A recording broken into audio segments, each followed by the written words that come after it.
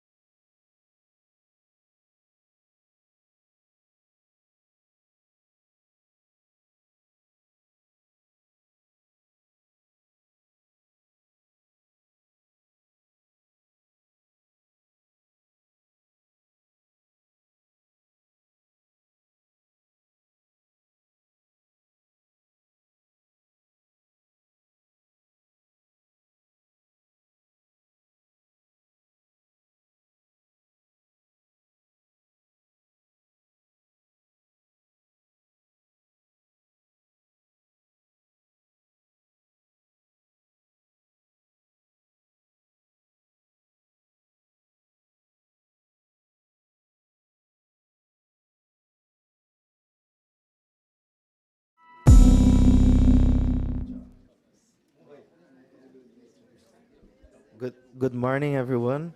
We're very happy to start the 7th workshop on new developmentalism. This year is a special edition. Professor Bresser started to develop this thinking 20 years ago. So we are celebrating 20 years of reflection and a lot of thinking about economic development of Brazil, Latin America, and countries of the Global South. I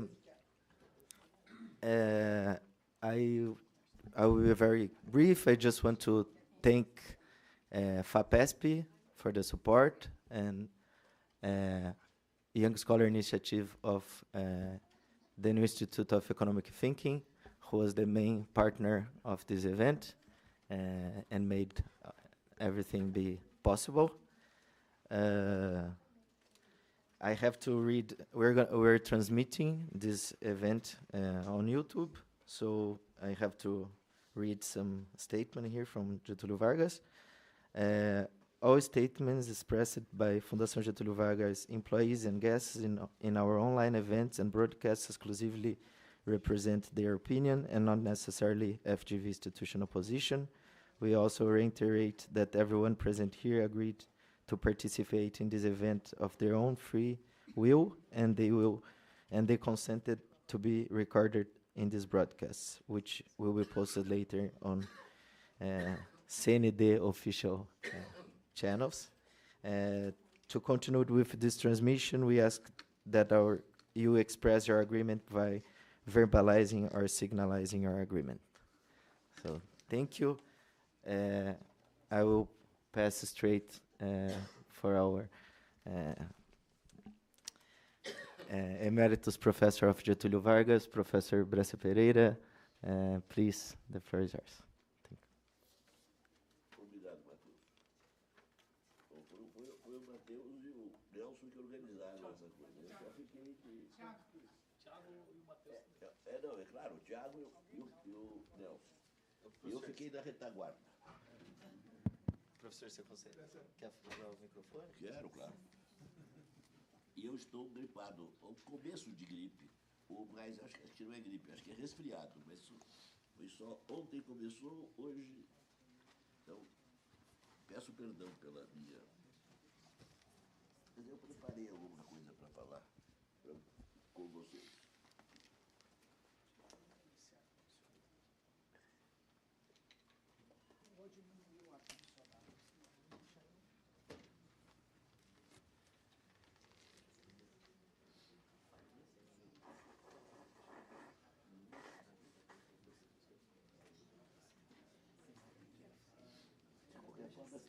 É bom que vocês se mantenham afastados de mim. Muito bem. Eu fiz umas anotações aqui, e o título é Amateur... estava falando tudo em português, perdão. Amateur... Aí é melhor. Eu estou com esse papel aqui. Amateur... New Developmentalism. Quer dizer, matured, some time ago. Bom, o New Developmentalism, o New Developmental Theory was born around 2002 and 2003. There was a first idea in 2001, but in 2002 and 2003, Yoshiaki Nakano and I, we had the one that had developed the theory of national inflation in the beginning of the 80s, before the friends from PUC. But were these two papers that one paper was uma proposta de crescimento com estabilidade, a proposal of growth with stability, que foi, I believe, was the first paper that showed that the interest rates are very high, they were absurd, and they were having a huge effect on the budget, on the government budget. And the second, in this paper, we're not so interested in the interest rate. The second paper was economic growth with foreign savings, question mark. Né? Que era agora a ênfase era no inglês. É tutti brasiliani qui. Sono tutti brasiliani. Bom, quase, quase. Então, the second paper,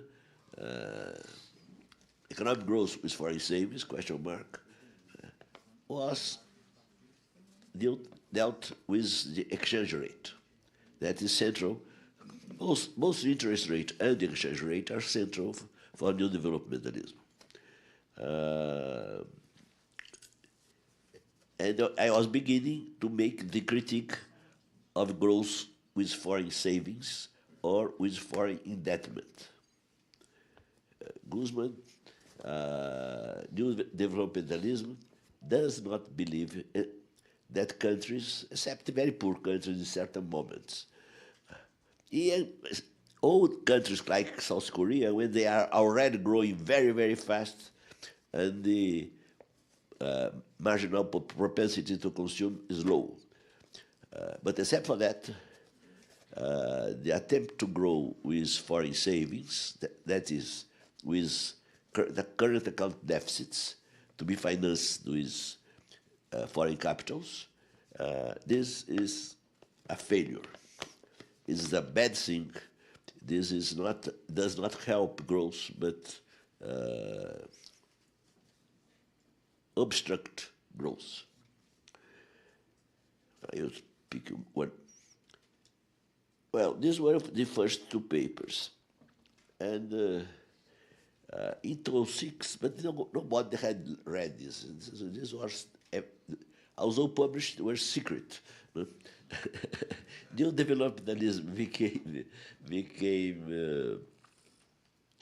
began to be known when I published in 2006 an article called New Developmentalism and Conventional Orthodoxy.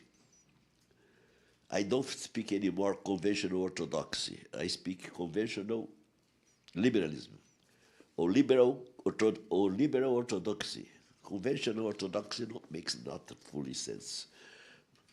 What's conventional is orthodox. So, but correctly for liberal, new developmentalism and conventional liberalism. Liberal orthodoxy, Ohio's. And this paper was interesting because, and a lot of people became interested because I put the development of Brazil and in a historical perspective, because all our reasoning is essentially historical deductive or historical structural, is the same thing, not hypothetical deductive, like is neoclassical economics. So I analyzed the Brazilian economy, said I had already written a paper about 20 years, the 20 years old quasi-stagnation of Latin America, this in 1999. And now I put this in history and said, well, what's happening is that classical developmentalism, or classical structural developmentalism,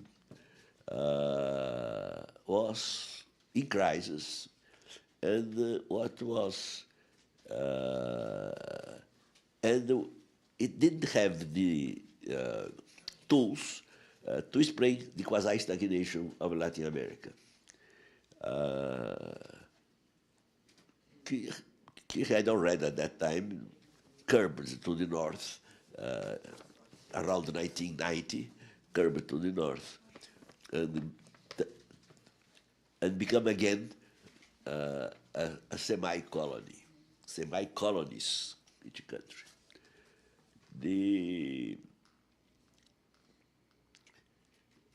And they say, well, so it's necessary a new theory. And they delineate the main ideas of a new developmentalism. This is in this article of 2006. And then, at least in Brazil, this began developmentalism called attention. And it was the first time that people really learned that something wrong, something out of the curve was emerging. Well, and in 2023, now, 2 years ago, 1 year and a half ago, I wrote a report, it's in my site, where I listed each point by point the contributions that the new developmentalism had made. Here I'm going to summarize and comment some of them, the main ones to my view.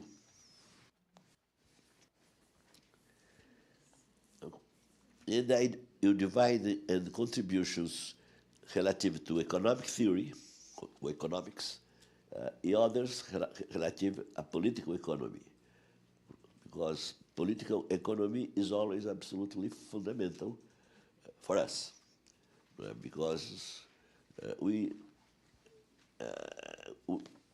study economics within a society, not in the abstract. Well, so the first contribution foi the critique of high interest rates and its consequence on the budget, on the government budget. Nobody had said about this till then. And when this was published, or a little before was published, I was this way cutting my relations, my personal relations with the government of Fernando Henrique Cardoso and his economists, my fellow friends in the construction of the theory of national inflation. I wrote the paper, and I received from Edmar Bacha and from Chico Lopes, and from one more, letters or long emails, maybe letters, protesting and saying that I was fully wrong, that small interest rate that were at that time at 10% a year in real terms, 10 to 11, were just for controlling inflation. So this began then, and I will speak again. What there is in this matter is a strong capture of the public patrimony for the rentier capitalists and their associates, the financiers. The financiers who manage the wealth of the rentier capitalists. Bom, a segunda foi the critique of groceries foreign savings that I already referred. This was in a paper in 2003, and in another paper, now with Paulo Gala, in 2007, where the theory is better explained. And what you show is essentially that the foreign savings, you have the current account deficit, then you have the foreign savings to finance this deficit. So money enters the economy. But these foreign savings don't add to private savings, but replace them. There is a rate of substitution that can be 100%.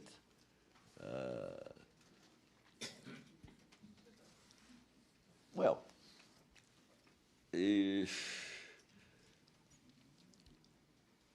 we developed several other things, but I think the more important was that.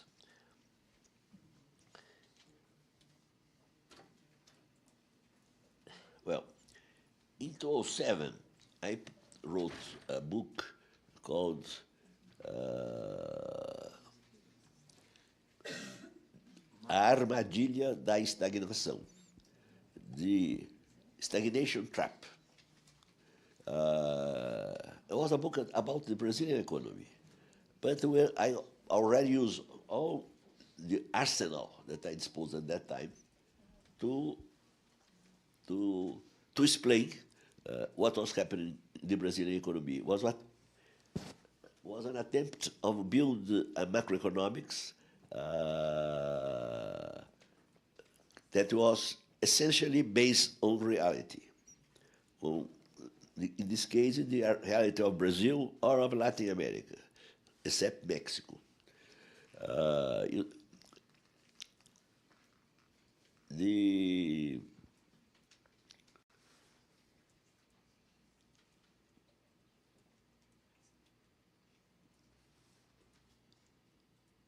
O que eu estava dizendo? Era ainda da alta taxa de juros? Acho que você vai para o terceiro. Juros e câmbio. Bom. Bom, a terceira, the third contribution to economic theory. Well, this is what I remember now. What trap? Trap of high rates and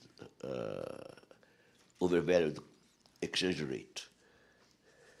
I had realized then that one of the causes of the quasi-stagnation of Latin America was the very high interest rates that most countries adopted.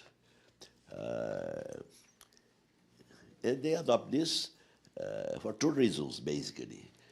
They adopt this, one, because they want to capture the public patrimony. So the rentiers and the financiers on the financial markets, that's one of the things called financial markets, they were there to capture the public patrimony of our countries. With these high interest rates, the state is indebted one.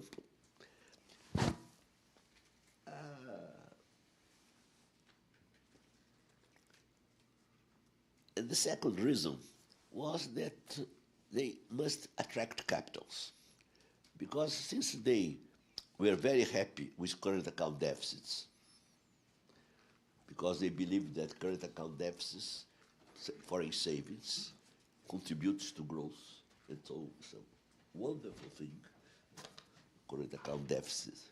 Our orthodox economists like very much, not like, have horror to fiscal deficits. But in relation to current account deficits, it's okay. They are nice. They are sympathetic.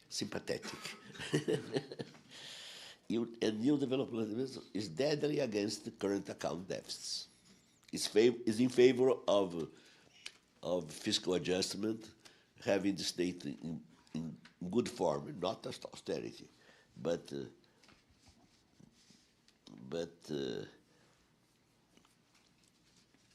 exchange rate trap was that. Later on, this in 1917, and then with two ladies that are in the back, we wrote a paper, a very elegant paper, to develop this idea. But the trap by saying no, and criticizing the middle income trap. That for me is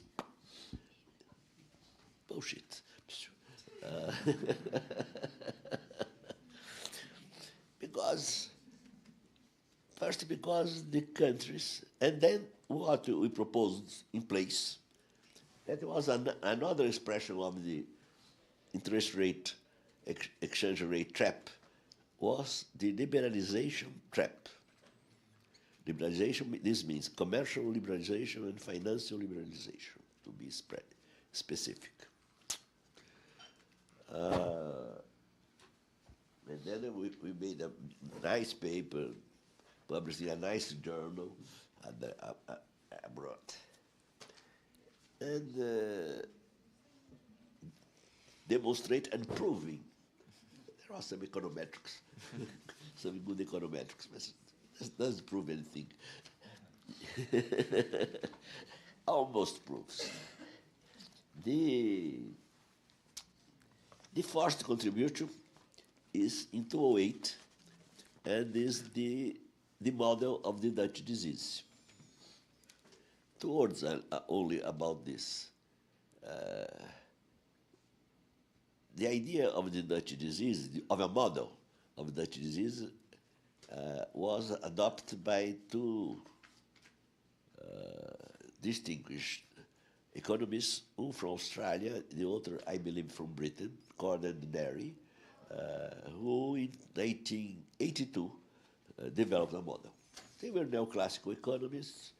They did emphasize the exchange rate, but the exchange rate was there. They emphasized 3 sectors in the economy. I developed in 2008 a new model. I think it's the second model on the Dutch disease. Well, why second? When I say second model, theoretical model, not say empirical studies, concept, a definition.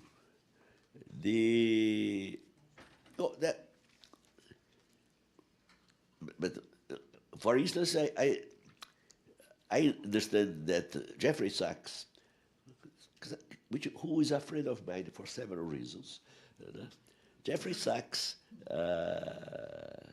had developed with a colleague, I forgot his name now, in the 90s, several research on, and I never read fully that papers. But finally, I convinced Jeffrey to to organize a conference in the internet, online, about the Dutch disease. This in 2018, around that. And I discovered definitely that Jeffrey Sachs does not know what's Dutch disease. Few people know what's Dutch disease, very few. And nobody wants to speak about that. And I will end this conversation with something about this. The Dutch disease implies a 2 equilibrium model of the exchange rate. When you have the Dutch disease, because a country may have or not have for the same country, Brazil, for instance. Presently, in the last practically 10 years, it does not have Dutch disease. Why? Because the price of the commodities is very low. né? Agora, when the price of the commodities increase, and especially when we have a boom of commodities, now the Dutch disease appears. That is, the exchange rate that equilibrates and make competitive the manufacturing industry becomes different from the exchange rate, the general or current exchange rate equilibrium. So I developed the concept of industrial equilibrium. You have an industrial and this separation happens because the exchange rate is basically determined by the commodities. And the commodities, when the price of commodities increase, the exporters of commodities can accept, and they are pressed to accept by the market, a lower price or a lower exchange rate. Then, but this does not happen to the industrial or manufacturing sector or the sophisticated productive sector, the more sophisticated word for industrialization industry, manufacturing industry, including service, sophisticated service. Well, this was a Dutch disease. This was a new thing. Only one thing in that first paper I said that we could consider equal the concept of Dutch disease and the natural resource curse. But I changed fully my idea about that later on. Why? Because I thought that was much better and became things much clearer to distinguish clearly the two things. The Dutch disease is an economic problem. That may be clearly defined and has a solution. There are some ways of neutralizing the Dutch disease. That is to put the industrial equilibrium back to make it equal to the current equilibrium. These are tariffs, or as I prefer, a tariff reform, or a tax on the exports of commodities. The import tariffs or export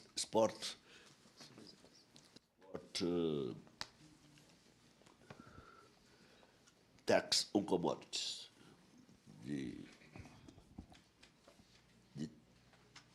The tariffs are, and subsidies for exports are on manufacturing goods.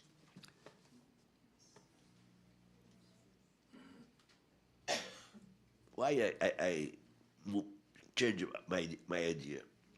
Because I verified that the empire, I don't know if you know who is the empire, which is the empire. I leave you to consider the empire and his associates in Europe, Japan, etc., Australia. The empire likes much more the natural resource curse than the Dutch disease. Why? Because what is the natural resource curse? It is a country has rents coming mostly from oil. These rents enter the country. Part of it goes to the producers of oil, international companies. But some particularisms in the country, and then there is rent-seeking. There is a violent fight within the country to see who gets what from these rents. And the corruption is a beautiful thing in this moment. It's perfect. It is a disaster. Well, this is for the North is much better than the Dutch disease, because Dutch disease is an economic problem that is associated to the country, but is associated also to the North, and for which there are solutions that the North does not like. No? Então, while the natural resource curse is wonderful for the North, because why Brazil? Why Congo? Worse, but much worse than Brazil. Why Congo is so poor? Why? Because all of them are corrupt. We are absolutely honest, good, no? But they are corrupt. The fault is only theirs. The fifth contribution was the idea that it's not a contribution, but it is. The idea that this theory that was being developed, happens in 2010. Also, to a certain extent.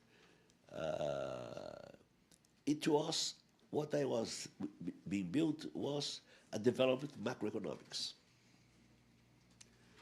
A real development macroeconomics. Mr.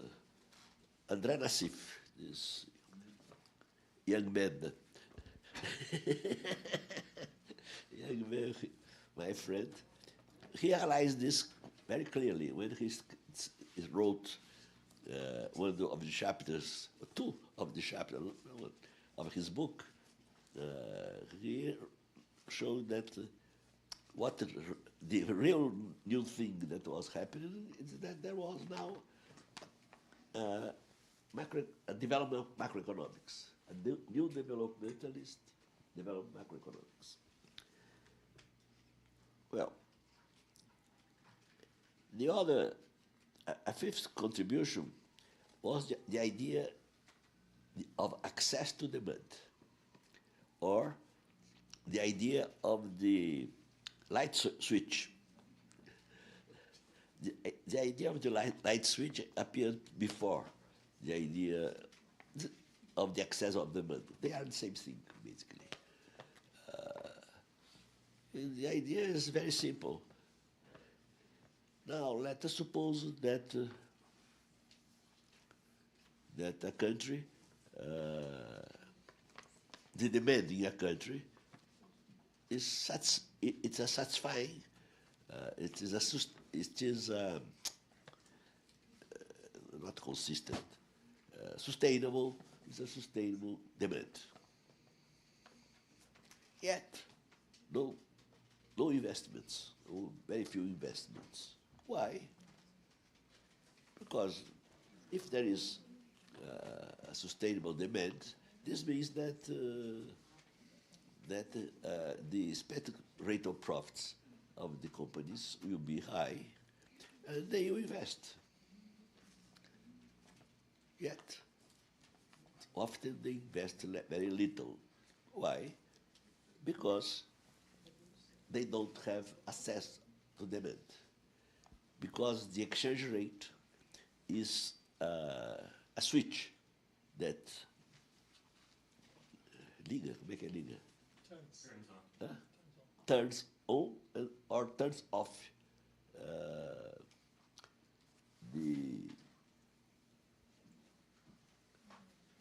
and when it is turned off, this means that there's no access to demand.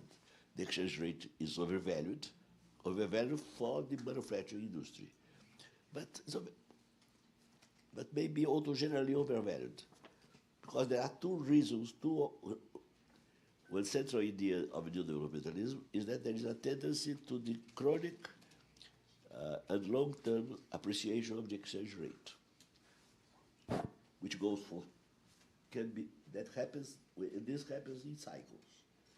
There are cycles of exchange rate. And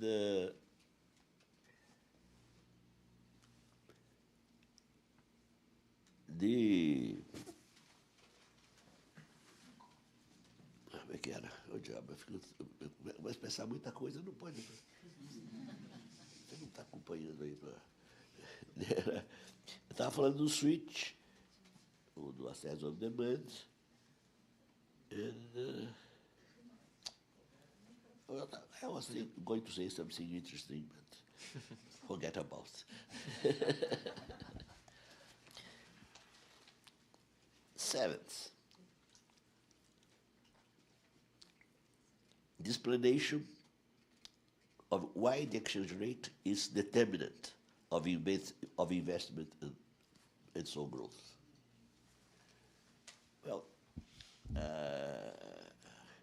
the second paper showing that the interest rate, the exchange rate has an effect on growth was made by Paulo Gala in his PhD dissertation under my orientation, and it was a nice job. It was published in the Cambridge Journal of Economics. Bonitinho. Before that, there was an Asiatic name, agora, that in 1997 or 99 had also made an article about this. After that comes new developmentalism. Before that, but I didn't know, there was also the contribution of Roderick, 2008 paper. But for me, the real theory only came in 2012, when I realized what? I realized that the theory that the idea that the exchange rate could have a determinant role in the investment rate only made sense if you assumed, or if you affirmed, better than assumed, that the exchange rate will remain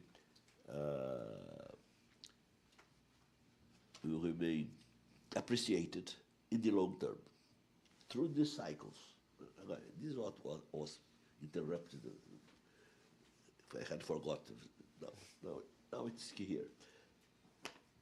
Because why no economists before had never discussed the exchange rate? Why the textbooks in economic development didn't have a word about exchange rate? Because exchange rate was a problem of macroeconomics, short-term macroeconomics, financial macroeconomics, and because the exchange rate was volatile, there is another word that they like there. It is better. And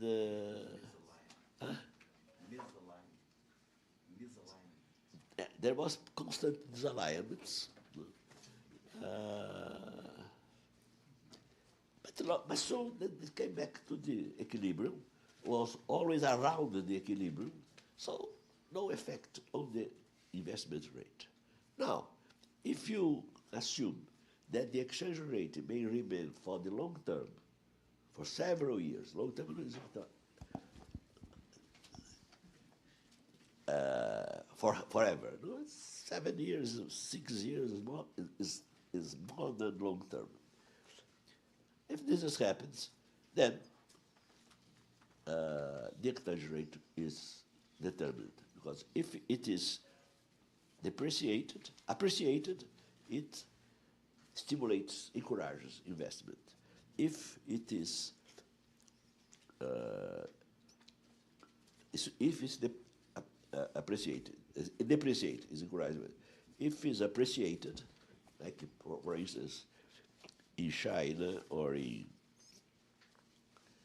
Germany, in best times for them, now they are in bad times.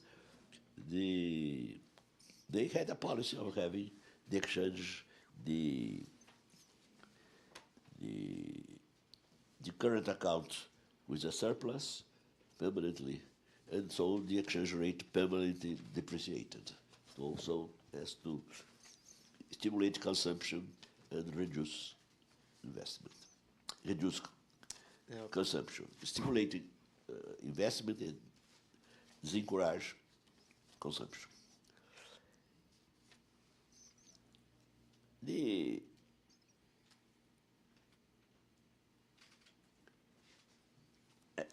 eighth idea was the methodology of calculating the industrial equilibrium. This is a paper by Professor Nelson Marconi of 2012. 13, not 12, 13. Ninth, the concept of value of the foreign money. It's a very interesting idea, but finally it's not very practical. It's more theoretical. It's a way of replacing the PPP by the concept of value. Because I have some good influence from Marx, happily. And so if all goods and services have a value, why not the foreign money that represents goods and services does not have a value? Hence, the concept of the foreign debt equilibrium, which corresponds to John Williamson's fundamental equilibrium. This is 2014. Now, I also presented the ones here, a figure where there was the industrial equilibrium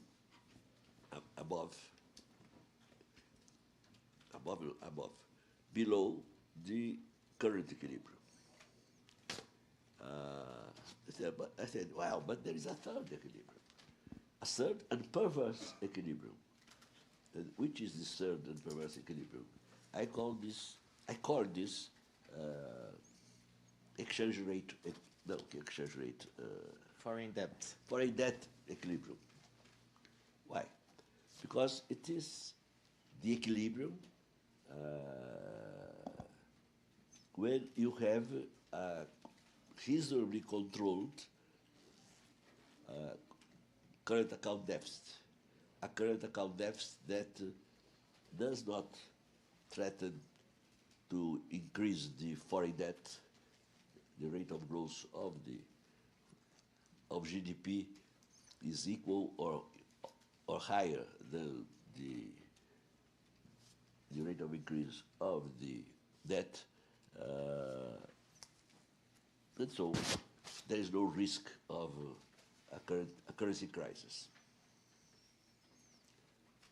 Later I discovered that this was the fundamental equilibrium of my late friend, John Williamson. He was a nice person, really. Well, but not so nice in his ideas. Well, what is the difference? The concept is the same. But the difference is enormous, because for me, this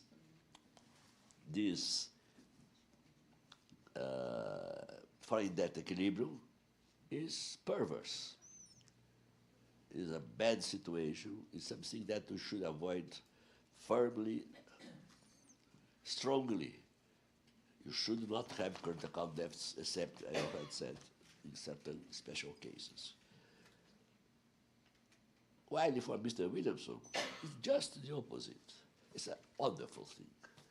This is the proposal the empire has to us. You enter a current account deficit,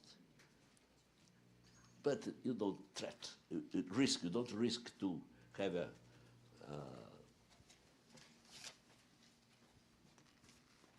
have a currency crisis. That's wonderful. You are growing faster with foreign savings. You know that I read this is not true. Well, but because it's wonderful for them. Well, I discuss this later on when I shortly discuss also I must go a little more faster. Alevis was the definition of the exchange rate cycle, more clearly. And the comproval that was made very interesting. 12th, the model of determination of the exchange rate. This began in 2016, it ended in this year, quite ended this year, because again, now the two ladies, the first one was just one lady. It was Laba and I, we published in the journal Economic Dynamics and Structural change. Structural change, a paper on the determination of the exchange rate. That's very, very interesting. I recommend. and that is somewhat different from and supports all the theory that's being developed here. And finally, now in 2023 was the concept of extended Dutch disease, because the Dutch disease was always defined by me as the difference between the industrial equilibrium and the current equilibrium. But I said I think twice and said and understood that I could stand this concept and consider that there was a difference between the foreign debt equilibrium below and the industrial equilibrium. So it began, the difference became higher. But there is not much difference in this thing, but anyway, maybe for the researchers this could be useful. That were as you can see, I'm speaking about a mature theory, because most ideas were developed between 2006 and 2015 in terms of economic theory, in terms of political economy till 2017. But after that, not much. The basic model was developed. New developmentalism is mature, I understand. Well, and what about the political economy of a new developmentalism? The economic theory does not happen in the vacuum or in the abstract. It happens in countries, in this world, in the relations of each country with the North, with their colleagues,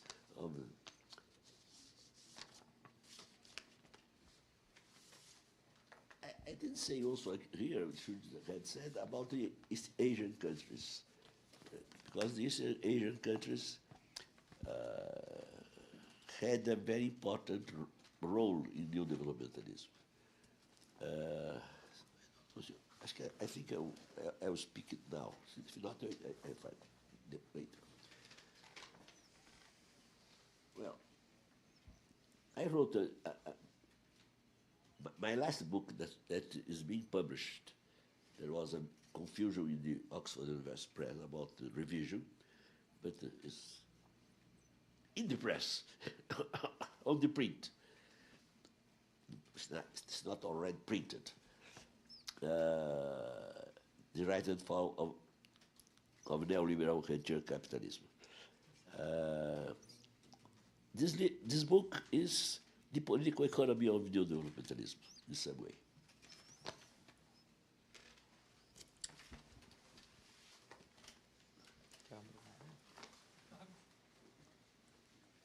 Agora estou pegando aqui o porcaria desse. Aqui outro. Não, quero também, quero se puder abrir, é uma boa ideia.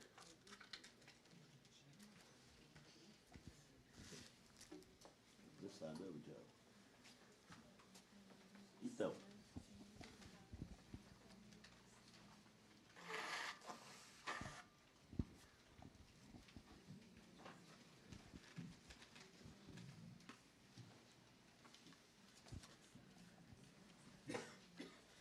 The first idea is not new, is that imperialism is a very serious problem. And when an adult, for many years, I taught courses here, and where there was one or two lessons about imperialism. And there was a wonderful literature developed in the North. But I like the literature. Some things are really very good or very interesting.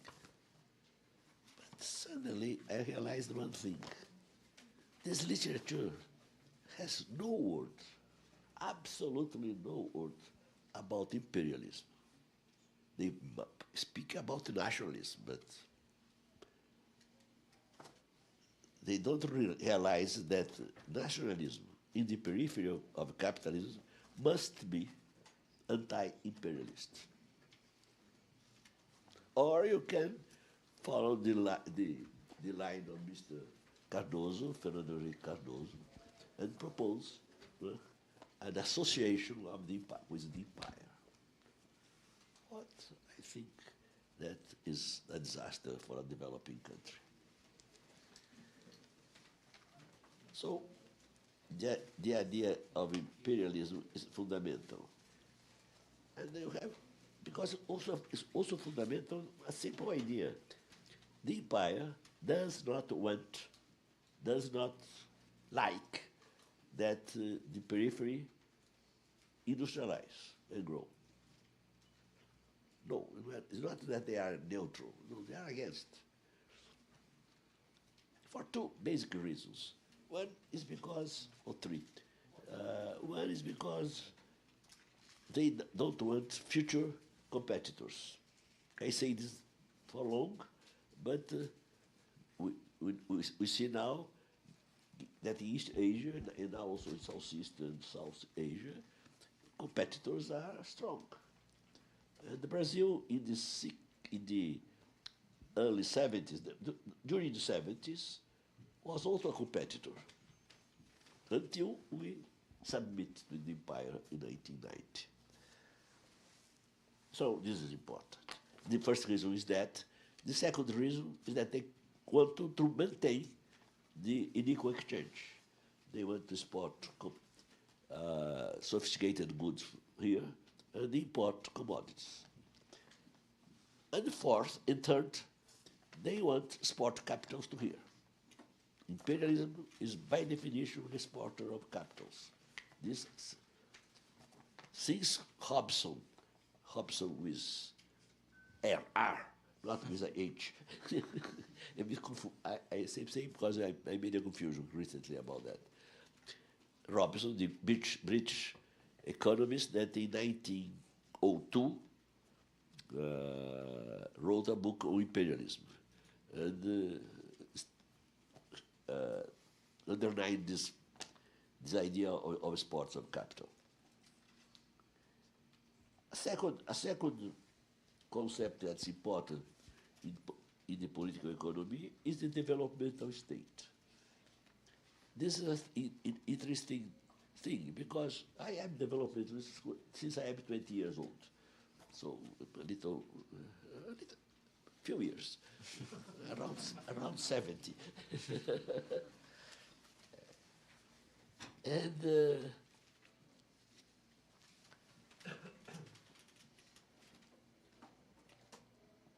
And when we discuss in the 50s, I was very young, but in the 60s, I was not so young. We're discussing, the other Brazilians and Latin Americans were discussing developmentalism, using this expression, etc. But we never used developmental state. It was only when, in 1982, Chalmers Johnson published his book on Japan and spoke well about the developmental state that we also began to use this expression. But this is a concept that's fundamental. It's important to understand that a state may be liberal or developmental. I'll be back in a few minutes to this.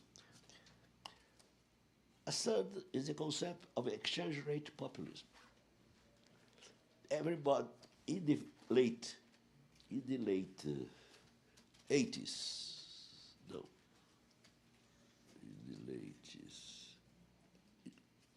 in the late 90s, sorry, the idea of economic populism became associated with the foreign debt crisis, became popular. There was a concept very different from the political populism and of the political scientists. Economic populism was understood essentially as fiscal economic populism, was the state spend irresponsibly more than it gets. This is it's basic for neoclassical economics, but we can use it also because you cannot live in eternal increase of public indebtedness. You have to control this. Now, but there is a second type of economic populism. And this second type is exchange rate populism. This nobody speaks, except because I learned, Mr. Guzman, with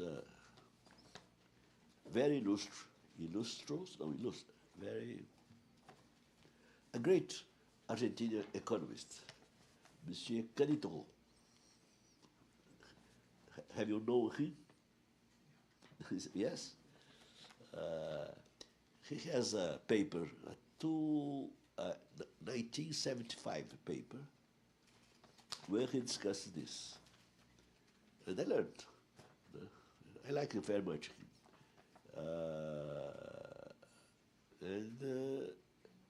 It's the idea of having the exchange rate overvalued, because with this you can be re-elected, because the wages and salaries and rents increase their value, the acquisitive power, and everybody's happy, except the manufacturing industry and the country that must develop.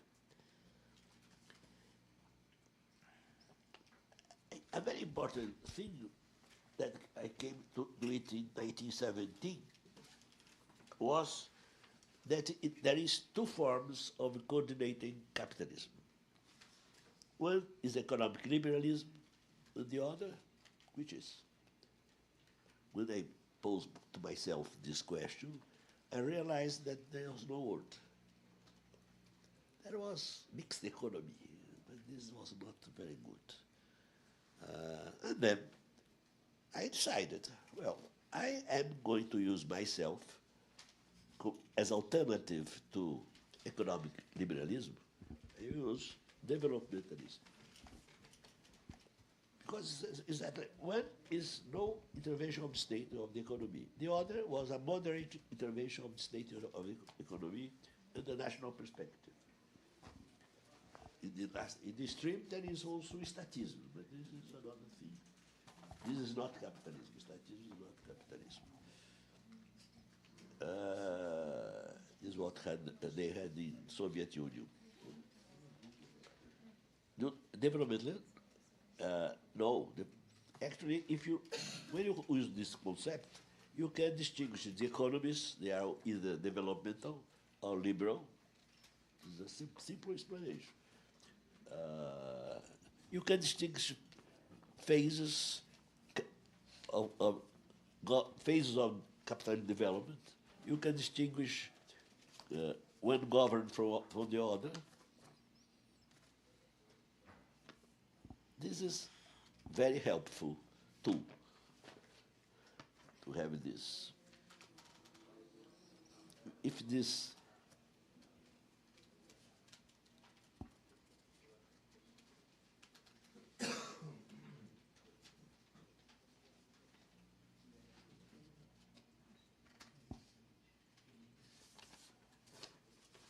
Tudo bem. Falei sobre isso. This is what I want to say.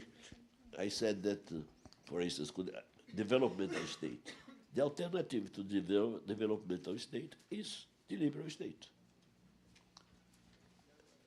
A very interesting thing that you can note is that all countries, with no exception, were born when they began to industrialize and develop. When they made their industrial revolution and began to develop. All these countries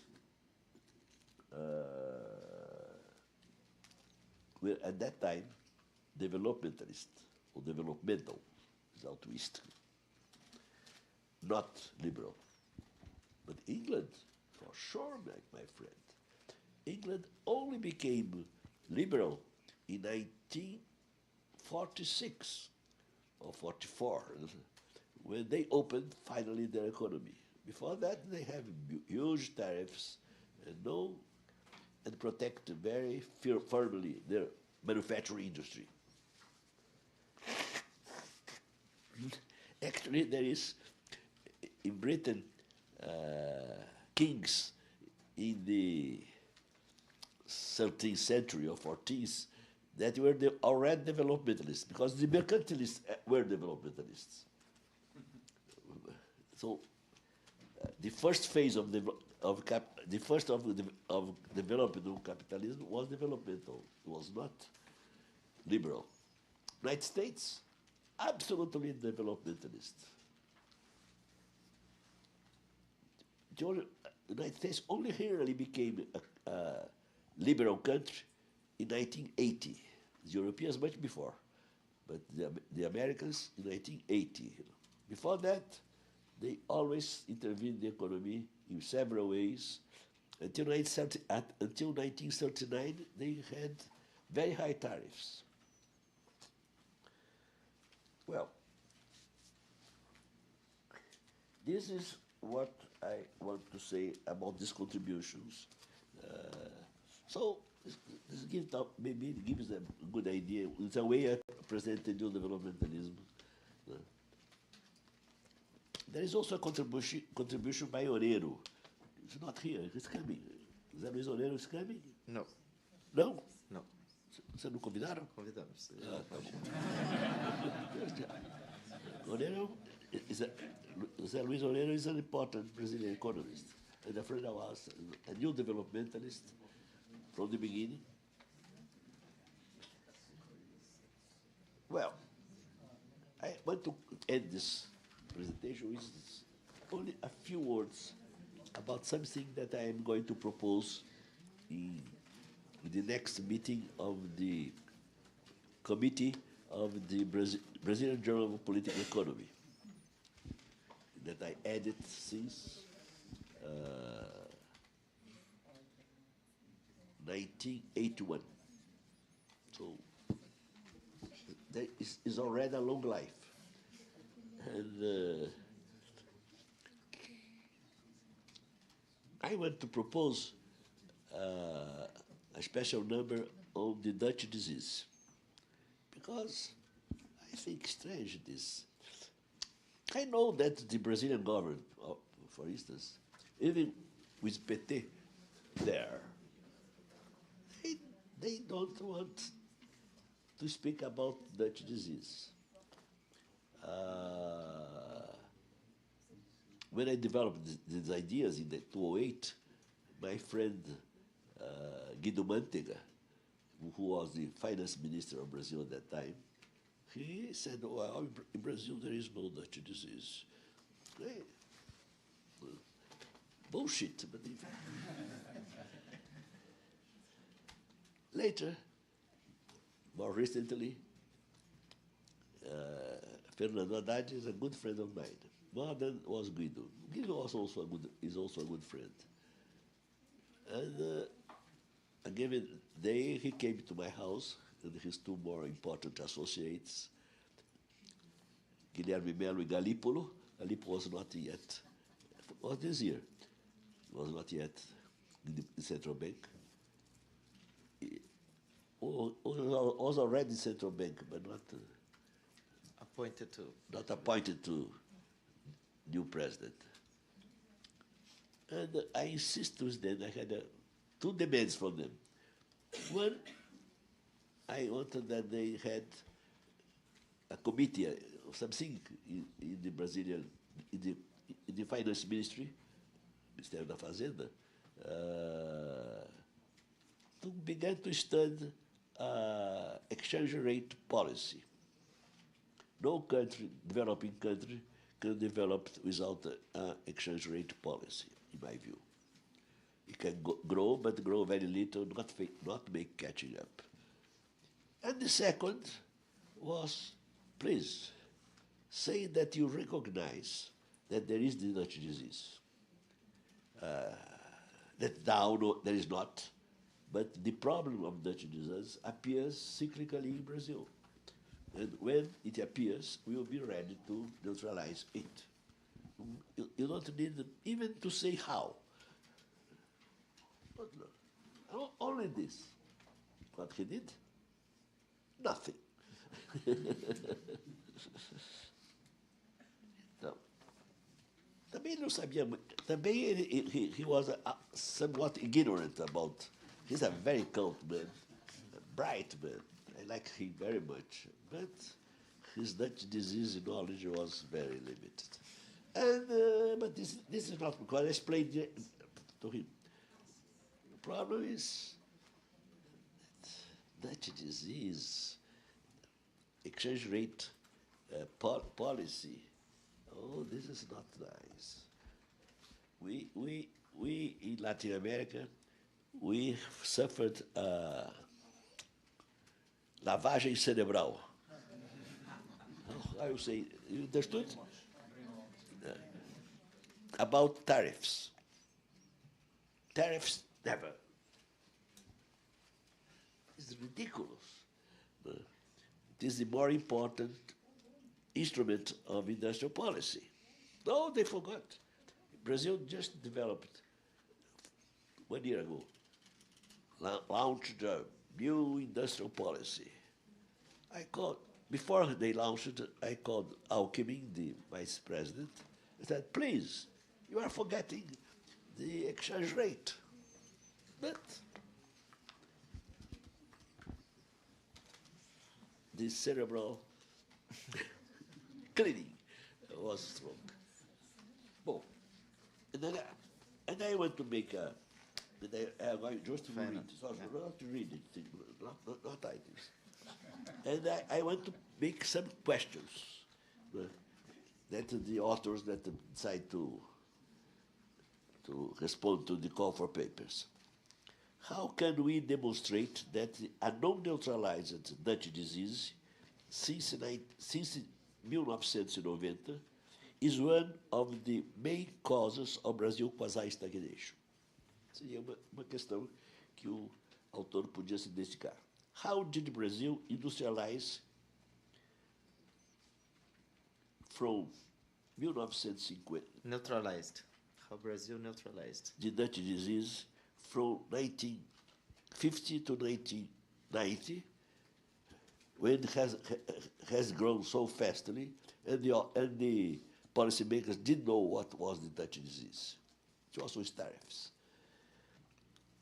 How did the United States neutralize the Dutch disease from 19th century until 1939 with tariffs? Evaluate Bresser's double proposal for neutralizing the Dutch disease. Which is the explanatory power of the Dutch disease for understanding the long-term decline of Spain since the 17th century, 17th and 18th century. If the author likes economic history, he may be attracted by this question. Which is the difference between Dutch disease and natural resource curse? Why North... Está acabando, está aqui. Ué, está aqui.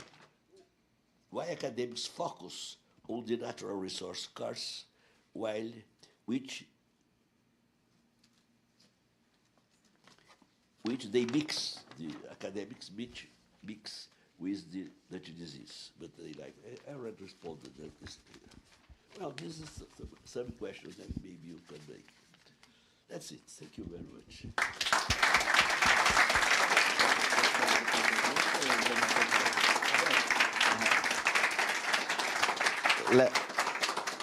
Thank you very much, Professor Bresser. Amazing speech. Let's open for very few questions from the audience. So please, yeah. Let's start with. Yeah, thank you. All right, thank you, Professor Bresser Pereira, for such an enriching presentation. Truly a big pleasure. Just a couple of comments on the idea of new developmentalism. So you make the point that the new developmentalism is against current account deficits. And I think there is a connection between the workings of the international financial architecture and the idea of new developmentalism that is worth exploring in the following sense.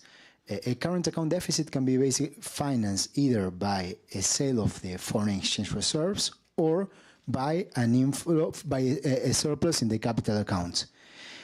But we can't capital account. We can't separate the dynamics of the capital account from the way the international financial architecture works. Countries that borrow in foreign currency under foreign law get exposed to the workings of an international financial system that is quite adverse for reasons that we'll probably discuss tomorrow to the development purposes of those countries. And I think this is a problem that became bigger since the end of Bretton Woods in the early 1970s, when countries deregulated the capital accounts, the end of Bretton Woods, and the kind of flows that became more prevalent were the carry trade flows, the short-term capital portfolio, rather than stable sources of capital. In the field of sovereign debt, it's the relationship between volatility of the capital account and economic performance is so neat. Basically, international capital markets are pro-cyclical for developing nations and counter-cyclical for advanced nations. When there is ample liquidity in the global economy, capital goes to the developing nations. But when there is a negative shock, the money flows back to the advanced economies. And this creates a lot of instability in the developing nations. So these are two different fields, but I think they are so intrinsically related that it will be worth to put them together. I think you must develop better new development to use this concept that I fully agree is important. New development is somewhat concentrated in current account deficit. Because one thing, because I say that there is a policy of a current account deficit. Because if there were no policy, the exchange rate, the market would bring the exchange rate to the equilibrium. But now the people say that's wonderful to have 2%, 2.5% for current account deficit. Hello, Professor Besser.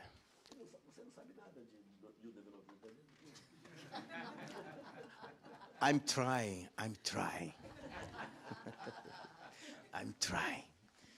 Yes, Dutch disease. I think that you told that many people in Brazil, especially, don't accept that Brazil doesn't suffer from flat disease. I think that because they renegade Dutch disease because the concept is linked, is associated with the first concept of the disease associated with the original phenomenon that happened in the Netherlands. But I'd like to know if your concept, after Gabriel Palma introduced what he called a new concept of Dutch disease, according to Palma, the Dutch disease in peripheral countries was driven by the fact that by this country have engaged violently into liberal reforms after the 90s, this produce a reallocation of resources to commodity sectors. So, according to Palma, this new concept of the disease derived from the engagement of peripheral countries, especially in Latin America, in neoliberal reform. I'd like to know if your concept of that disease is the same of Palma's concept of that disease. It's not. No. No. Look, Gabriel Palma has if I'm not wrong, a 205 paper on the Dutch disease, and it's a nice paper. But our friend Gabriel is very interesting. He's a great economist. I really like him. But he's not a theoretical. He discusses objective things, and he's an econometrician, and he uses his econometry never to show this horrible econometric tests, but to develop graphics and reasonings, very interesting. So, but the idea, for instance, that countries became exporters of commodities, but they were much. This was not happening recently before 2005. No, this is what happened for Brazil, for instance, and to many other countries. For the United States, for instance, most of it's. And he has, to my view, no theoretical model.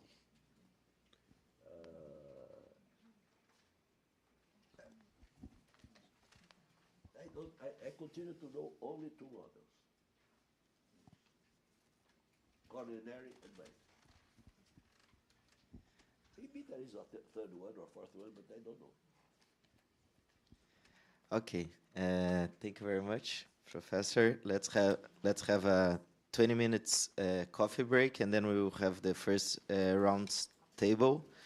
How new developmentalism can innovate beyond the exchange rate dynamics. Thank you very much.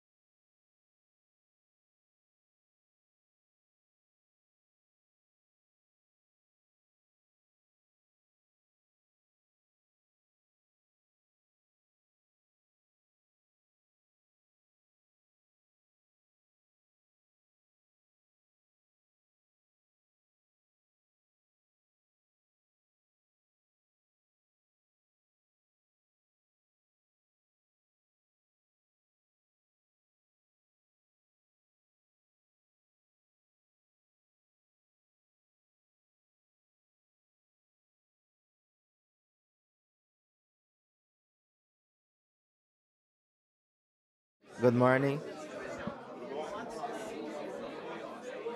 Let's start the next session.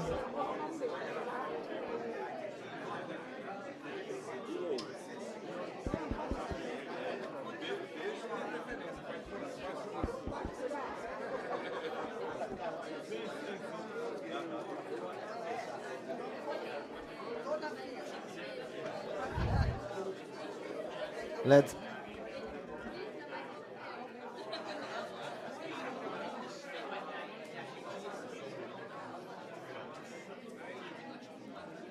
Hello, hello, hello. Hello, everyone. Let's start the next session, please. Let's sit.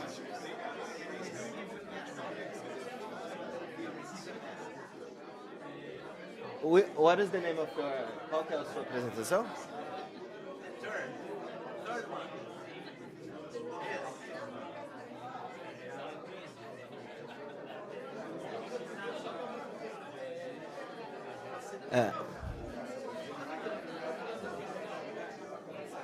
Tá funcionando, né? Mas eu vou apresentar, depois a gente...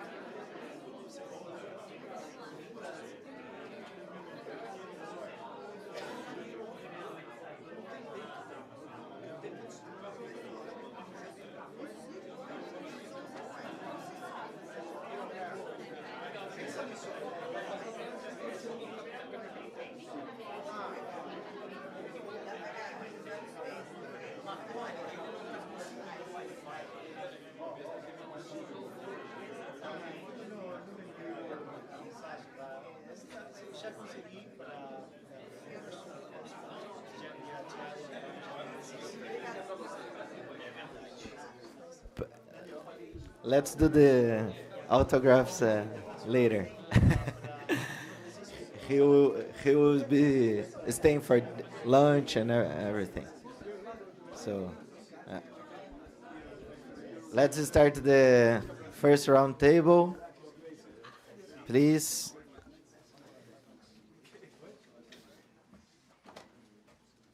Okay, thank you. I'm very happy to start the first round table about how new developmentalism can innovate beyond the understanding of the exchange rate. We're very happy to have here Professor André Nassif from the Federal University Fluminense, Professor Carmen Feijó from the same university, Professor Eliane Araújo from University of Maringá, and Luis Fernando de Paula from University of Rio de Janeiro. Please, I don't know if you prefer to present each one or you can sit there as well, as you prefer. Okay. Each one to present because to stay there we cannot Okay. stay there. So let's do at most 20 minutes presentation and then open for comments in the end. Okay?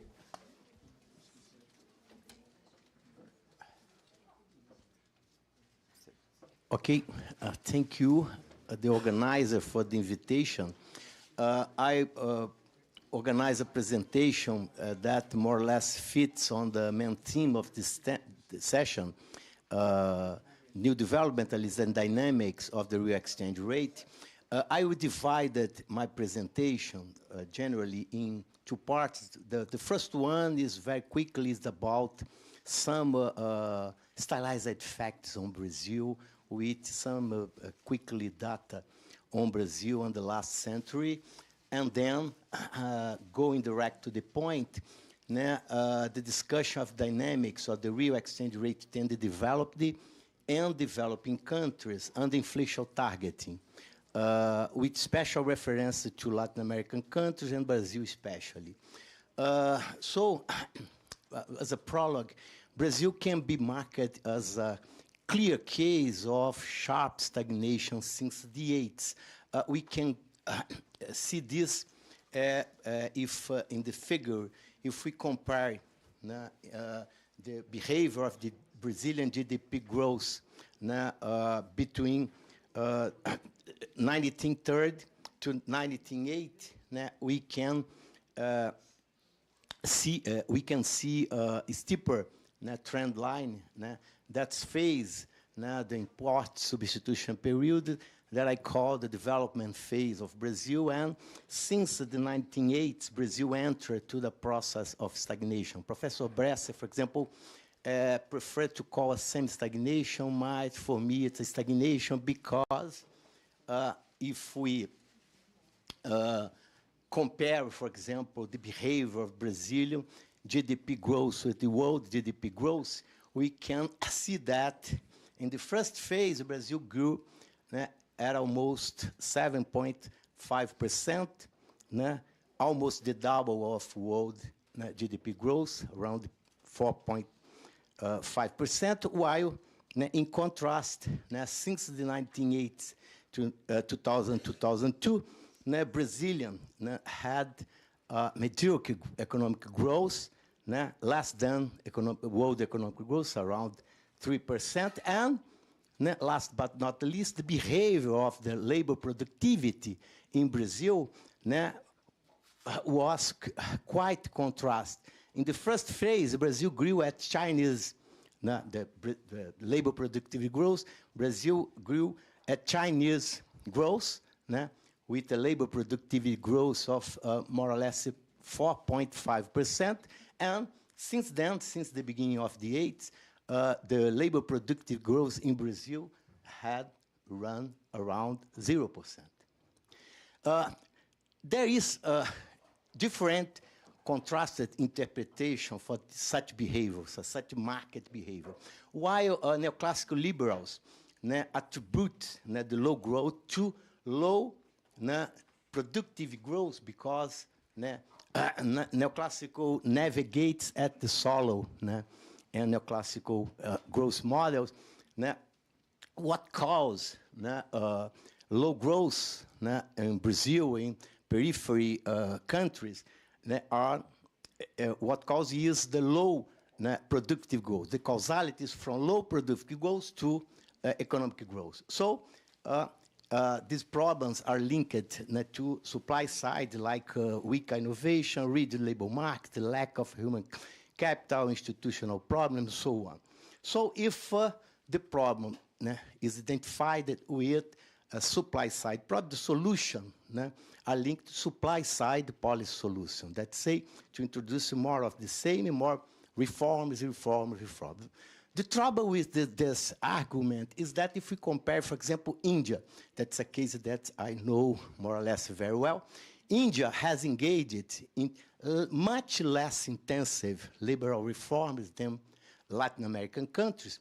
India only implemented a liberal trade liberalization that lasted more than 10 years.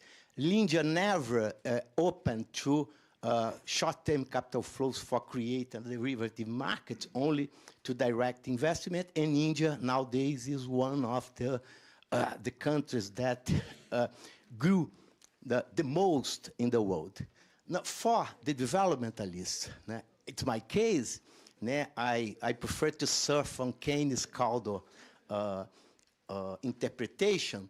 Low productivity growth is explained by low economic growth. We agreed with that we have and suffer from weak innovation, weak technological spillover, and so on, but the problem are originally created by demand-side problems. So and these problems derived from demand side is associated with the low investment rate. Brazil, according to one of the last studies of Fundação Getúlio Vargas, has nowadays one of the lowest investment rate in the world.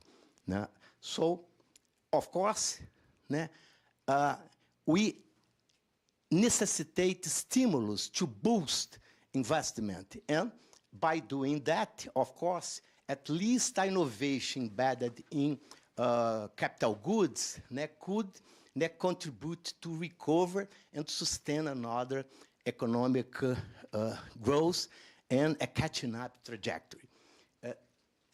Why Brazilian investment rate has been so low? I think that it's my hypothesis, which can be very similar to the new development hypothesis, is that it's so simple like this. Now, the arrangement of the Brazilian macroeconomic regime since the beginning of the 2000s, so-called macroeconomic tripod, based on a very rigid inflation target, a primary fiscal surplus, and flexible exchange rate regime, we practice much more an almost pure flexible exchange regime rather than a debt float regime, and less than a managed flexible exchange rate regime. That's the case of Asian countries, for example. So this arrangement causes periphery countries, Latin American countries, Brazil especially, to fall into what Professor Bessa calls the high real interest rate and a real exchange rate trend trap, except for after domestic or external shocks. That's the case of the aftermath of what happened in Brazil, for example, after the speculative attack at the end of the real plan, and again after the aftermath of the 2008 global crisis, and then again after the pandemic crisis. Professor Brev that correctly said we are out of the curve because we are still with a great uncertainty, international uncertainty, except this during the bonanza period, except generally when the policy U.S. rates, interest rates fall, and the international liquidity goes on the rest of the world, and periphery countries absorb this interest rate. With such arrangement, we again enter in the trend of high real interest rates and a trend, it's a trend of real exchange rate overvaluation. So from now on, my presentation will be based on this paper that we co-authored by my colleagues Eliane Feijó, Carmen Araújo, we are the trio Ternura, okay, and Rafael Leão. It was published, but it's still in advanced copy by the Cambridge Journal. We explored basically the link between inflation targeting regime and the real exchange rate. So we explored the connection between inflation target regime and the real exchange rate, and provide empirical evidence for developed and developing countries that adopt inflation target nowadays. I will show empirical evidence that countries with very rigid inflation target, by rigid inflation target, I mean institutional arrangement that, for example, the central bank, by legal reasons, follow one single mandate. The main goal of monetary policy is to bring observed inflation rate, inflation expectation to the target, instead of the double mandate, like, for example, many European developing countries, Asia, or even developing countries do. Compared with what I called a much more flexible inflation targeting. So I show that countries with very rigid has shown real exchange rate of evaluation, high real interest rate. Yet countries that adopting more flexible inflation target and active, in the case of Asia, exchange rate policy. Because one thing is exchange rate regime, another different thing is exchange rate policy. These countries have shown real exchange rate undervaluation trend, and low, if not negative, real interest rate. So why it's important, competitive real exchange rate?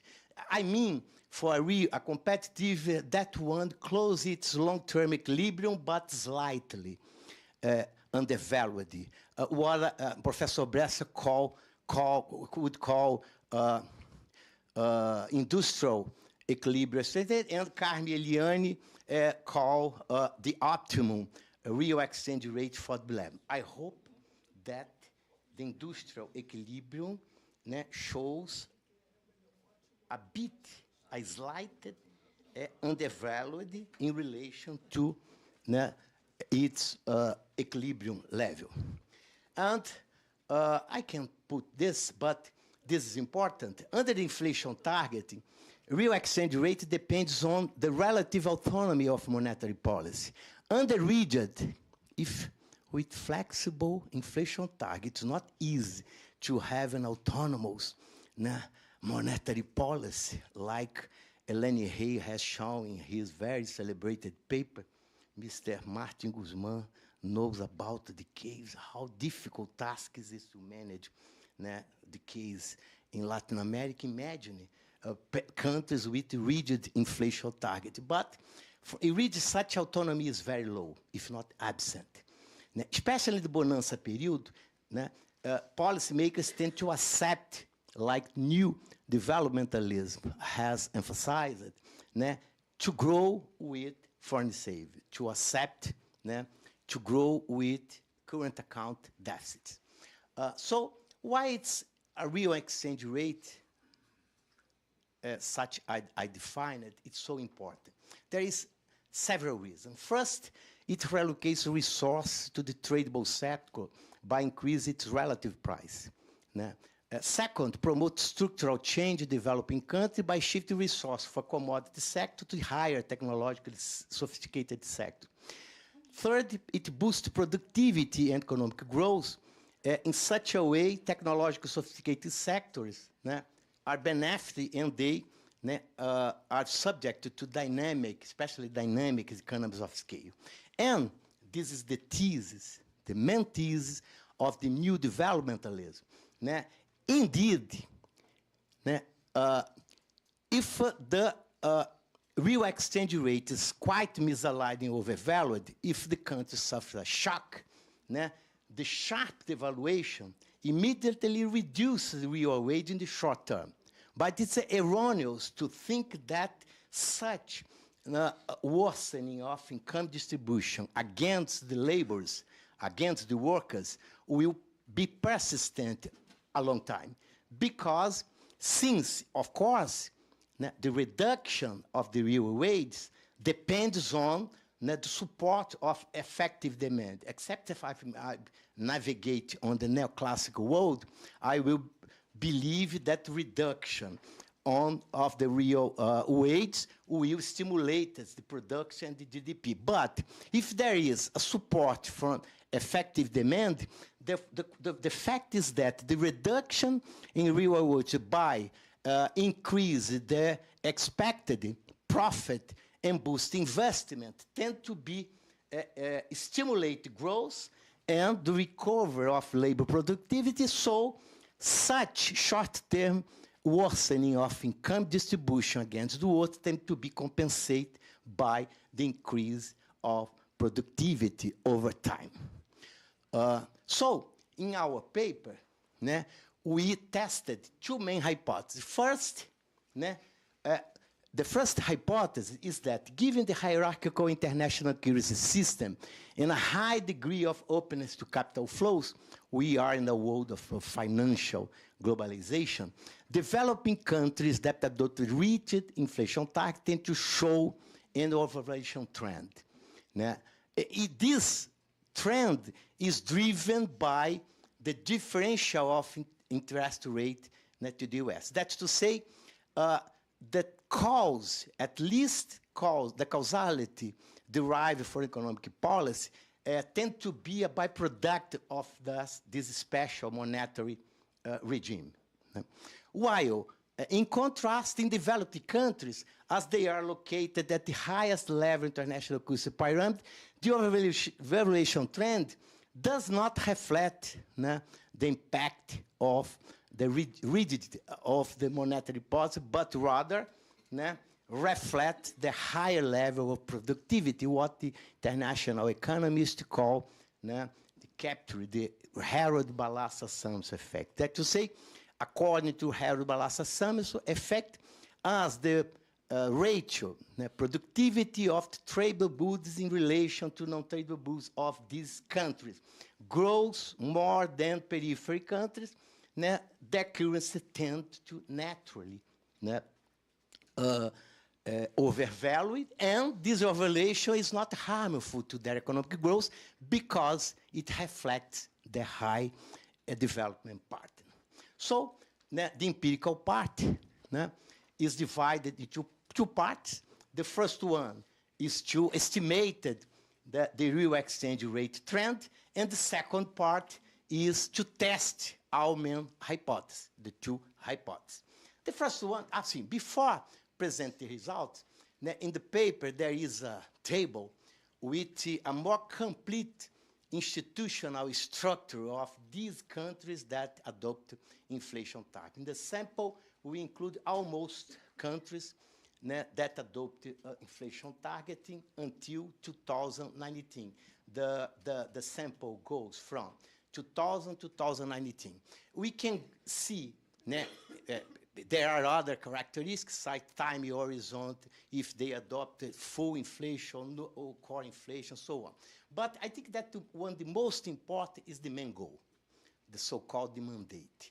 While Latin American countries, marked in yellow, use one single mandate, price stability, in the other countries, they use both, a double mandate.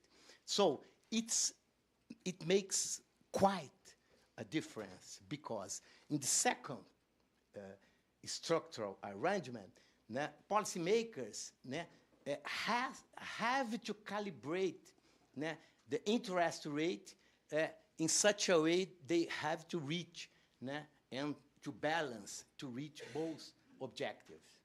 In the first one, it requires a much more conservative monetary policy. This is very interesting because it's more or less the case of Brazil since always.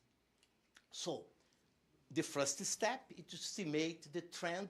We use, in previous paper, we use a more sophisticated model by regressing estimate the real exchange rate path by regressing the endogenous variable to several structural and nominal variables. But this is more simple. We use the so-called Roderick's index. So the first step to convert the nominal exchange rate in real exchange rate, steps in log, and the second step to capture the Harold-Balassa-Sams effect, we regress the observed real exchange rate to GDP per capita that, according to Obstfeld and Rogoff in his Foundation of International Macroeconomics, it can be captured as a good proxy for incorporate the labor productivity, the Harold-Balassa-Sams effect. We incorporate an additional term for capture the fixed effect for time, and then the third step is to estimate the Roderick undervaluation index, according to which, if the observed real exchange rate is equal, the estimated real exchange rate, the long-term real exchange rate in equilibrium is the first one, is greater than the second one. The real exchange rate, the currency is undervalued, above zero. If less, the currency is overvalued, below zero. These are results. Both developed in Latin American countries shows a trend of appreciation, but more important than this is there, both of them, both groups, the real exchange rate are located in the overvaluation area. So both groups shows an overvaluation trend over time. How disentangle this? And in the following, while surprisingly, or perhaps not surprisingly, European developing countries, Asian developing countries, and South Africa happens quite the opposite way. All the group shows, except even South Africa, for me was a surprise because South Africa, according to South African economists, suffer from Dutch disease. Bon, anyway, Asian development, it's not surprising, Asia, the estimated real exchange rate is above zero, so it is located in the undervaluation area, and also European developing countries. So, it's a puzzle because in the case of Latin America, developed countries also show an overvaluation trend, while European, Asian developing countries and South Africa show undervaluation levels throughout most of the time. What should explain such tendency? So, first, we test our hypothesis. Developing countries that use a rigid inflation target have a real exchange rate driven by higher interest rate differential, so it should be a byproduct of inflation targeting, while in developing countries, real exchange rate reflect a high level of productivity, so we run a GMM model to capture and test our hypothesis. According to the suggestion of Cambridge Journal referees, this model should be appropriated because when the endogenous variable is also associated by the behavior of the same behavior in the past. So we use the explanatory variables, the lagged, the real exchange rate, the interest rate, and the real GDP per capita. That's to say, if the coefficient of this variable is significant, it means that the behavior, that's to say, the overvaluation trend, is basically explained by the monetary policy, the region inflation targeting regime. If this coefficient of this variable is significant, it means then the overvaluation trend is not explained or not reflect the conservative monetary policy, but rather reflects the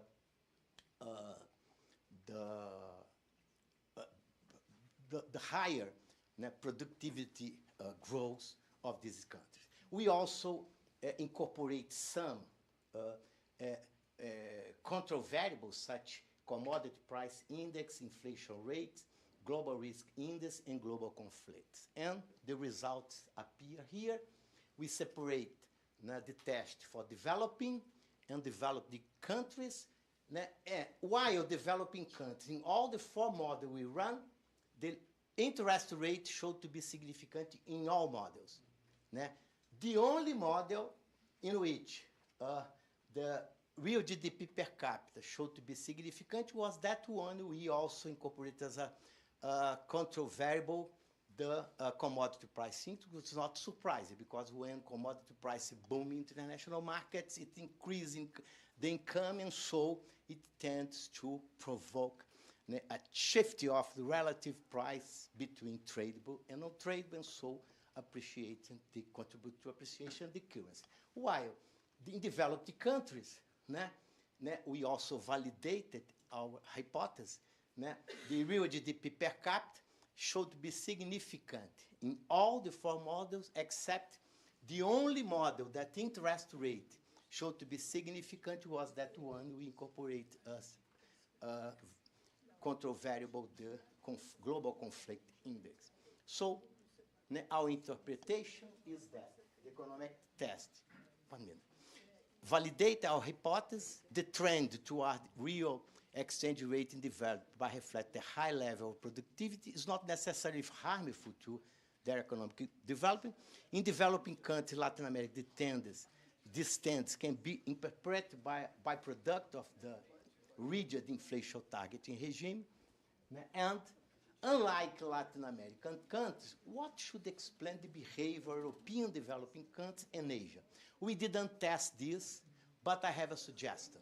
These countries use a more flexible inflation targeting, and in the case of Asia, especially, especially, for example, India, it's not in the sample because introduced inflation target only in 2016, but we know that Asian countries use not a dirt floating regime within a flexible exchange rate framework, but what I could call a managed flexible exchange regime. They use a mix of instrumented spot market, filter markets, and introduce ad hoc capital control if necessary to avoid overvaluation on the long term. We didn't test econometrically, but I think that the data tell by themselves.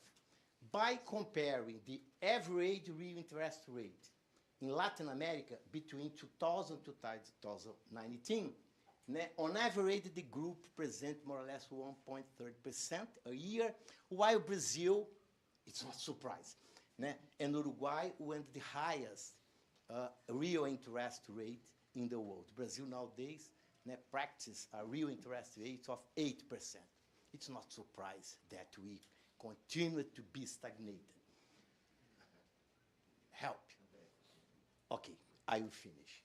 And in contrast, Asian developing countries shows during the entire period from 2000 to 2019, negative real interest rate, with most of the countries present negative interest rate, even before the 2008 global crisis. Consider that we also incorporating the period before 2008 global crisis. And also, in contrast, I don't know how could I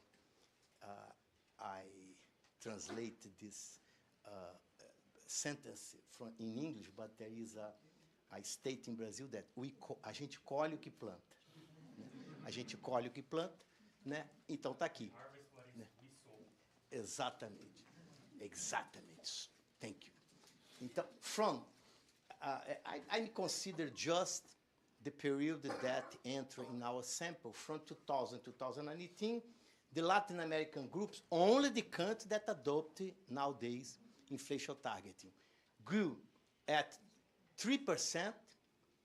I know that it's less than the average economic growth in the world, while Asian countries grew greater than 5%, with some countries growing around almost 6%. India, vai de vento em popa, também não sei. Português tem umas expressões que são fantásticas. So, I conclude that both groups of developing Latin America, developed countries, and inflation targets show an evaluation. Then this conclusion is exactly what our test validate. Of course, there are policy implications. I suggest, or I would suggest, that the modus operandi of inflation targeting in Brazil and perhaps in Latin America should change radically to incorporate, for example, an enlargement or some time to reach inflation. Many countries nowadays establish the medium term. Brazil introduced to reach their target in a continuous path, but in practice, the central bank has mirrored an horizon of more or less 24 months. And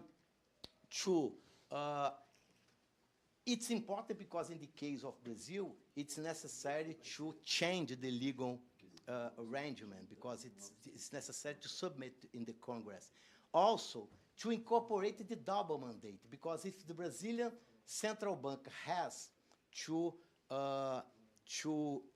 has obligation with the government, the Conselho Monetário Nacional, Monetary Council, by introducing the double mandato, né, the central bank will be obliged to pursue both, né, noble objectives of, né, preserve price stability, but also preserve and pursue, né, economic growth. And I should be in more active, né, exchange rate policy, but I don't know how, né, do that. Né, because in the world, né, because it's easy. I think that Brazil, like India, has never introduced the openness to short-term capital flow. But after doing that with diversified derivative market, it's quite difficult, for example, to control, né, the exchange rate. Né? André, can you? Thank you very much. Very much. Thank you very much. It was a great presentation. Sorry as we're kind of short on time. Now I'm going to invite Professor Carmen Feijó, please. The floor is yours. Questions is after. It's after. Is this some of alguma dessas? How to spend. Okay.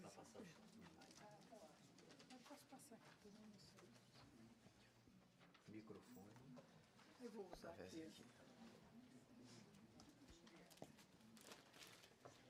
Então tá. Aí você vai mostrar.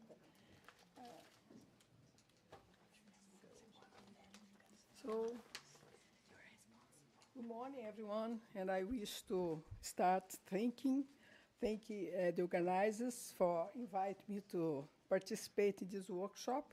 It's always a pleasure to be here and have the opportunity to share some of my thoughts with the audience and Professor Brescia Pereira. It's always a rewarding experience. I did not prepare the paper for this occasion, but that's the idea that I would like to share then some ideas that I have and answering the provocative issue. So how new developmentalists can innovate beyond the understanding of the exchange rate dynamics. This is a very stimulating topic, and I propose some ideas how we can develop a sustainable development convention, and I'm going to explain that during my presentation. And the reason why I chose this topic is because the climate transition, I would like to bring the climate transition to the debate of the new developmentalism. So in my opinion, this represents a defining development challenge of our time. And addressing the climate transition requires, on one hand, considering the need for a tight coordination between long and short-term economic policies, and on the other, redefining the role of the state in the economy, which should play an active role in public policies just to support the private decisions. So I was very pleased that Professor Brescia Pereira brought in his speech the idea of developmental states, because that's an idea that I would like to bring also, that we need to recuperate this idea of the developmental state. So these remarks point to a new development convention, in the sense that I use the expression development convention, which I call a sustainable development convention. That's to make a distinction from the current neoliberal convention. So neoliberalism offers a critical perspective on orthodox macroeconomic policy, which emphasizes price stabilization under the assumption that maintaining price stability in a competitive environment will naturally lead to a long-run equilibrium. State intervention should be restricted by rules of economic policy, which, if well communicated to the market, would lead to a better allocation of resources in the long term. In contrast, the new developmentalism, in line with post-Keynesian macroeconomics, assumes that long-run growth is path-dependent. where short-term outcomes are crucial in shaping long-term trajectories. So it's in these guidelines that I like to develop my reasoning. So in this sense, macroeconomic prices should be managed to foster growth and price stability, and in this way facilitating a capital accumulation and structural transformation. So how can this be achieved within the context of a climate transition?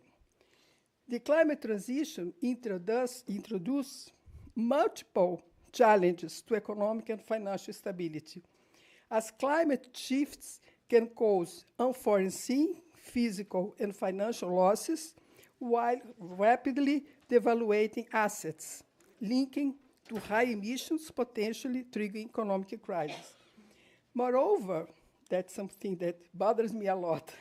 Developing economies, climate transition implies not only heavy investments in decarbonization, but also structural change toward a more technologically sophisticated productive structure. In most cases, productive structure in developed economies relies on producing natural resource-intensive goods. So they are more susceptible to financial instability due to climate disasters. So in my presentation, I will argue that developing economies should embrace a sustainable development convention that redefines the role of the neoliberal states, linking the management of short-term policies and economic planning as essential to catch up and with advanced economies. So, very briefly, my presentation will discuss very, very briefly, development convention under the neoliberal and the new developmentalism. We briefly show that Latin America stagnates under the neoliberal agenda, just to contextualize the problem. Next, I will discuss the need for a development convention to tackle climate transition and structural change, highlighting economic planning as an important tool to resume growth, promote structural change, and reduce emissions. In the conclusion, emphasize that a sustainable development convention should combine economic growth and environmental management as mutually reinforcing strategies to promote structural change and achieve environmental sustainable growth. So just as an illustration, this graph shows the performance of Latin America economy in three periods since 1950, and they are marked with the red circles. So the first period, from 1950 to 1979, the average growth rate in the region was 5.5% per year. That's the period of import substitution model.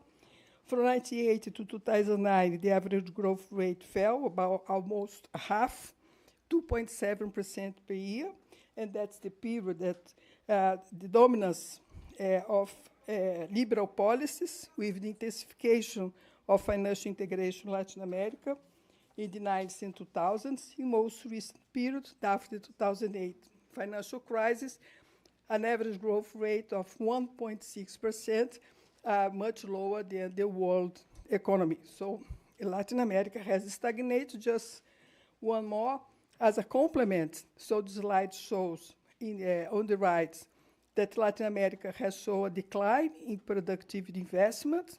Our investment rate is around 20%, while the Asian economies are around 30%. And on the graph on the left, we have a loss of importance of manufacturing GDP, which greatly explains the deceleration growth rate, the growth in the last decade. So there are 4 decades of liberal policies in Latin America led to the loss of dynamism and sharp industrialization. For the neoliberals, the diagnosis for the Latin America, why Latin America stagnated, is because the import substitution model failed and needed to be replaced by a model with less government interference. The constraint on growth would be on the supply side, in particular the lack of domestic savings. So the neoliberal policy agenda emphasized the importance of financial liberalization to attract foreign savings. As for the short-term macroeconomic policy, the priority is to control inflation, with inflation target being the most recommended policy. So the great flaw of the liberal model, as pointed out by the neo-developmentalism, is that it did not realize the importance of the structural change for catching up with fundamental, and which the catching up process would be fundamental to widening policy space of these developing economies.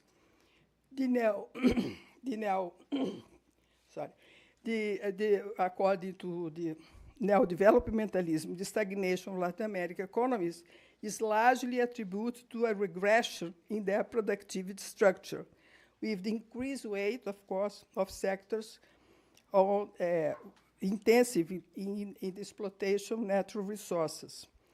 Or again, as the new developments well explain, a central macroeconomic factor contributing to this stagnation is the persistent trend of domestic currency overvaluation. This phenomenon stems from two main sources: the Dutch disease and policies that maintain high domestic interest rates to fight inflation and prevent capital flight. And these dynamics discourage industrial development and lead to premature disindustrialization. So all that has been mentioned by André and Professor Bresser.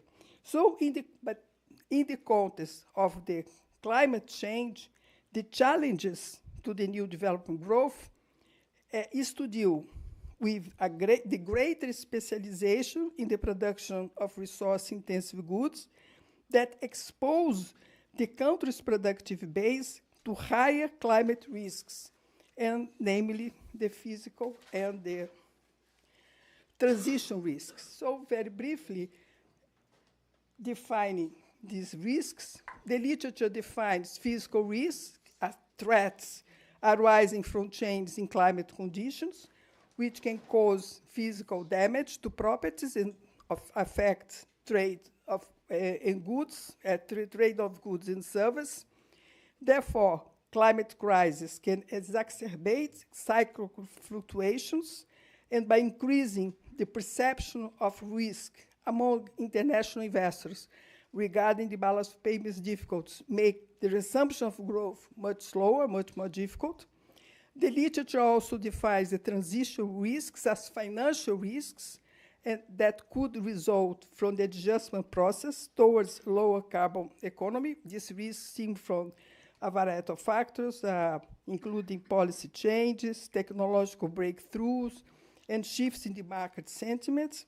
And in this particular sort of risk, a crucial aspect is the concept of stranded assets, assets that suffer from unanticipated or premature write-downs, devaluations, or even conversion to liabilities. So stranded assets pose a potential destabilizing risk to the current production and financial structure. So understanding and managing these risks is critical for planning this transition, the climate transition. And this would require a fine coordination between short and long-term economic policies to ensure that economic stability during this transformative phase. So now I will bring the new developmentalism policy agenda. Então, based on post-Keynesian macroeconomics and new developmentalism, they complement each other in that structural change implies that short-term economic policies are coordinated with long-term structuring policies, such as industrial policies, technological policies, and so on. However, the structural transformation that characterize the development process increase uncertainty. So investment decisions should rely on a comprehensive state planning encompassing adequate funding. Therefore, economic planning should be at the forefront of the new development strategy.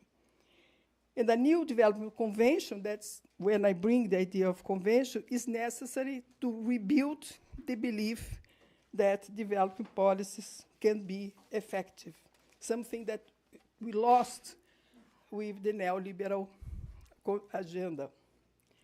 So, moving on and mentioning Keynes' conventions concept, Keynes introduced into general theory the concept of convention, that is a set of practices and rules and institutions that are created to support uncertain decisions.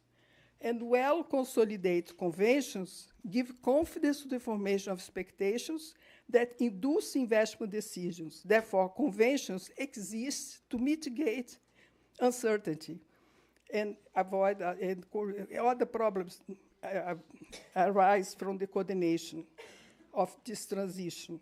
So a successful development convention establishing a macroeconomic framework to achieve the objective of the structural change and promoting climate transition would awaken animal spirits and probably, ideally, start a virtuous growth cycle.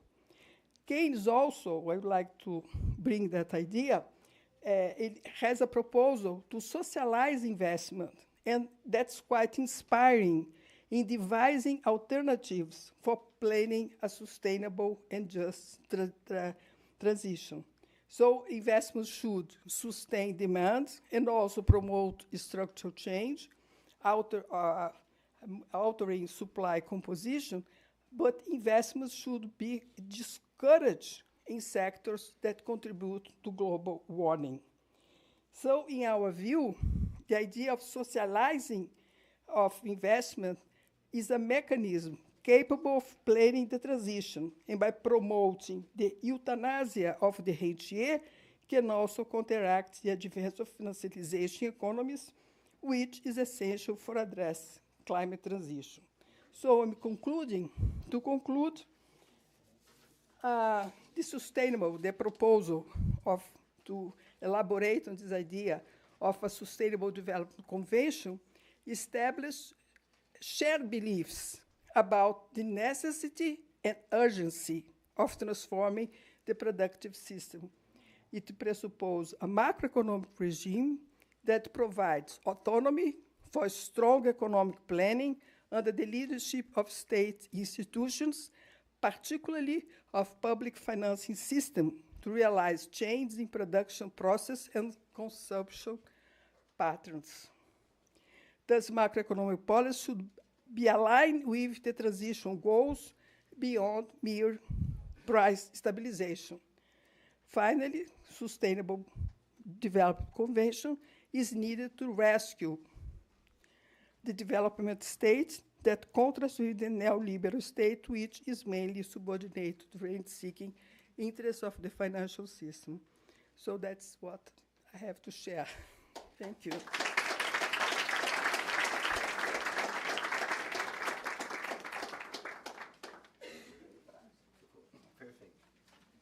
Perfect on time. Thank you very much, Professor Carmen. And now I invite Professor Eliane Araújo. Please, the floor is yours. Is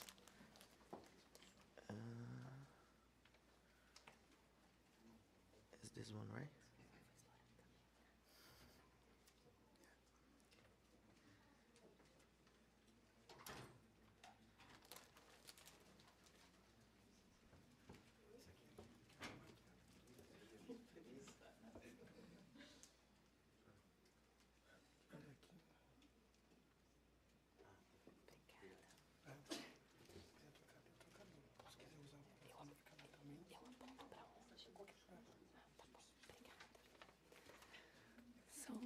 Good morning, everyone. First of all, I would like to thank Professor Bresser, Professor Marconi, Tiago, and the New Developmentalism Group for the invitation to participate in this challenging section on how new developmentalism can innovate beyond the understanding of the exchange rate. And to contribute with this section, I will talk about the omitted side of the disease, that is the environmental degradation. And so the objective of my presentation is to highlight that the disease, in addition to the negative effects emphasized by the new developmentalism, that is reprimarization of the economy and premature deindustrialization, has also led to environmental degradation with negative externalities effects across the entire planet. So I think it's an omitted side, and the new developmentalism has to consider this idea. And I divide my presentation in 4 main sections. The first one, I will try to summarize some papers that investigated empirically the thesis of the new developmentalism on the industrialization, exchange rate of evaluation, and reprimarization. And then I will try to relate the regressivity of the production structure in Brazil and the worsening of the environmental crisis, and try to relate structural change and environmental preservation, some ideas for Brazil especially, and then some challenges and opportunities for Brazil in this green transition. As Professor Bresser explained before, the disease is a very special topic in the new developmentalism, and the idea is that the exchange rate, the specialization in commodities can block economic development, as it imply exchange rate of evaluation, also the industrialization, reprimarization of the economy. And recently, we have many interesting papers that corroborate with these theses. We have, for example, this study that was published in the Resource and Energy Economics Review, that is called Do Natural Resources Help or Hinder Development? And he studies based on resource abundance and also in terms of abundance and dependence. And they make an empirical analysis for more than 100 countries, and they try to find the direct and indirect effects of the disease. And the results of this paper is very interesting, because they find that first they created some measures like an indicator of abundance based on the resource income per capita, and also an indicator of dependence, that is the share of resource income in GDP. And they find that the dependence on natural resources in the 70s had a strong negative indirect effect on development performance, and the direct effect is very limited. We also have, I will go very fast in these ideas because I want to defend my point. And we have this another paper that is very interesting, that they studied reallocation and productivity in resources-rich economies. And they analyzed the case of Chile, that, according to the authors, is one of the countries in Latin America that has the best macroeconomic governance, also counter-cycle fiscal policy, also a sovereign wealth fund. So in this country that has this good characteristic, also we have negative impacts of the disease. And the idea that the authors show is that due to the exchange rate appreciation associated with the commodity boom, Chilean companies that exported the most lost ground to those that exported the less. And the commodity booms redirected the resource from exporting sectors and from capital-intensive companies. And they used the micro data from Chile and studied the commodity cycle of 2004 to 2012. And the results in terms of number that they found was that the Chilean companies, they lost productivity around 13 and 32%. It's okay? Okay.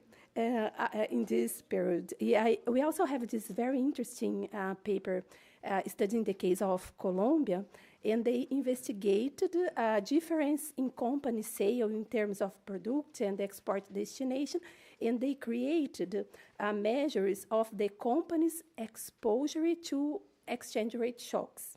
And they linked these measures with Colombia microdata on research and development investment, and also technological upgrading. And they find that the exchange rate appreciation in this period that they analyzed led to reductions in both research and development investment, and also in terms of technological upgrading that they measured in terms of spending on capital goods, technology licensing, worker training, and other expensive new technologies. So the idea, as we can see, this idea presented in New Developmentalism is corroborated by main authors by very interesting papers, and for different countries and group of countries. And what I will try to show, especially in this section that is called Regressivity of the Production Structure in Brazil and the Environmental Crisis. And the idea that I will try to show is that the continuous increase in the production of primary goods in Brazil requires a growing occupation of the land to agricultural sectors, pushing this agricultural frontier to the limits of the Amazon forest. And these occupations occurs through illegal burning and deforestation, which has a clear negative effects on gas emission, and this contributes to the phenomenon of climate change. And in this section, I will try to highlight that the Dutch disease has also led to the environmental degradation with negative externalities effects. And we have this first graph. I have only 3, and I'm sorry. Okay. In this graph, we have the GDP by sectors in constant terms from 2003 to 2023.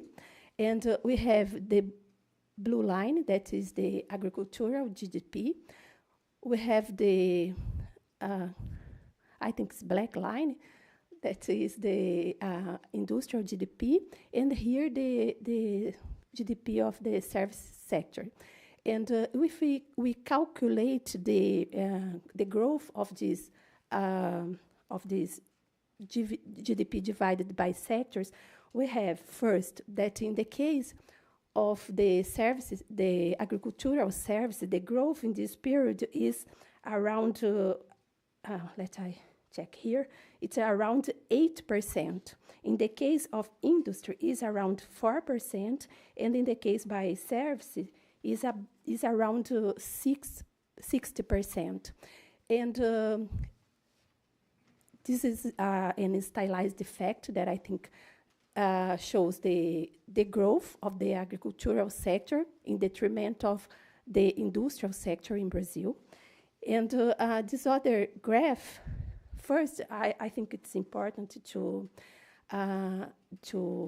highlight that Brazil is one of the, I think he is in the 8 more emitters, the biggest emitter in the world. We have first United States, then China, United States, India, and European Union, Russia, and Indonesia, Brazil, and Japan. And together, these 8 countries are responsible for 56% of global emission. And in the case of Brazil, when we divided this emission by different categories, in this period that is showed in the graph, we can see, first, this gray is the use of land and forest change. And the, I think it's green. This green is the agricultural, the emissions from the agricultural sector. And we also have the energy, that is the dark blue, I think. And we have industry and waste, that are these two. So what we can see, first, that if we concentrate in the last year, that is 2022, we have that this use of land and forest change is responsible for 48% of the emission. And also, the agricultural sectors is responsible for 26%. If we sum these two emissions, we can see that this agricultural sector that is responsible for the use of land because the frontier is expanding, these two categories are responsible for an important part of the emission. And when we look here, we also have the energy. And also, when we look at the industrial sector, is around 4%. And waste 4% too. And we also can look at this problem from the lens of the states, what is happening in the different states in Brazil, that is a huge country.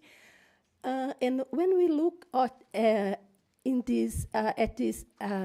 three biggest emitters in Brazil, that is, that is Mato Grosso, also Pará and Rondônia.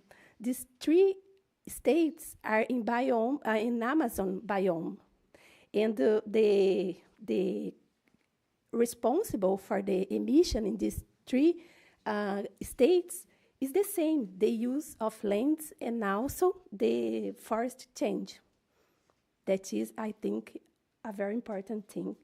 And also, we have another states where the agricultural sector is expanding, like Paraná, like Rio Grande do Sul, Minas Gerais, Mato Grosso, Ceará. And in these countries, the agricultural sector has expanded and also stands out as the main sources of emission. That is this blue, where you can see this blue is the agricultural sectors. And we have the case of Rio de Janeiro in São Paulo, that the category that is responsible for the emission is energy, that is the orange color. And one thing that is important to say is that the energy is not a renewable energy. It's based is not a renewable energy. It's based on fossil fuel. Yes, that's a problem. So only to conclude, to sum up this part, I think that with this advancement of the Brazilian agrosport model, it also has shows limits, because it is based on the exploitation of the country resources, and it is increasing the environmental degradation. And to complement this part, I also think it's very important to consider that the industrialization and the structural change is being viewed as a strategy that could contribute to addressing this climate crisis. And the idea behind this is that the technological advancement could enable growth based on more sustainable models, optimizing the energy and the materials, and reducing pollution levels and waste generation. And this is in line with the environmental Kuznets curve that says that at first time the economic development initially leads to increased environmental degradation, but in a second step, it can reduce the environmental degradation. The relationship is not linear, and it becomes inverted in a second stage. And we also have some papers that analyzed this idea empirically. For example, this paper from Romero and Grunkel, that they analyzed the relationship between an index of economic complexity, that is another way to see the industrialization.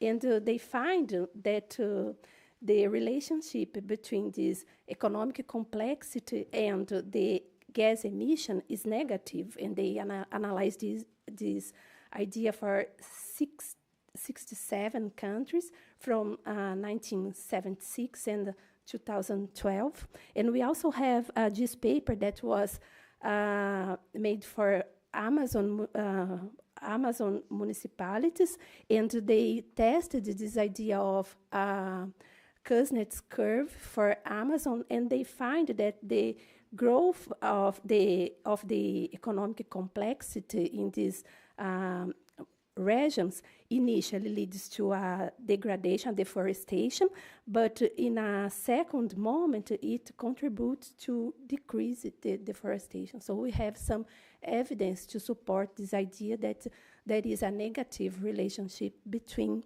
the economic complexity and the environmental degradation. And I also, I will talk very briefly on this, but Samuel and Elisangela and me, we are working in a paper on these ideas related to challenges and opportunities for Brazil in this green transition. And I will only say that this green transition is one of the main global challenges, and there are many opportunities to Brazilian economy to capture more of the value we created in this new area. However, the opportunities for this green innovation have a limited time frame and can only be seized through policies change. And without these policies, this window opportunity may close for the Brazilian economy. And the environmental issues certainly impose challenges for Brazil, even and for Brazilian industry.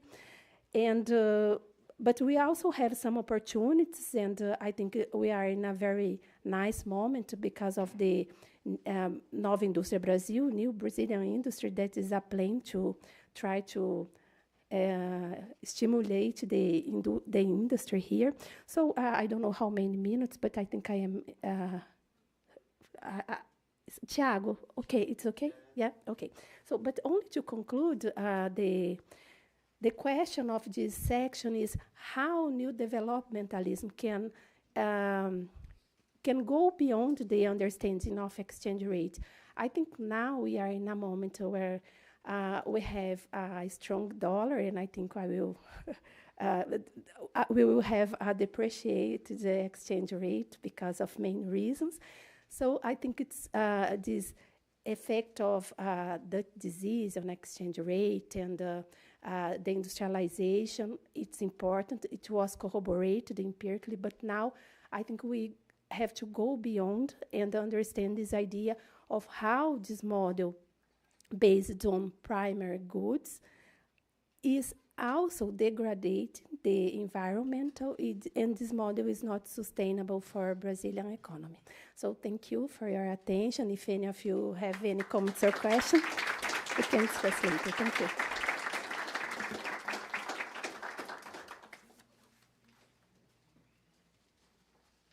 Thank you, Eliane. Great presentation. And now I pass the floor to Luis Fernando. Então, qual que é o nome da sua apresentação? Você sabe? Alguma dessas? Okay, it's not there. Se não, você mandou. Você disse que você mandou. Mandei de manhã. Eu abro aqui. Tudo bem.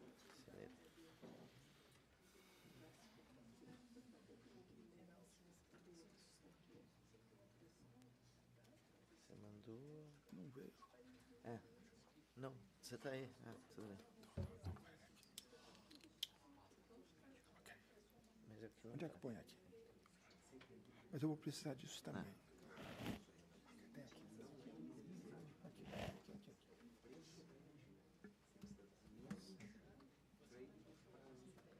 Pensei que eu tivesse mandado, mas não, por alguma razão não foi. Ok, deixa eu ver.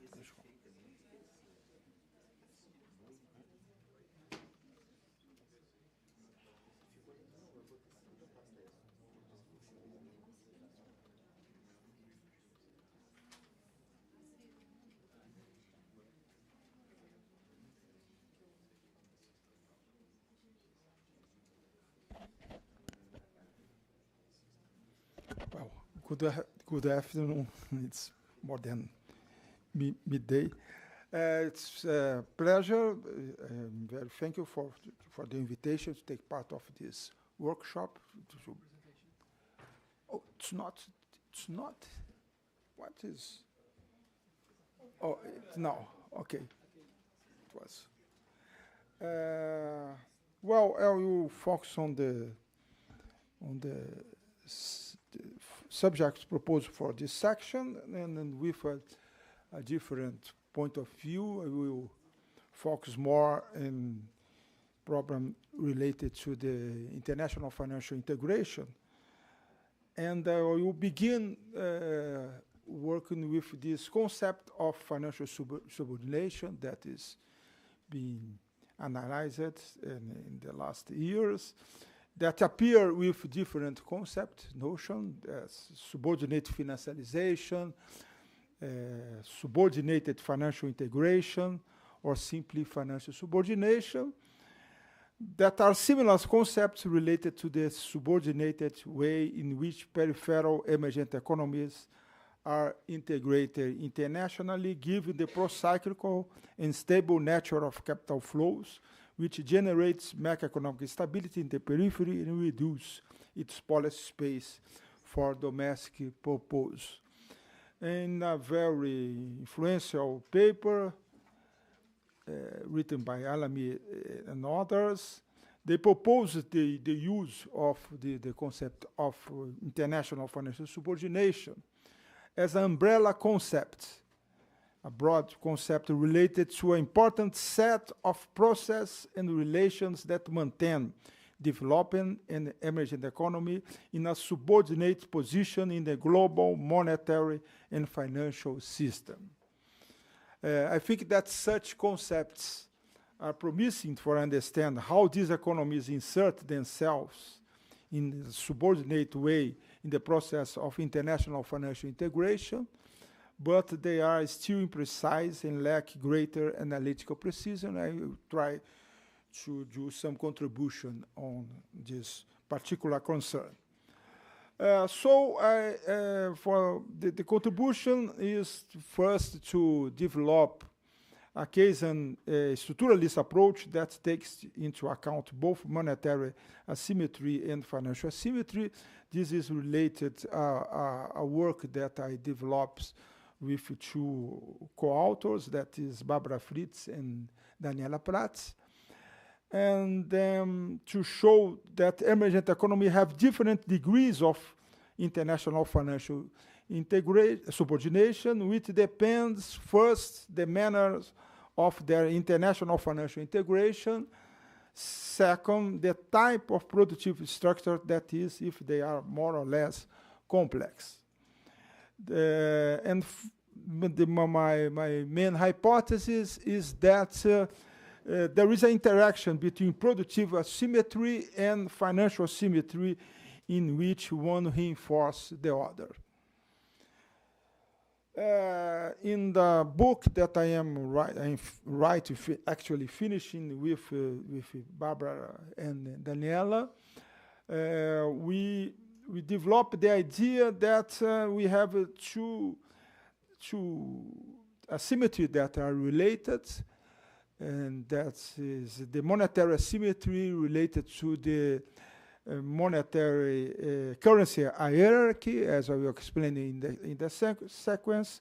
And also there is this financial asymmetry that is related to how the emergent economy integrated to financial globalization. That's particularly since the 90s.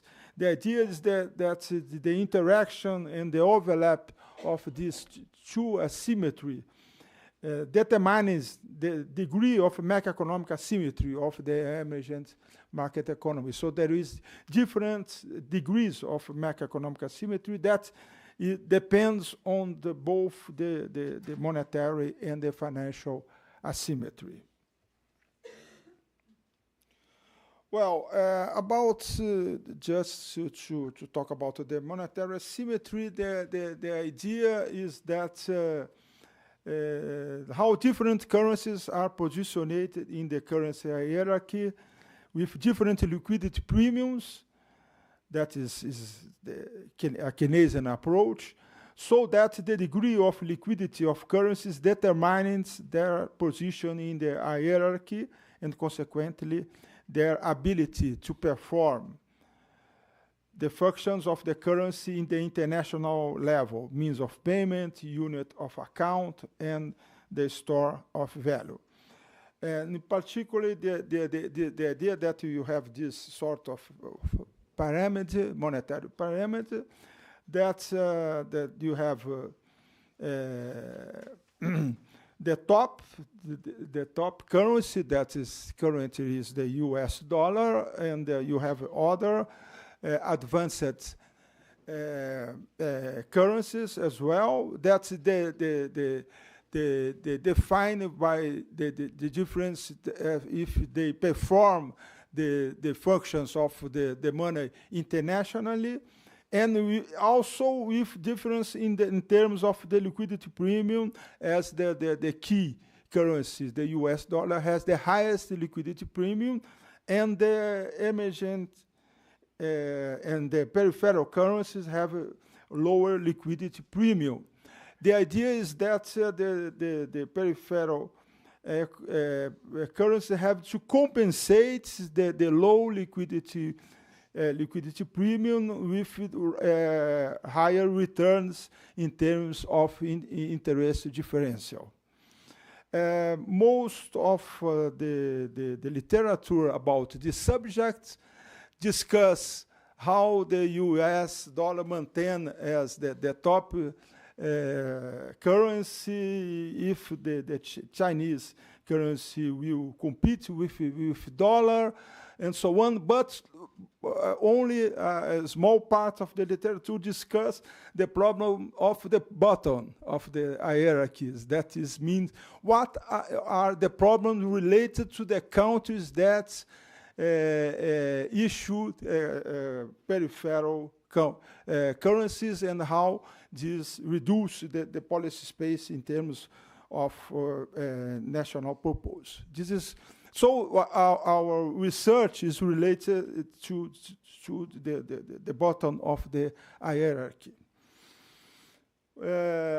Just to provide some figure, there is this policy rate interest. The blue are of the interest. This is policy rates because we can collect easily. Of this, the blue lines are from advanced economies, and the red ones is from sorry, it's just the opposite. The blue lines are from the emergent economies, and the red one is from advanced economies. So there is this big difference in terms of the interest rate.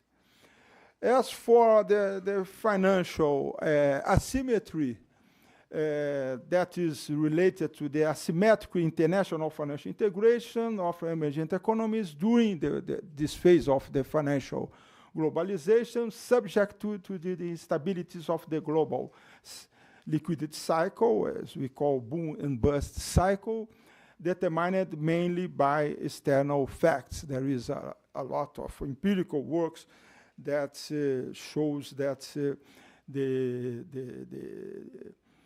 capital flows to emergent economies much more determined by external factors, for instance, the Federal Reserve monetary policy, than the domestic factors. In consequence of such asymmetry, emergent market economy have to increase its interest rates to compensate low liquidity premium of their currencies, as I have already pointed out. To borrow in central currencies is the problem known in the literature as the original sin problem, and also they have greater volatility in exchange rate compared to advanced economies. Let me, and also I mentioned that this approach is not only Keynesian, but is also structuralist. A Latin American structuralist approach, just to refresh briefly the idea, the original idea of the structuralism, the central-periphery relationship organized with reference of two poles, center and periphery, is structured around the international division of labor between producers of commodities and of manufactured goods that are perpetuated through global free trade and results in an unequal appropriation of the technical progress between center and periphery that increase the economic gap between center and periphery. This is the seminal Prebisch contribution. Another important concept of the Latin American structuralism is the concept of a structural heterogeneity, that is contribution of Aníbal Pinto, that in peripheral economies, modern and high productivity sectors absorb a small proportion of works, while the rest of the economy, featured by low productivity sectors, absorb a larger proportion of works. Well, but my focus is not there. It's just to show that the idea that this unequal productive and trade relation between central and periphery appear not only in terms of productive relation, but also in terms of the financial relation between center and periphery that increase the gap, contribute to increase the gap of between the center and the periphery. In particular, there is an important contribution of José Ocampo that used the same figure of center periphery, but translated to the sphere of the finance. He argues that in the post-Bretton Woods context, in which international financial markets is highly volatile and liable to boom-bust cycles, technological and productive asymmetry overlaps with a financial asymmetry between central and peripheral countries. In particular, peripheral countries do not issue international currency, the problem of original sin, and are more vulnerable to volatile capital flows and are more subject to procyclical adjustment to global financial cycles. In particular, Ocampo says that the central economy are policymakers, while the peripheries is policy takers in terms of the cycle. Consequently, the financial asymmetry reduces the economic policy autonomy of peripheral economy and contributes to widening the economic gap between central and periphery. So, as I will show, there is the focus of Ocampo is more related to the reduction of the policy space of the periphery, but also I think that in this relation between center and periphery, there is an important dimension that I will show, that is the streaming of income from the periphery to the center. That is important as well.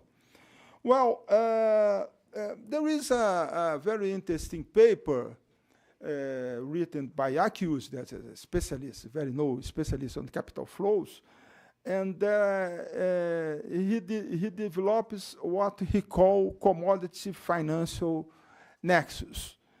The idea is that commodity and financial cycles in economies specialized in the production of the commodities tend to move together and reinforce each other because a common set of global macroeconomic factors influence both capital flows and commodity price in the same direction. So there is a connection between the commodity and financial cycles. On the one hand, booms in international commodity prices simulate capital inflows to emergent economy, whereas increased capital inflows tend to rise commodity demand and prices. On the other hand, bursts in capital flows result in a vicious cycles in which following commodity price lead to capital outflows in the event of a global crisis, which would in turn produce a recessionary adjustment of aggregate demand, weakening the economic growth of emergent economies specialized in commodities. Just to show some figures, here is the current account balance of payments. We can see that on the left, it's a group of Latin American countries. On the right, a group of Asia, Latin American commodity, most commodity exporters, Asia, most that selected countries manufacturing exported. We can see that's a very volatile current account balance for here it's very, very volatile, but we can see the commodity cycle as well clearly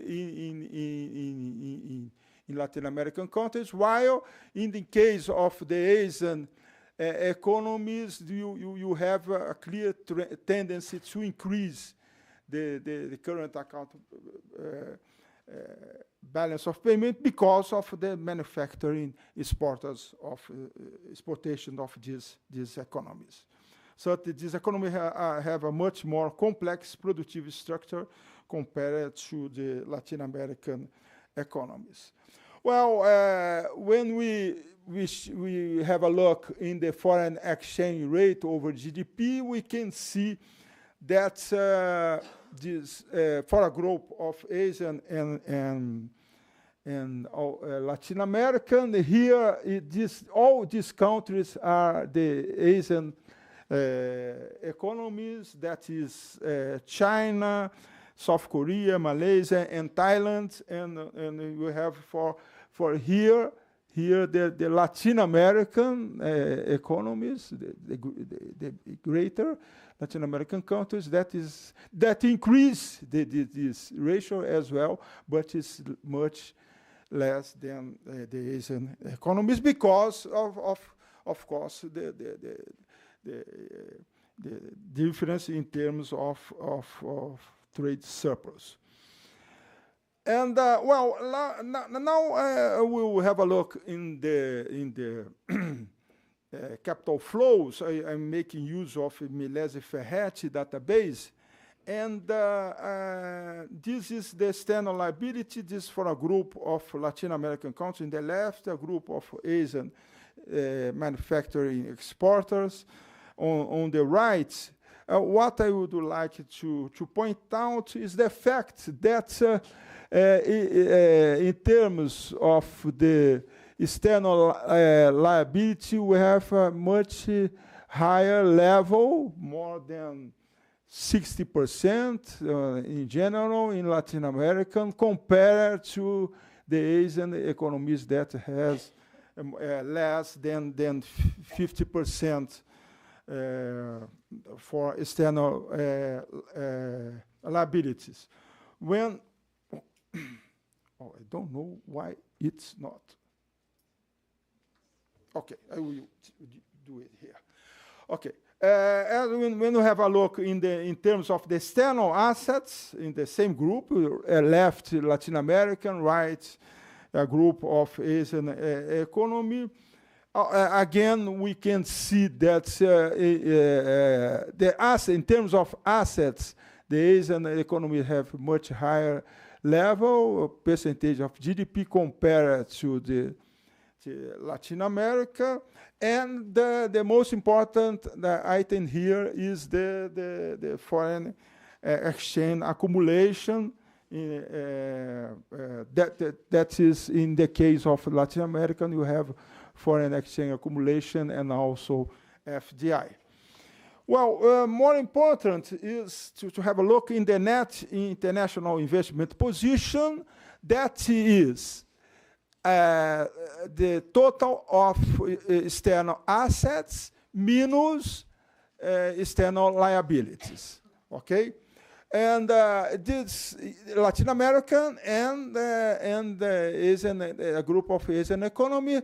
What I would like to point out is that this blue line is the net international investment position, and that is negative for Latin America because they have a much more higher external liabilities compared to the assets.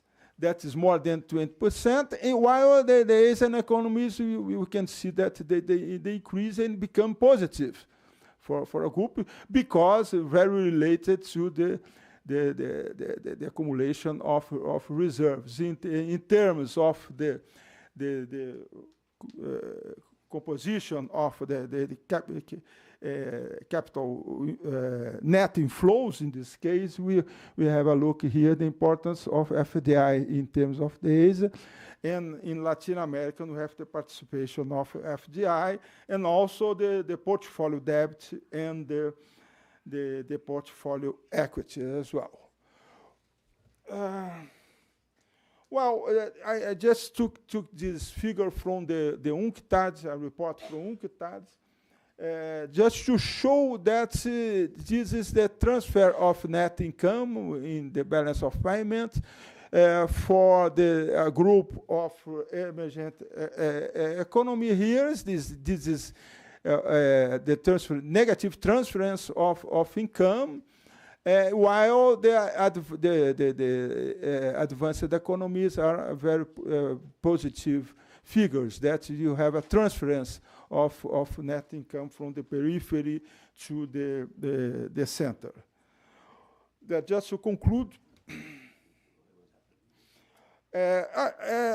most papers that works with the disconnection between financial and productive asymmetry, they show that the abundance of the capital flows plus the Deutsche disease for the commodity exported economy generate currency appreciation trend, and that results in the regression of the productive structure, the industrialization, and so on. What I am trying to show is that this road has two hands, not only to the productive asymmetry, to financial asymmetry, but also the way that these countries are specialized in the production of the commodities also influence in how they connect to the financial globalization, how they attract capital flows. So this generates high dependence on capital flow, with the particular in terms of the level of external liability, and this defines the increase in the financial subordination. I conclude saying that productive and financial asymmetry are two sides of the same coin. The overlap of this asymmetry defines the financial subordination of the emergent economies. As for the group that I worked here, Latin American commodity exporting countries have an economy that is not very diversified and complex, used to have a strong dependence on capital, foreign capital, and a volatile current account balance, and they are very dependent of the commodity cycle. In turn, emergent Asian economies are diversified exporters of manufacturing products with higher added value, which allows them to have a strong position in their balance of payments with a high level of current account surplus, less dependence on capital inflows, and high accumulation of foreign exchange reserves. So we cannot see the emergent economies as homogeneous groups. There are differences, and of course, we could even explore the difference between Latin American economies as well. Finally, I conclude that new developmentalism can be enriched by considering also the financial dimension of the development process. And here, finally, there's some papers that I have written that is related to the subject discussed here. Thank you so much.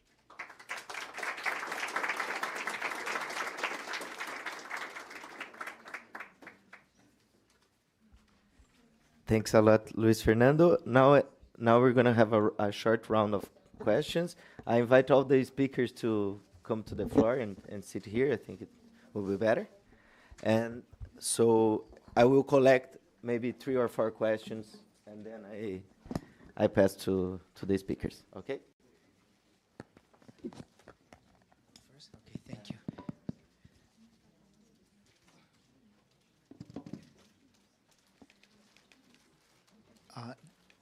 Thank you. Very interesting presentations and also so well connected. Good job, Tiago. Andre, one question about the data. What's the stance on capital account regulations in Brazil vis-a-vis the Asian countries that you show that have lower average interest rates in the last 2 decades? Because that may be explaining part of the difference. When I look at the data that Luis showed, basically showing that Latin American countries get more portfolio capital and Asian countries have almost no portfolio inflows. They have FDI and they've been accumulating foreign exchange reserves. That tells me that there may be something with the capital account regulations across economies that we have to take into account, because ultimately, if there are no capital account regulations whatsoever, the interest rate parity has to hold. And therefore, the monetary policy in Brazil is determined by Standard & Poor's and Moody's, right? That's what happens. So the second question for Carmen, you show these growth phases. And the data you show shows that Latin America did better between World War II and mid-70s. And that coincides with the end of the Bretton Woods regime. So isn't that connected with this global phenomenon of private capital becoming more mobile and countries following a neoliberal agenda in which basically they subordinate to the private capital rules, basically? I'll stop here so I give the chance to others.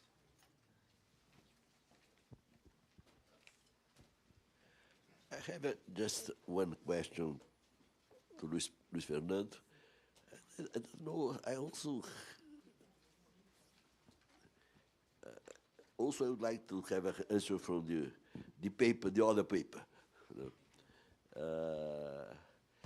My impression is that giving financial asymmetries, you know, we Latin Americans are condemned to have current account deficits. They are structural or something like that. Or they occur from this asymmetry, while the East Asians are not. Look, unless I am wrong, these Asians don't have current account deficits ever. No, not true. In the 70s, for instance, South Korea had some, but they were growing at so fast that the substitution of replacement of domestic savings by foreign savings didn't happen in that case. But in general, their policy has been a policy of current account surpluses. China also, and Germany also. That's another case, so forget Germany. So when they were underdeveloped, they were like acting like that. So this is not this is a destiny to have a current account deficits. This is a curse. I would prefer curse than destiny to have current account deficits. Or this is a policy, just a policy. And this problem of asymmetry is not irrelevant, but very much less important than Luis Fernando proposes. Politics. Huh? Problem of politics. Yes.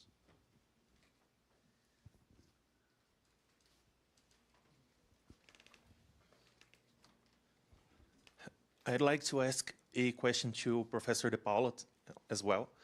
About financial asymmetry, last month, China issued $2 billion in bonds, and in dollar bonds, and the spread, considering the U.S. Treasury interest rate, was only 1 to 3 base points higher, so 0.01 to 0.03 percent points higher than U.S. Treasury bonds.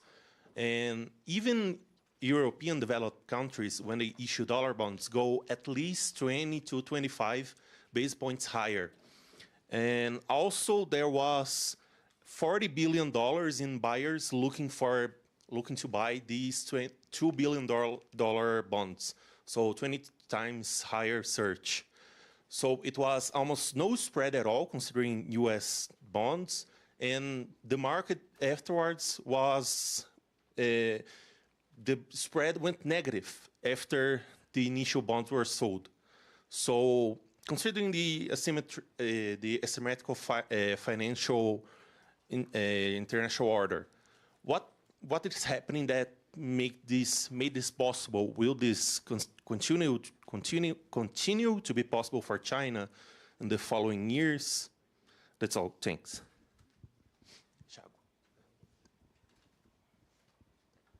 I think we can give the floor to the speakers again. Yeah. So should we do a reverse? Or, okay. We can do it. Yeah. I quite agree with you. The point is that I think that if I understood your question, in fact, policy space is much more enlarged in the case of Asia, especially because, as you said, they tend to receive long-term capital flows, especially foreign direct investment, in detriment of short-term capital flow. In the case of Latin American countries, and Brazil, it's most perfect traduction of this, particularly short-term capital flows are much more, because in long-term capital flows are not conditional by the interest rate differential in general, in short-term capital flows is. But I think that the point, to my judgment, is that in the case of Asia, I think that they tend to be more creative to introduce defense mechanisms to fight against the deleterious impact of capital flow, even when they tend to be affected by short-term capital flow. Compare, for example, two countries. India. India, in the beginning of the 90s, opened the country to foreign direct investment and also for investment in the stock market, but not introduce that they did not permit foreigners to buy public bonds, for example. They not diversified derivative market and so on. And Korea, South Korea. South Korea did, but the point is that after the 1997 Asian crisis, it seems that Asian countries learn the deleterious effect of the financial crisis on the region, and they began to introduce ad hoc defense mechanism to avoid that the countries suffer deleterious impact of the reversion of the liquidity cycle. That's what I think. But I think this is much more, in my opinion, a cultural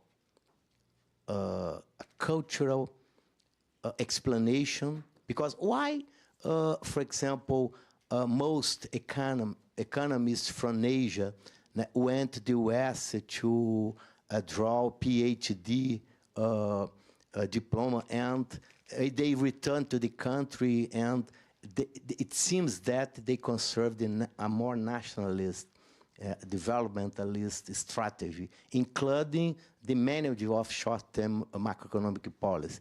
In my opinion, it seems that much more a cultural explanation than economic or political institutional explanation.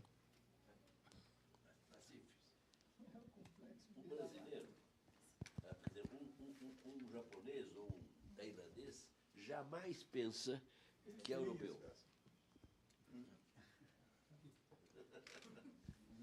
Enquanto que nós aqui achamos que somos europeus. Nelson Rodrigues called this complexo de vira-lata.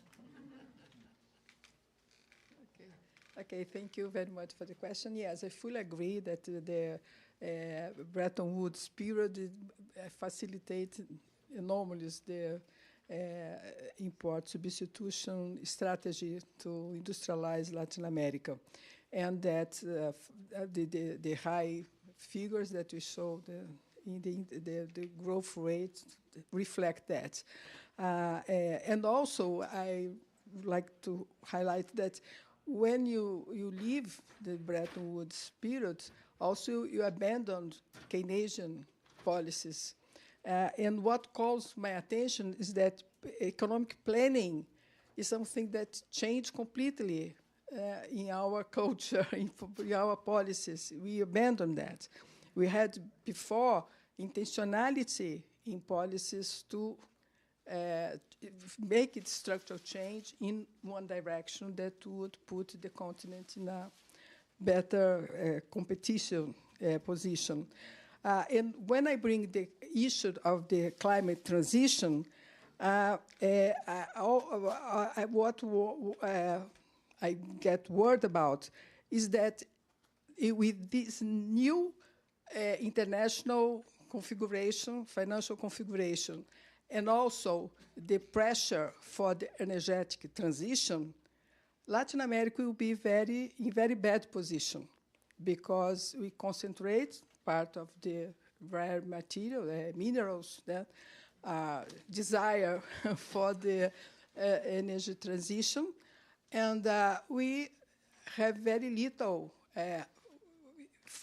ways of protecting our economies and actually to implement a structural change that would put us in a better situation.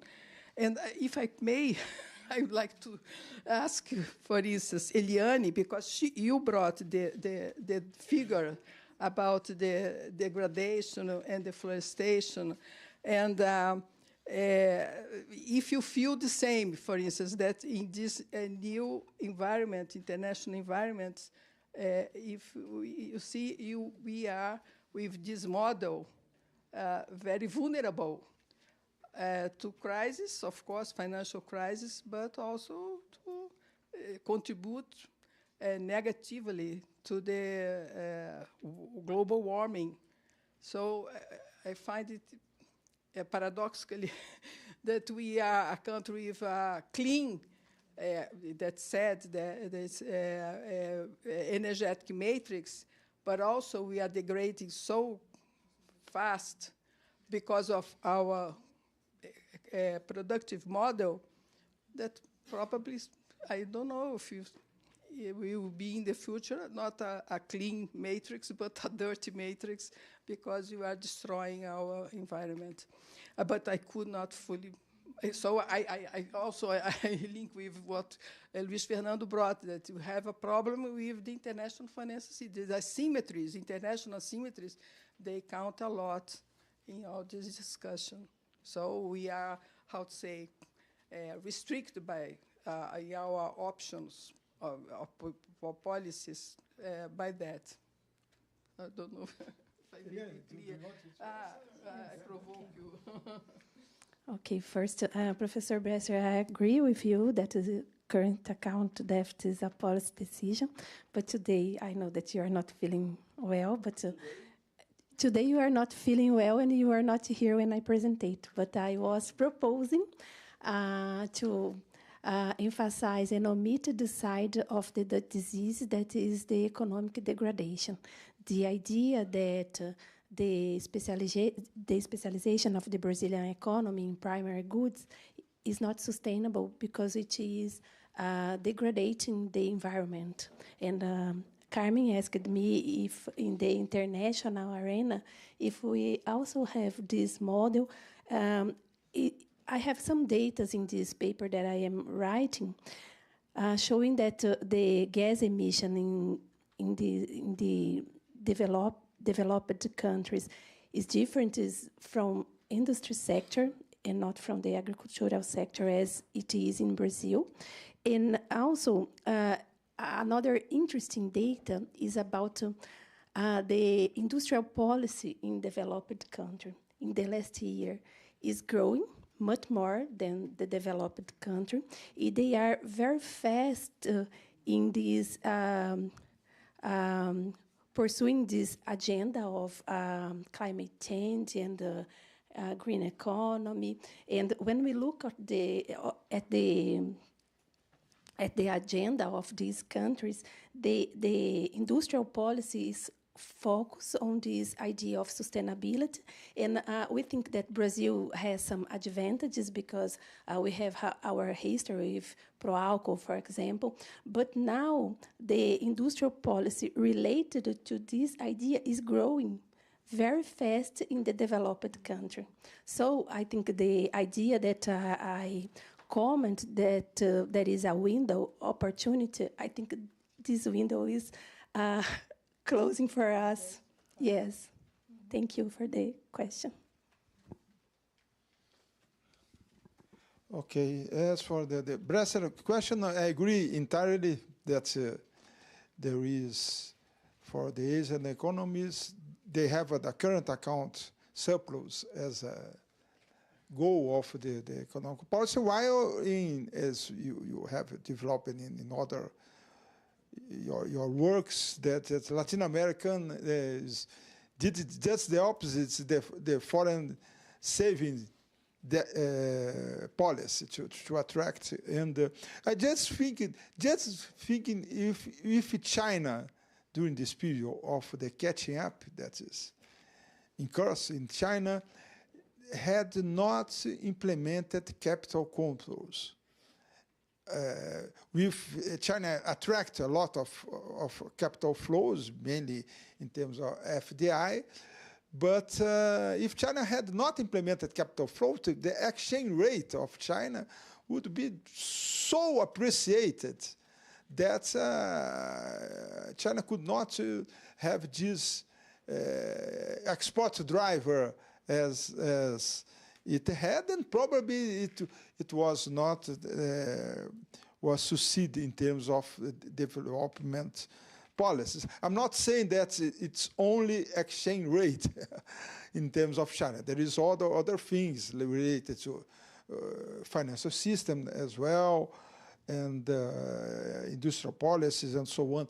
But the exchange rates and this combination in China with capital controls, with accumulation of foreign reserves, it is very important. And the same happened with other Asian economies. So I agree entirely.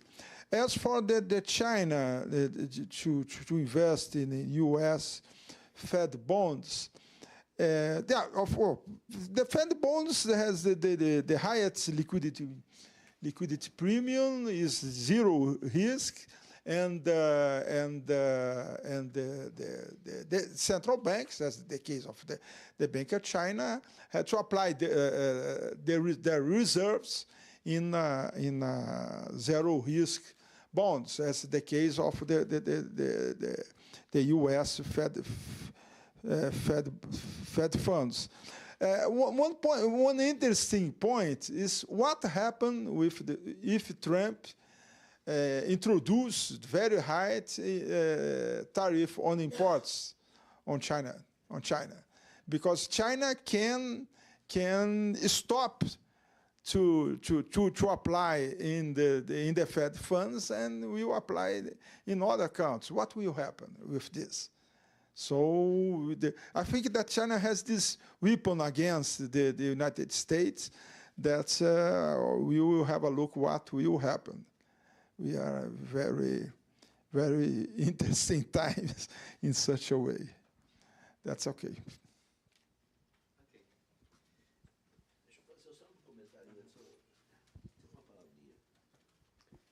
I would like to remember that when a country has a policy of current account surplus, or the inverse, when a country has a policy of current account deficits, that's our case, and the East Asian cases, this is an exchange rate policy also, because when you have a current account deficit, your exchange rate is appreciated. And the inverse happens. So and also it's a strategy of growing with domestic savings and not foreign savings. for sure. Reducing subordination. Huh? Reducing subordination. Exactly. Okay, so I will invite everyone to continue this conversation in lunch. We booked the restaurant in the Wall Street Hotel, which is right in Rua Itapeva. Unfortunately, we're not paying for everyone. But the young scholars that was selected, INET is going to fund this, I think, very much. I also, one last comment, we're going to change a little bit the structure of the afternoon. We're going to anticipate our keynote speaker, Martin Guzman, will be the first to speak, and then we'll have the second table. So, yeah, there's also other place to eat.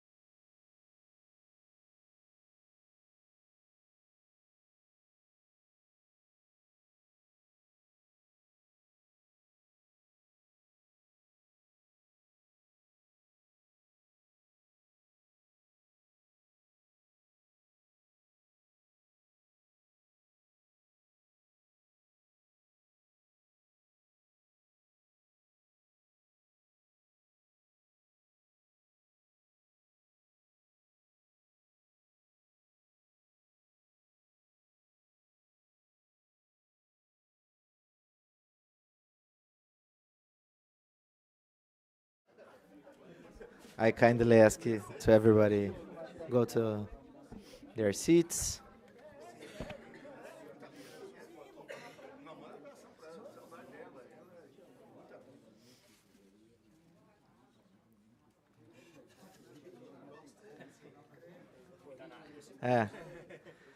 Let's go.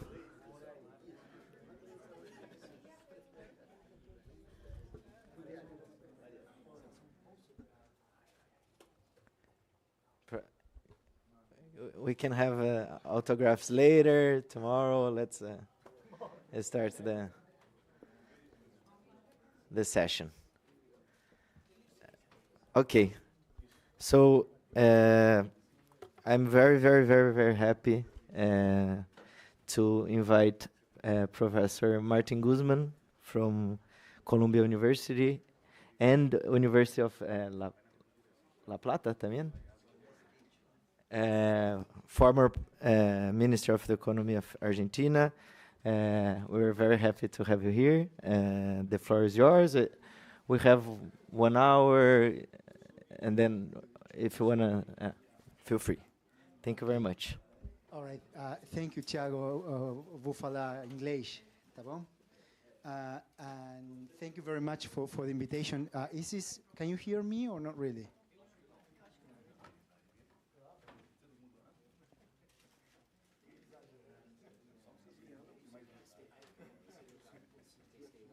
Nice. No.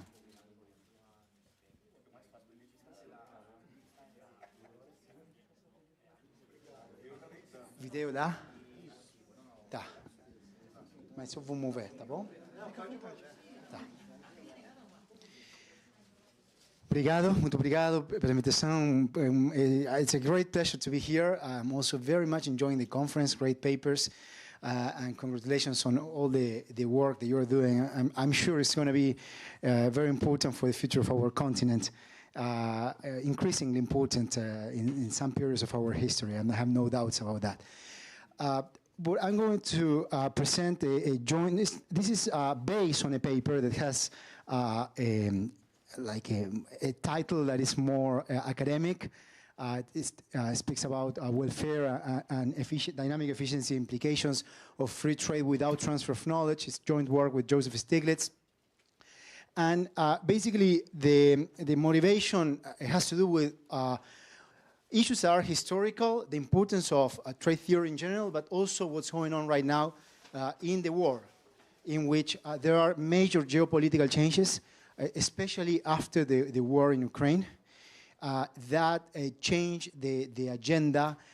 Economic policy has a lot to do with national security policy, mainly in the US. And that has also impacted what gets attention in academia. If you, for instance, at Columbia University, now we have a full program on industrial policy. We wanted to do that for years. We didn't have any funding for that. And now there are foundations that provide funding for things that were sort of forbidden in the past in the academia. From our angle, from our viewpoint in our continent, these are major issues. They've been major issues in our entire history since the end of colonialism. But the main motivation has to do with the fact that trade is related to knowledge. When we look through academic papers in the 80s and the 90s, what appears mostly is not trade and knowledge, but trade and growth. But today, in the policy discourse, we are seeing a little bit of a switch, or more than a little bit of a switch. Trade and knowledge together occupy a bigger space than before in the policy discourse. That's still not the case in academia, although it's going in that direction as well. And the key question is, what do we know from economic theory? What can we learn from economic theory when we think about the rules for international trade? We know that the rules for international trade are a key determinant of the development possibilities of a country.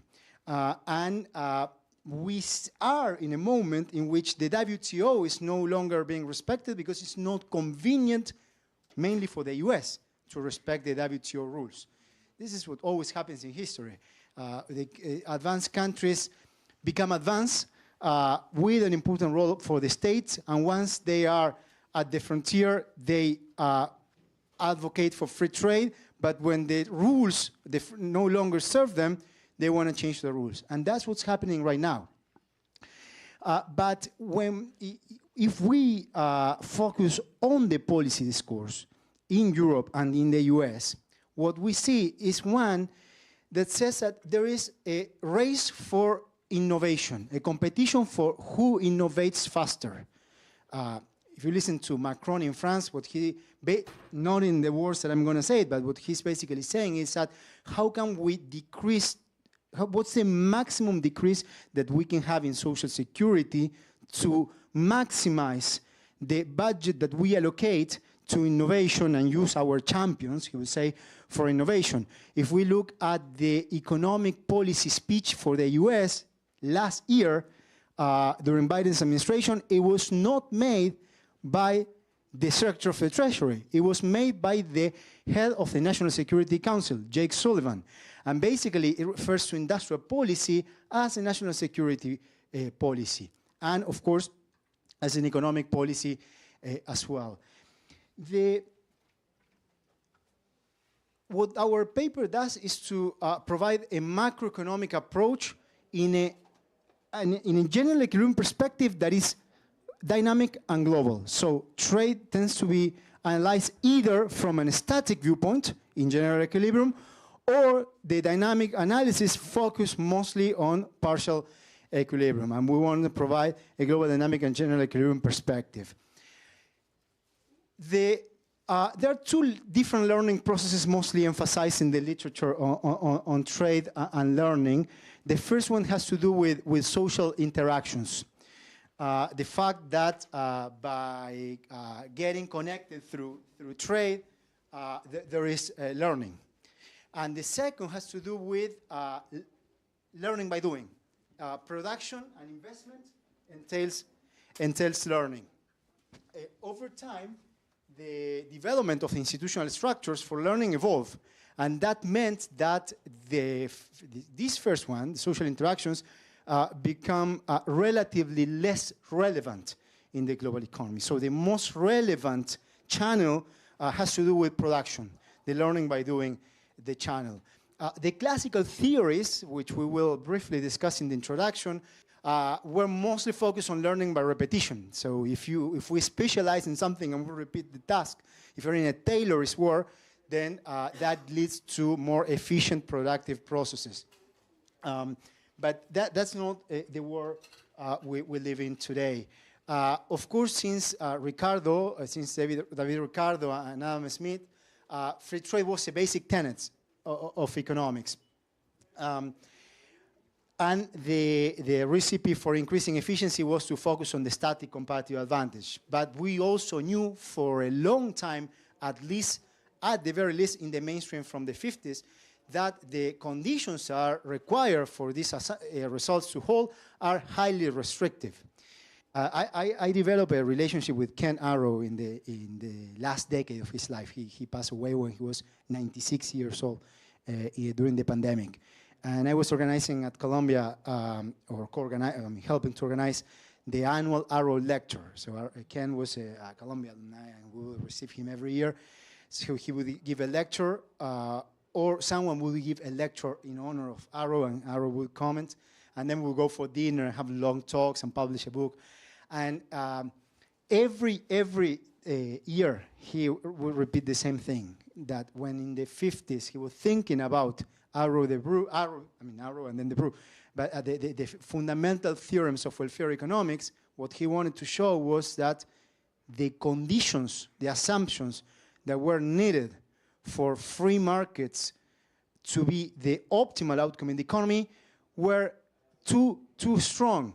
So basically, what he had in mind with his theorem is that we will never get there. That free trade or free markets will never be the optimal solution, because you need conditions that never hold in practice. But as we discussed this morning, we know that economic theory and economic policy took a different road. And of course, that has a lot to do with power dynamics. That certain ideas serve certain interests and were promoted. But we've known for about 60 to 70 years that these outcomes, these propositions from free trade based on static comparative advantage, have practically no relevance in the real world. They are not robust to minor changes in the assumptions. And of course, the key problem here was how to deal with knowledge in environments are static. If the classic results that India and England open to trade, England has a static comparative advantage in what's intensive in capital. India has more raw labor, unskilled labor, and England specializes in what's intensive in capital, India in what's intensive in labor, but that means that there will be more knowledge in the production in England, and therefore England will develop a dynamic comparative advantage. The asymmetries will grow over time. And that's basically like cheating, or just to be lenient. These theorems were written in a different time, late 18th or early 19th century. But the question today of who will dominate in the production of the key segments of the global value chain has to do with who learns faster, who acquires more knowledge, develops more knowledge, and has more capacity to disseminate the knowledge within the productive system, within the domestic productive system, faster. Another central assumption of Arrow de Broo, of course, all the assumptions of perfect competition, but another key assumption that we don't explore in this paper, and we do explore in a related paper that we also presented in Sao Paulo a year ago, it's already published, has to do with power. The standard frameworks in which we discuss free trade assume power away, not just economic power, political power. And the determination of the rules for international trade has a lot to do with power, and anyone who's been in government knows this. It's so basic. The corporations have enormous influence in the position that the ministries of trade take to the international negotiations right now. Mercosur, European Union, right? So that's also another critical aspect that when we think about frameworks for the design of international trade rules has to be taken into account. Our paper leaves that away, but then the other one that I mentioned takes it and focuses on a simple variant of a Ricardian model in which there is just one factor of production, labor. You will see it's a very simple structure, and the outcomes are so different than the outcomes that we will get from the standard set of assumptions that lead to free trade as the optimal outcome. So labor is the only factor of production. There is a simple dynamic process of learning by doing. And what we show is that if in that environment, which I will describe more precisely and in detail, there is free trade without transfer of knowledge, then there can be even negative efficiency effects at the global level. Basically, because one part of the world specializes in what creates knowledge, but the other part of the world basically gives up learning, we are going to have half of the world population knowing very little. And that can have dynamic negative consequences in terms of efficiency. And of course, the distributional effects may be large as well. Basically, there are two key ingredients of the theory. The first one is that there is learning by doing, although there is learning only in one sector of the economy. You will see that this is a two-sector economy, but in the traditional sector, there is no learning. And the second key ingredient is that there are learning spillovers. We're going to make a very simple assumption, which is that the learning spillovers happen within the country fully. So if you produce in one sector, all the knowledge there fully translates to knowledge into the other sector, but there are no spillovers across countries. Reality is different, but we know, I mean, the knowledge doesn't flow easily from one country to another. At least it doesn't flow as much as it can flow within a country. because of different reasons. I mean, also multinational corporations do a lot to prevent the transfer of knowledge across countries, for instance, through IPR, intellectual property rights. And also institutions matter. And you can't just transplant the Getulio Vargas Foundation from Sao Paulo to Buenos Aires and get everything that you get here there. I wish we could. But it doesn't work that way. So we think this is an assumption that makes sense, that learning spillovers are higher within the country than across countries. I'm going to give you a preview of the results, and then I'm going to go through the math. But I also want to leave some time for discussion. So the main results. As you will see, under certain parameters, in a very simple model that is a two-country model with trade, in two-country model with two commodities, free trade is going to lead to an increase in welfare in one country. Which one? The country that, when the two countries opened to trade, had a very minor, slight comparative advantage in the sector in which the knowledge is produced. But the country that had initially just a minor disadvantage will have a decrease in welfare. That's basically because the one is gaining dynamically from a specialization, while the other is losing.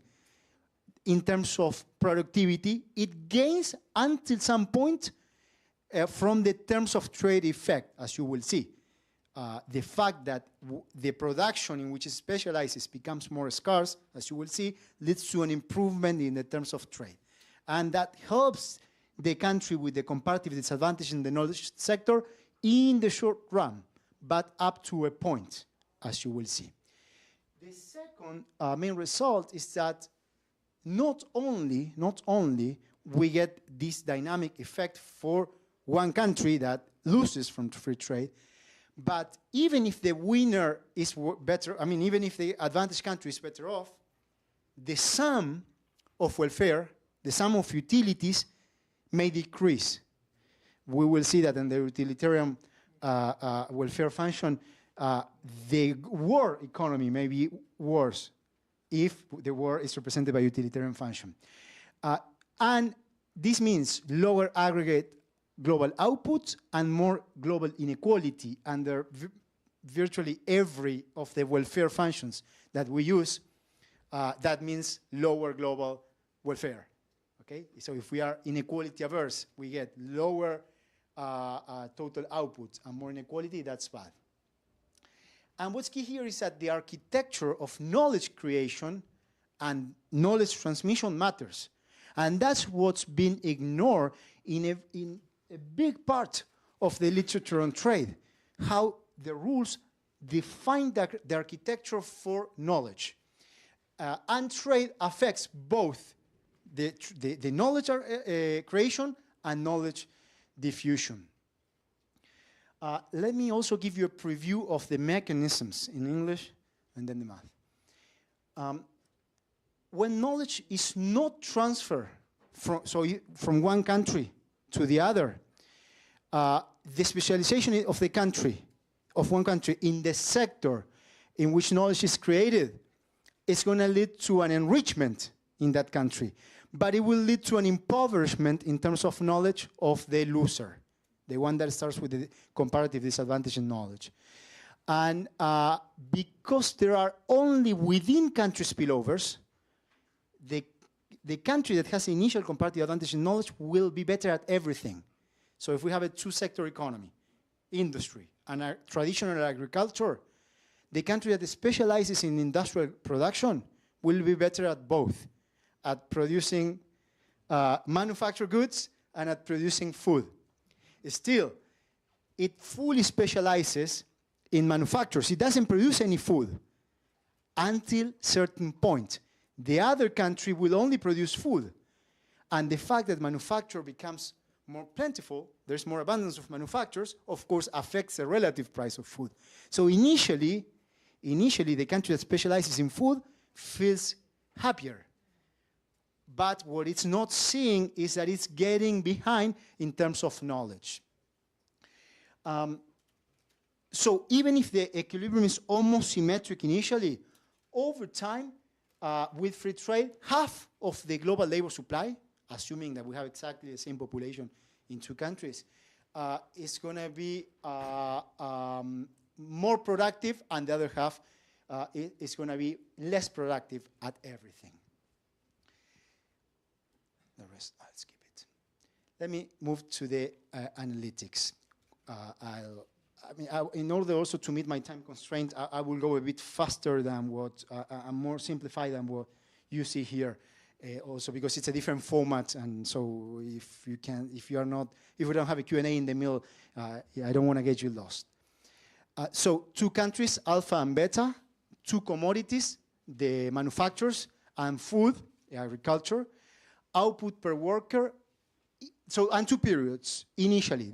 Then I'm going to extend this to a dynamic setup with more periods or just continuous time.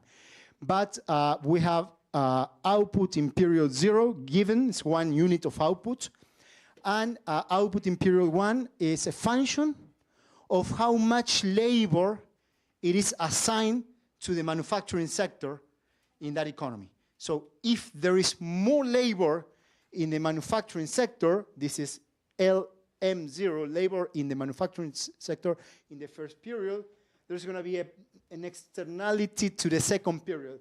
So basically, there will be more productivity in that economy in the second period. This is a learning. But again, only in M, not in A. There's only learning in the manufacturing sector. The labor supply is unity in every period in both countries, and utility is defined by Cobb-Douglas, very simple, and symmetric. This is key. This is going to simplify, not key, I mean, it just makes the analytics easier. We can do like very simple, we resolve the utility maximization problem, and we get the value of utility in the first period, the value of utility in the second period, in this case in which there is no trade, okay? Then we extend the model, we change the model very, very, very slightly. We assume now that output per worker in the country alpha, say England, it's 1 plus delta. Delta is a small number. And in the agricultural sector in England, it's 1 minus delta. So England has a comparative advantage in manufacturers. And in India, it's exactly the opposite. It's 1 minus delta in manufacturers and 1 plus delta in the food sector. Okay? So in the absence of free trade, we're going to assign the spending in both sectors has to be the same, and we get the relative price of food P. Okay, and what we get is that utility in the first period is approximately the same for a delta arbitrarily small, but now we get economic growth. That's the spillover. 1/2 of workers go to one sector, 1/2 to the other. That's a learning externality. And there is economic growth. But both countries follow a parallel trajectory of growth. There is no trade, there is autarky. Okay? But now we open up to trade. And of course, what's going to happen is that the country that has a comparative advantage in manufacturers is going to specialize in manufacturers. And there is going to specialize in food. But there is a terms of trade effect, precisely because the output in the manufacturing sector grows. Now, not by 1/2, but by 1, because all the workers go to that sector. And in the other sector, there is no growth, because food is only being produced in India here, not in England, where there were no workers in the manufacturing sector in the first period. But both countries benefit from innovation. This is a standard free trade result. One benefits because there is learning, and the other benefits because there is a terms of trade effect. So they are both better off in the second period. So far, so good. Only 2 periods. Where does the difference appear? I'm going to skip a few slides. The difference appears here, you will see. So what's the issue here? Let me guide you. Let me discuss the intuition of what's going to happen here. We now move to multiple periods, okay? So, the country that produces manufactures keeps learning. It gets more productive and more productive and more productive. And the global production of manufactures increases over time. But what happens with the global production of food? It's the same. It stagnates. So we have more manufactured goods, the same food. What happens with the relative price of food? It increases. So both countries will benefit up to the point in which the price of food is so high that what does England do? The country alpha. It produces both goods. One country is much richer than the other in terms of knowledge. And now it turns out that it produces both goods. And beta, India, produces only food. So now there is no trade effect anymore for the country that hadn't learned. It gave up the possibility of learning, thinking that it was going to be better off. And now the other country produces everything. India still produces food, but trade decreases, okay? And basically, over time, one economy gets measure zero, meaning that it becomes insignificant with respect to the other. Beta disappears relative to alpha, because all the increases in productivity occur in alpha. So we got, at the end, country alpha being much richer, producing both goods, and country beta disappearing in measure from the economy, being much poorer than country alpha. So that is the main proposition of the paper. We can actually find the moment in which that happens. And that means that except if the discount rate is low, so if India doesn't care at all about the future, India is going to be happy. But if the discount rate is sufficiently low, then the country beta ends up being worse off by opening up to trade and specializing in the sector in which no learning occurs. So this is going to be the first part of the conclusions. We're not still at the end.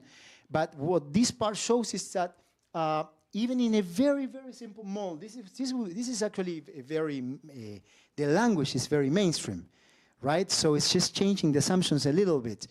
What we see is that if knowledge doesn't occur in every sector of the economy and doesn't move from one country to the other, then the free trade can create a worse outcome than autarky for the country that has the initial disadvantage and for the global economy as a whole, if we put enough weight on the welfare of the country that loses from free trade. And initially, free trade can lead to an increase in global output, but it eventually reduces the rate of growth of the economy. And that, again, that has to do with the fact that half of the world population is less capable now. They didn't go to the university, and all the other half went to the university rather than having everyone being educated. So ultimately, the benefits of the concentration in the production of knowledge will have to be big to overcome this global outcome. Of course, if there are increasing returns to knowledge, having all the knowledge in one country will mean that global output could be larger. But still, we still need to answer the question of what do we do to make both countries better off? Is it possible to find a system of reallocation of resources, transfer of resources? That's the second welfare the second theorem of welfare economics also tells us that we're fine with if we don't like this distribution of resources, we can always find lump sum transfers and be in the optimal. But we also know that those are political processes Distribution of resources, redistribution is a political process, not a technical process. It involves politics and power disputes. Given the negative effects from free trade on the global economy, we get this very interesting outcome, which is that it's not enough to transfer goods. You see that now if we get an agreement, WTO 2.0, okay? And we say, fine, we are going to have free trade, but there will be a mechanism for ensuring that the winner will compensate the loser in the form of a transfer of goods. Under certain conditions, it's not enough because the global economy as a whole is more poor, right? So what's necessary is more than that. What's necessary in this environment is a transfer of knowledge. Then we're back to the outcome in which free trade is optimal. If there is full transfer of knowledge, then we do want free trade. It's an optimal outcome for the global economy. Because again, we will be designing an architecture that maximizes both the creation and the diffusion of knowledge, okay? The change in assumption in the model will be that now the spillovers don't happen only within the country. They happen across the different countries in the economy. So this is a key matter for the international rules for trade, and which we have analyzed in a different paper. Something that we left completely outside in this paper is power. There are, of course, distributional consequences from free trade within countries that are not taken into account here because there is a representative worker.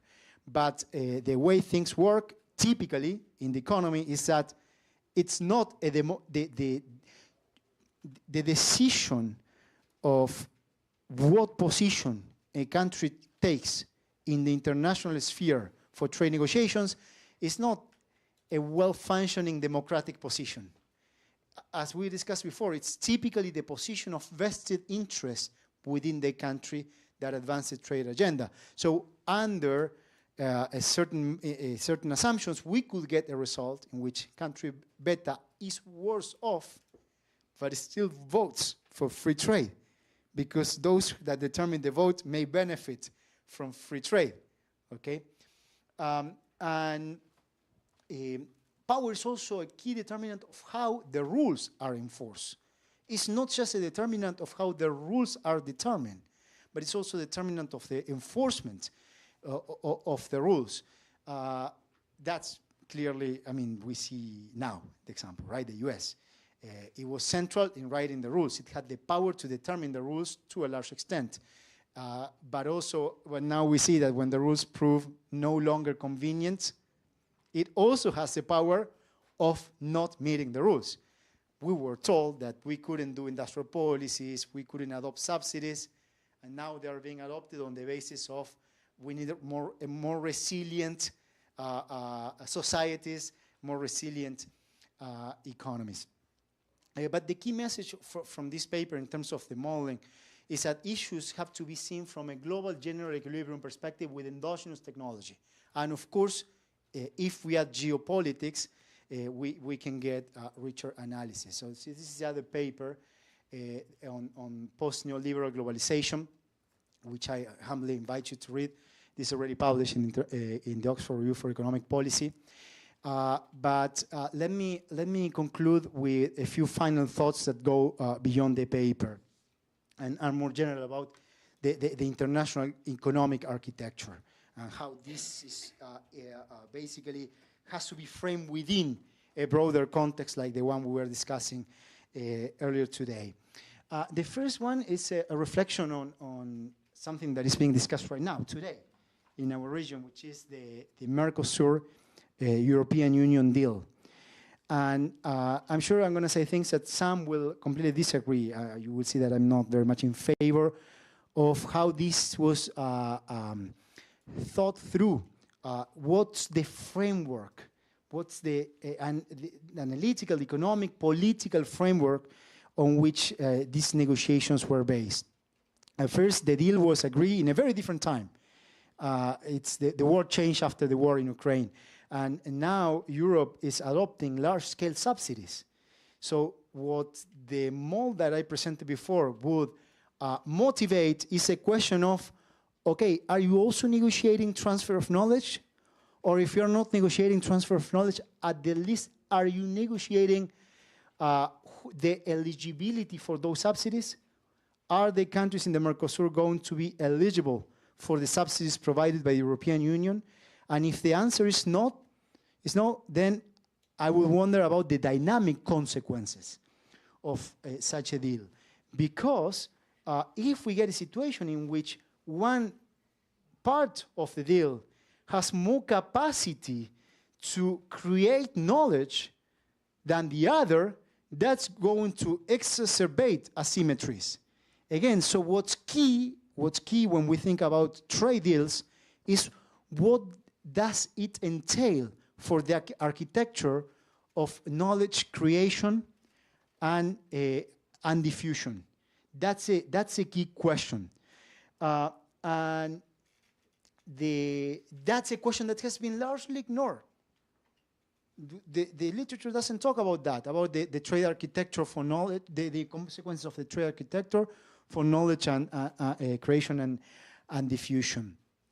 Of course, this is also more related to the general issues of the global economic architecture, some of which were discussed today.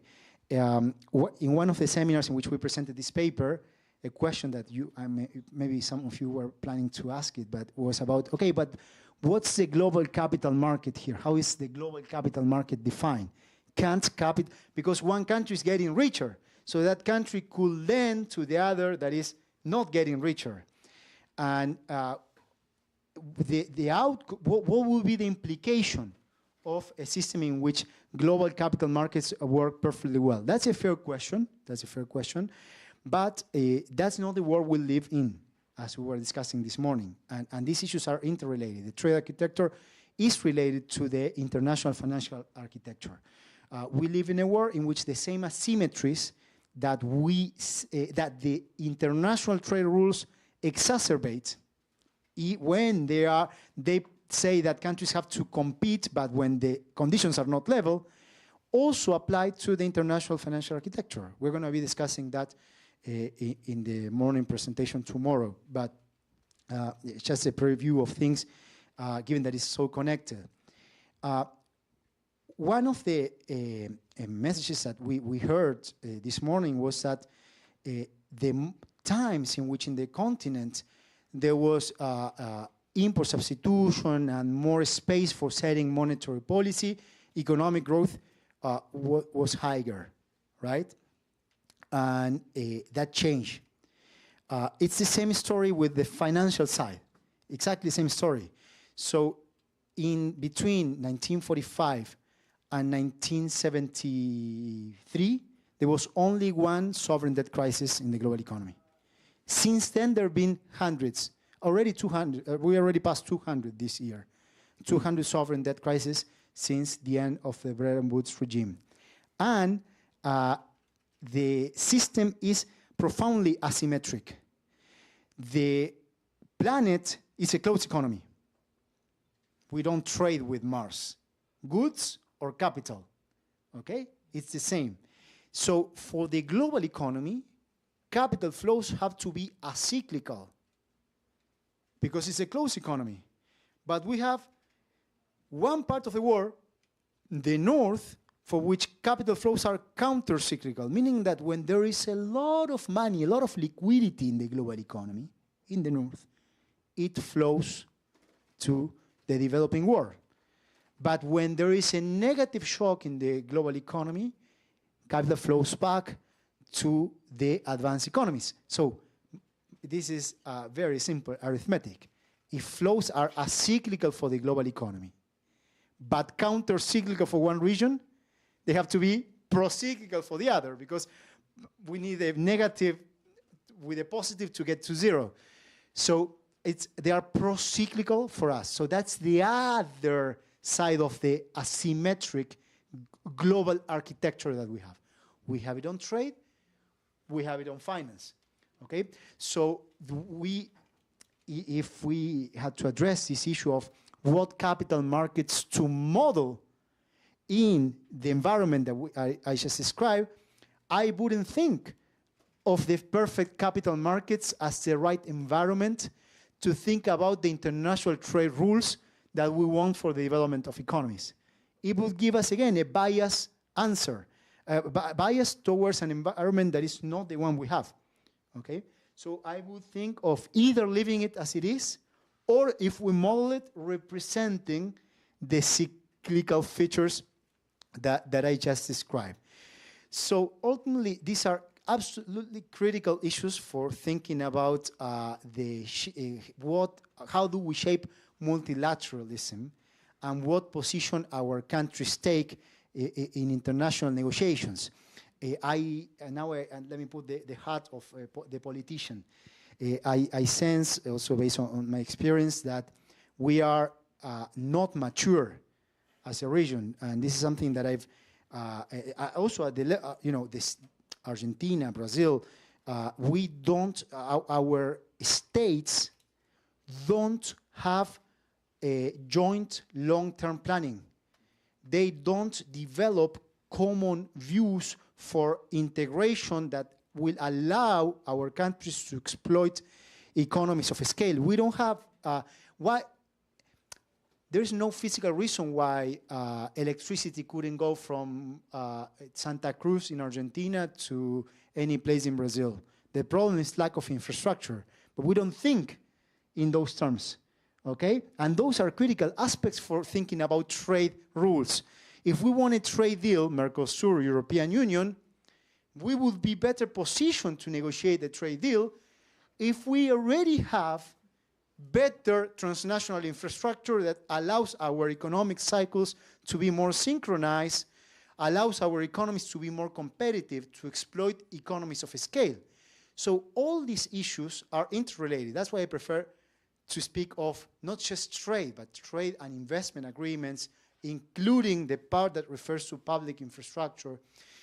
So overall, I think it does make sense to isolate certain elements of the global economic architecture and study them separately, because we need simple modes to understand things. That's what we try to do in this strand of work, but we shouldn't lose sight that ultimately each of these pieces is interconnected, and we need to form a comprehensive, holistic view of how the system works. And I think what we learned this morning helped us a great deal to go in that direction. I'll stop here. Thank you.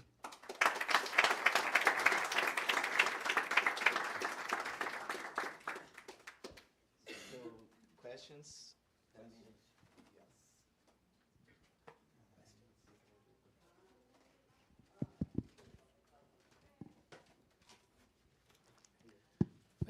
Thanks, Martin, for your great lecture. I'd like to ask two questions for you.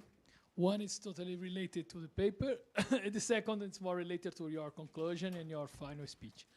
And so, in your model, did you include the possibility of countries that you said, okay, the other countries doesn't, the country, for example, England, will try to produce first manufacturing and then agriculture, food, goods, but at some point they could import some raw material or some inputs from other countries, and then they make the production even more cheaper for agriculture, for example, or from mineral sites. So it will reinforce, maybe it will reinforce this inequality. I don't know if in the model previews that they can also import inputs more cheaper to reinforce the inequality, or maybe to produce even agriculture goods more cheaper. And the second question is just it's not a provocation, but it's a very large question. So what is better, or if they must come together? capital controls or tariffs? Yes. This is a more broad, more general question. Yes. Thank you. Do you prefer to answer, or can we have three and then you answer? As you prefer, Thiago. So What do these you are think? Three. Okay. So yeah. Thank you, Martin. I don't like to use the concept of knowledge and technology because I prefer to adopt the structuralist and developmentalist difference that knowledge doesn't necessarily transform it in technology, because technology, according to Richard Nelson, Giovanni Dodd, and so on, involves learning, initial conditions, so on. But even those us you use the concept of knowledge, it's a more neoclassical concept introduced especially in dynamic mode of international trade and growth. I don't understand why necessarily I understand that technology is much more difficult to flow across countries, but knowledge, even if not entirely, but I think that easier to flow. But it doesn't imply necessarily that it can be transformed in technology, because exactly to transform in technology involves to pursue the learning curve over time. And in relation to the agreement, European Union and Mercosur, I don't know about Argentina, but really I don't fear that this trade could necessarily. I'd like to prepare a paper with simulation, but I don't think necessarily that it could damage Brazil. Why? Because if it were a free trade agreement with only a developed country like the US or even China, surely Brazil was damaged, the manufacturing sector was damaged. But with the European Union, we have several countries, developing European countries, that I think that it could be an opportunity for Brazil to explore, to develop industry, for example, in the Northeast region, specializing in labor-intensive segments, because the Northeast region in Brazil is out of manufacturing sector. Brazil was not able to integrate the country as a whole. And also, I think that if you base on the Krugman model of static model of international trade, I think it could also benefit for economies of scale in some subsectors of manufacturing sector with more capital intensity. But I don't know if I'm sure. It's not a precise conclusion, but it's only a feeling that, in principle, I'm not fear for Brazil. Last one. Thank you. Very interesting presentation. While I was listening to you, I've been thinking that what are the differences between this approach and the traditional Latin American structuralism, right? The corollaries are very similar, right? Do not specialize in agriculture.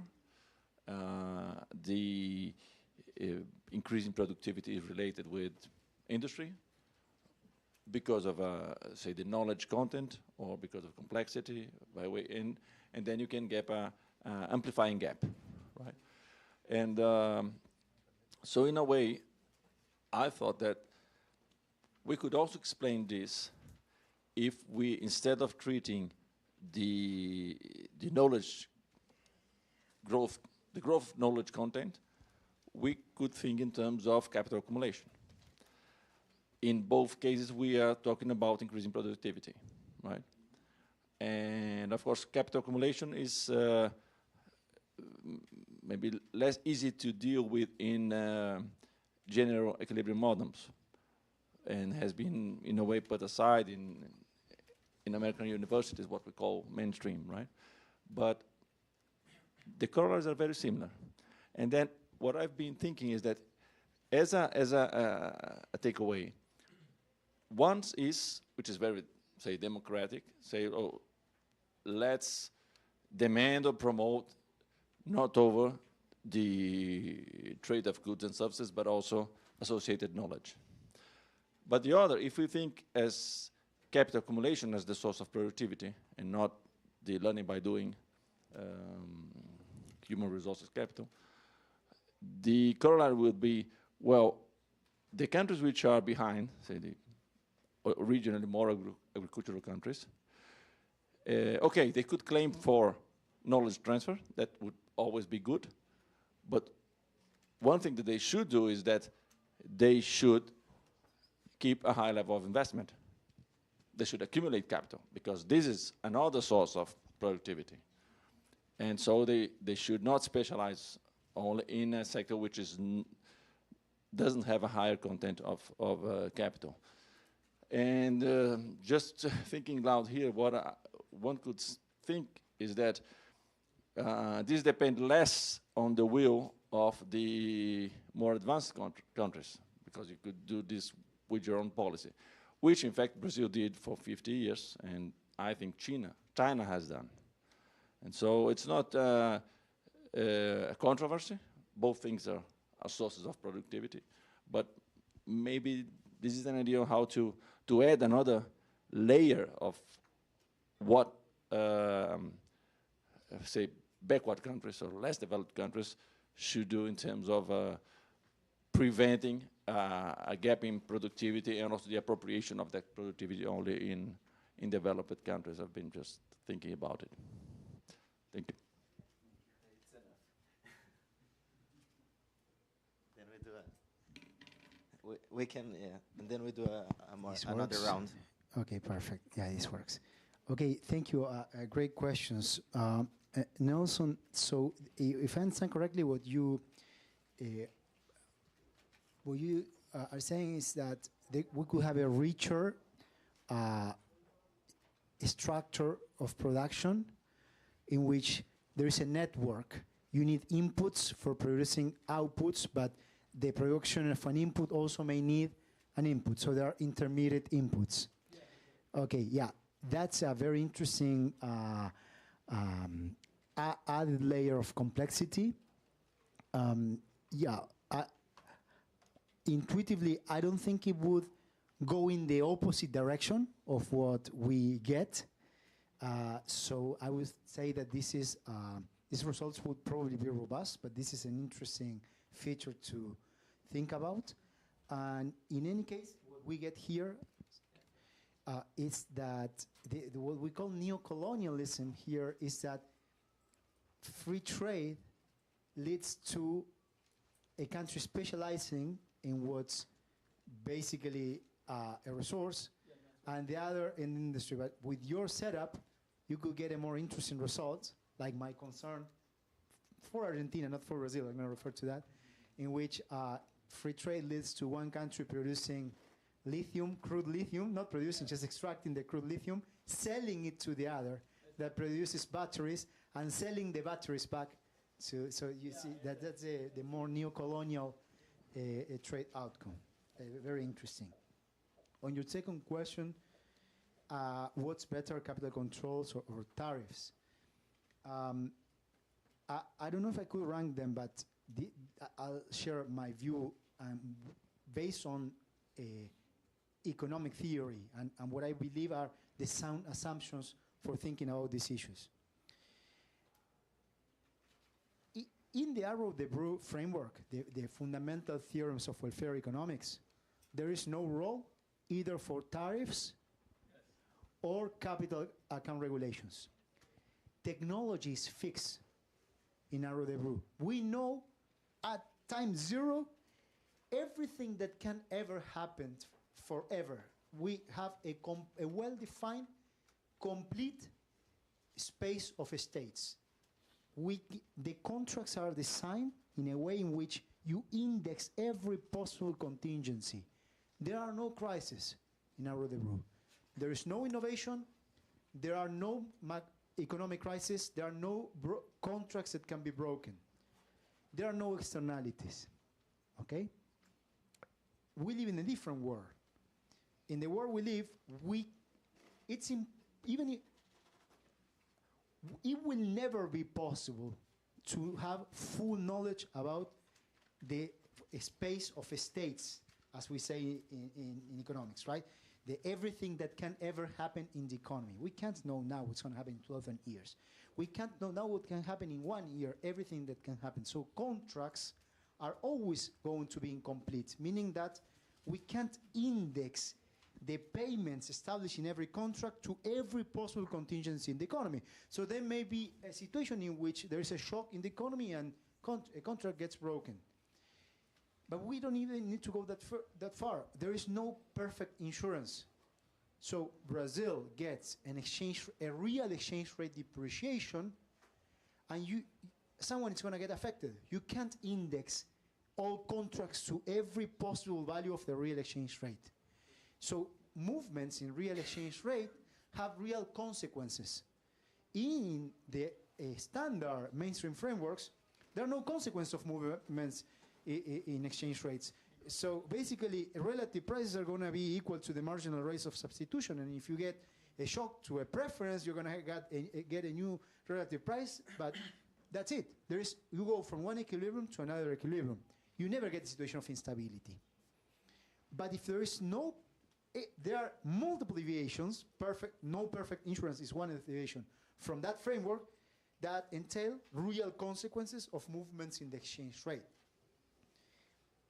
If you get the Wall Street funds or PIMCO, Templeton, moving a lot of money into Brazil and then taking the money out, you're going to get a real exchange rate, excessive exchange rate volatility for the viewpoint of the real economy. So you don't want that. That's not optimal. It's not an optimal outcome. Those behaviors, those speculative behaviors, would be optimal if they were arbitraging over an equilibrium framework from which you can never deviate. You can never deviate from equilibrium. They are no longer optimal when equilibrium is not ensured in your environment. They are not optimal. They can lead to broken promises, broken contracts, financial crisis, sectors of the economy that disappear, workers that don't find jobs, lose a job in the sector and don't find jobs immediately in another sector. There are all sorts of structural problems that may arise when you change from one structure to another. So that's why I would want capital account regulations. Okay? It's an implication from a reasonable environment. When you don't have capital account regulations, you get an additional problem that was discussed in the presentations this morning. You lose degrees of freedom for something that has very little value. Having a hedge funds doing carry trade in your country doesn't really help your economy. But it creates this problem in which the interest rate parity has to hold, so your reference interest rate has to be equal to your cost of capital plus a risk premium that is determined by market expectations, by the ratings of Moody's, Standard & Poor's, etc. So basically that makes your monetary policy hostage of movements in international capital that are not affecting your economy in a positive way. When Keynes thought about multilateralism, my understanding is that even though the formal language had not been developed, clearly there was an understanding of these issues. And at the moment, in 1945, there was a more widespread view that there should be capital account regulations, and they were adopted. That changed in the 70s. And since then, it's the data that I described earlier. We have had much more instability in the global economy. So that's on the capital account regulations. On the tariffs, I think that I would just take them as an instrument. What matters ultimately, I'm going to refer to the question of knowledge and technology, but let me still speak about knowledge, is what these instruments entail for the architecture of knowledge creation and diffusion. That's what matters, especially in the world today, in which the concept of comparative advantage is different than in the 19th century, in which labor was less mobile, capital was less mobile than today. So if tariffs mean that multinational corporations have to move knowledge or technology from one country to another because they prefer to avoid paying the tariffs, well, that could have a positive effect, a positive dynamic effect on the economy. There are trade-offs because there are also consequences for the prices of goods. So there are trade-offs, but those trade-offs have to be taken into account when we think about the optimal design of a trade policy. Okay? So, Andre, first, knowledge and technology, touche, point taken. We are, it has to do with the environment in which I present things, and we use mainstream language, but it's not good, not necessarily good. So I think technology makes more sense. That's why also today I refer to a learning externality. It's the sociology of the discipline of economics. I feel I face very different audiences in my life. Every month, I would say, I talk to social movements in Argentina, and then the IMF managing director, and Wall Street people, and my colleagues at Columbia University, and you. And they all speak very different languages, and there's a sort of epistemological crisis in which sometimes people say the same things, but if you say the word knowledge in one place, it's better, technology in the other, people understand better, so mea culpa, okay? But it's the way the discipline works, I would say. In one journal, you write it in a way, in another journal, you write it in another way. Yeah, no, but my question is that if it's the case, it's not necessarily justification for knowledge, as you prefer, to flows across countries. Yeah, because the key point here is production, and that has to do with technology, okay? So what we care is about transfer of technology and creation of technological capabilities. That would be. But that's what I mean when I speak about creation and diffusion of knowledge. And on Mercosur and European Union, Brazil is a big country. It's much bigger than Argentina. Has a more developed domestic trade market. It's way ahead of Argentina in that sense. Has the BNDES, has more capacity for industrial policy, credit policy, for implementation of subsidies, has sounder public finances. Okay? Public purchasing. Hmm? Public purchasing. Yeah. So it is true that it may be different for Brazil than for Argentina. I haven't assessed the consequences of the deal for Brazil. But I can tell you another perspective. Think of a situation in which you have a continent that, Europe, that is adopting large-scale subsidies, has an industrial policy strategy. The credit, the depth of the credit market is even greater than in Brazil, but much larger than in Argentina. And it's not only that it's adopting industrial policies today, but it has a productive economic system and a set of corporations that are going to stay there. They are there. And that there is a sense of national interest in many of those countries. The finance minister of Argentina meets with the finance minister of France, and the finance minister of France tells you, oh, you have, it defends the interests of the French companies. Then you meet with the French companies and they defend the state. Compare that situation with one country in which there is significant cuts in investments in science and technology. There is a cut to the budget in university education. There is a cut in the investments in public infrastructure.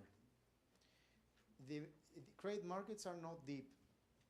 It's abundant in natural resources, energy, and mining.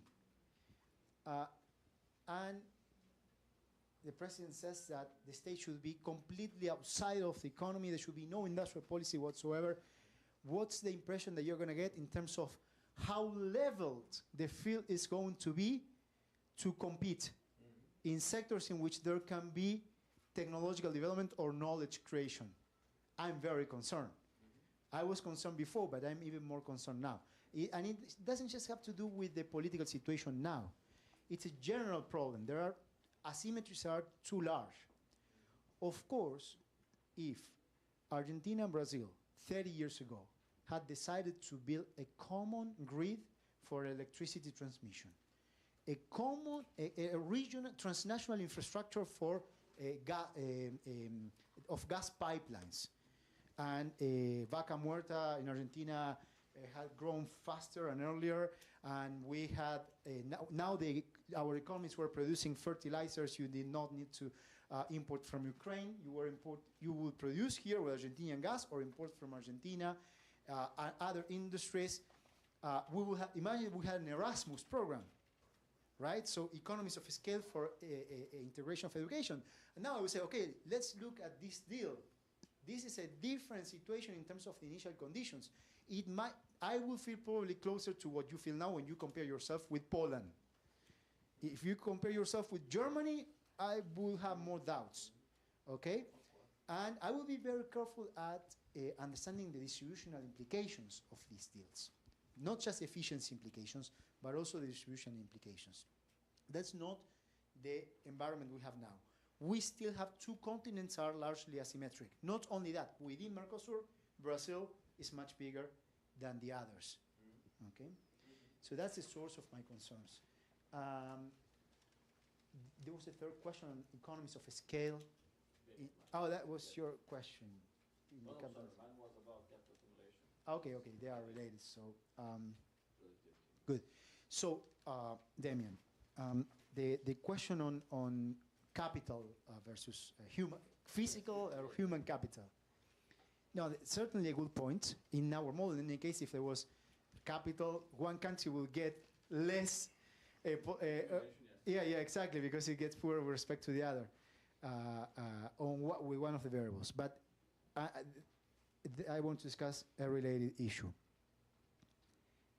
In the 19th century, when we thought about comparative advantage, not just static, it could also be dynamic, a comparative advantage in general, we would think about the relative endowment of capital versus labor, mostly, right? Capital moves today very easily. Physical capital, except for the already old-fashioned industries, 40 years old industry, 30 years old, it's even hard to find 30 years old industries in which capital is not mobile. Capital moves much more easily than 100 years ago, and labor as well. So ultimately, the dynamic comparative advantage is determined by the relative abundance on what can't move across countries. What can't move across countries today? Mainly, in my view, two things, and I would add a third. Physical infrastructure like roads, ports, that are a determinant of the competitiveness of an economy. You can't move that. You can't move the oil pipelines or gas pipelines. Okay? Number two, the institutions that create knowledge. People can move, but Columbia University is not going to move, and Getulio Vargas Foundation is not going to move either.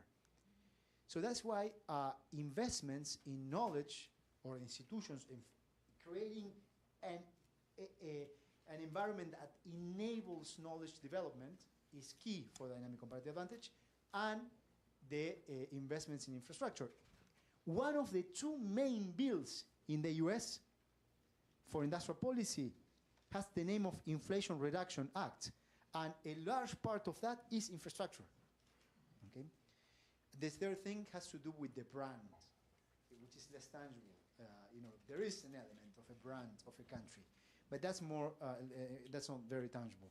So brands. So if you're Argentina, you have a history. It takes time until you create confidence. So you pay the. You were referring earlier to the liquidity premium. There may be a premium to the dollar. The dollar has you said a higher liquidity premium, meaning that it has the lowest yield. It may be goodwill. Goodwill. It's equivalent to goodwill if you think of a balance sheet. Yeah. Well, also a perception of capacity. It's not just will. Mm-hmm. It's also it's a productive problem. Mm-hmm. Also, it's a capacity to be consistent over time. Economies are more diversified, more complex, have more capacity. Mm-hmm. The U.S. then economies have still the inheritance of colonialism. And finally, I think that was all. And maybe there's one more question. If there's time, I don't know. Yeah, let's open for short questions now. My answers are going to be much shorter. Direct questions. Yes. Thank you so much, Martin, for the presentation. I actually have a couple, let's say, policy questions for you, and let me grab your opinion on that. So first, regarding the model per se, and maybe talking about the dynamics of power that you brought up and said that it's another paper that you guys did together as well.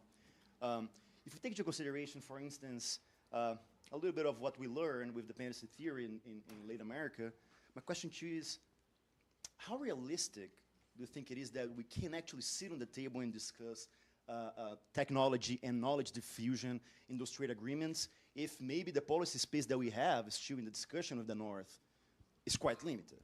So that's one thing. Now, assuming that we are indeed in the case that you describe in the model, that it might not be possible for us to achieve any type of technological and knowledge diffusion in a convincing way, in a static term, it seems kind of direct where the policy tools that can be used to change the static comparative advantage that are achieved by those countries in the model. Now, in the dynamic term, that becomes way less clear, right? And my question to you is, how do you think a country like that that you describe in the model could then alter the locked comparative advantage that the North would then generate and continue to generate due to the fact that they detain knowledge overall without any type of diffusion?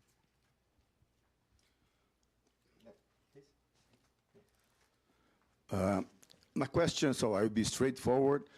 Peter Dick, in his work, he pointed out that around 70% of the commerce, global commerce, is within interfirm company, basically the global value chain, which is a key multinational which controls the production and the commerce. My question to you is, because you mentioned in your model as two countries, but the point is, what would be the implication in your model if you consider this, the role of the multinational companies within this global value chain? Thank you so much for the very enlightening article. My name is Vitor. I'll just build on the first question, which is pretty much aligned with what I wanted to ask, just adding a few elements, which I think that not only is the policy space for a country like Brazil or Argentina that's not a superpower small, but it's diminishing with, it seems like a weakening of the supposed international rules-based order. And now with Trump in the US raising tariffs, there seems to be even less space to be discussing these things. So my question is, what's left on the toolbox for a country like Brazil to succeed and escape this trap? Is it breaking intellectual properties? Is it also raising tariffs? Is it what's left for us to do? So that's it. And the last one, Giva. Well, thank you so much, Martin, for the very nice presentation and model. About the model, just a small question. You seem to be assuming that trade itself is not a source of knowledge transfer, and that's why you get this result. And second, which is related to the question that Vinicius raised, and taking this conclusion, I think this final conclusion that the trade agreements should take into account knowledge creation and diffusion. Isn't because knowledge is so unpredictable in that dimension that would make for a very challenging task, how to design, to implement trade agreements, dealing with something which is so unpredictable in terms of creation and diffusion. And second, wouldn't that open more space for the exercise of power? Because knowledge is power in the end. So wouldn't we assuming or having to assume some error debris, predictability of the future to design trade agreements that deal enough with this kind of knowledge creation? I'm not saying that we should not go forward. I'm just saying that we are going to face several new challenges. And how can we start thinking about these challenges? Great. I'll get to that at the end. Good. So the first question, basically, you have a more. It's not necessarily your view, but you pose a more nihilistic approach in which if you are weak, you're always going to be weak. But the exercise of power has its complexities. And the union versus disunion can make a big difference. Divide and conquer. But if you get together, you are more powerful. And that's how international politics is played. It's like domestic politics. You divide to conquer, to win. And if you are on the side that gets divided, you lose. So you can sometimes break what looks like a power equilibrium. It can happen. I could describe concrete recent cases in which the balance was against certain outcome, but you got a different outcome. One big fight that I had recently was with the IMF for the reduction of the interest rate policy, the interest rate on the loans. And the US Treasury was totally against doing that. And it just couldn't win. It lost. And it had to happen. It took 4 years of big fights and dividing one side and getting together on that side. So those things can happen. But I think that in the real world, which is a world of real politics, when it comes to developing countries, there is so much more than we could do together. Africa could do much more today with the debt crisis that we will discuss tomorrow. Our region could do much more in terms of integration, but not in a defensive way, just with tariffs, but also in terms of, as we spoke before, infrastructure, transnational infrastructure and education. So I have a less nihilistic view. I think we can make progress. That's why we fight, otherwise we just give up. The battle for development. Ultimately, all countries are competing. This is a race. Okay? So a great question, the intra-firm trade. So again, here the point is that there is a concept of sovereignty. We could be in a world in which multinational companies run the world, run the global economic order. I think it still makes sense to think in terms of nations. The concept is more diffuse than decades ago, but it still makes sense.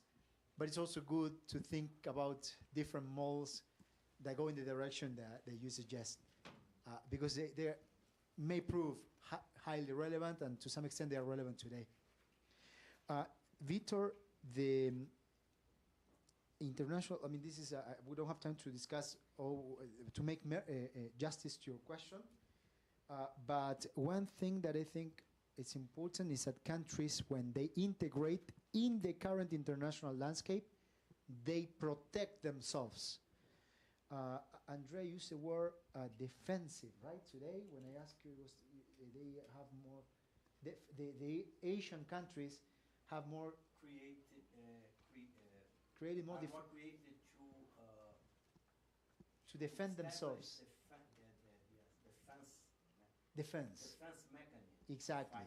Exactly. So again, if we were in the arrow the blue war, I wouldn't want any capital account regulation. In this war, I want our countries to adopt capital account regulations to the inflows, not necessarily to the outflows.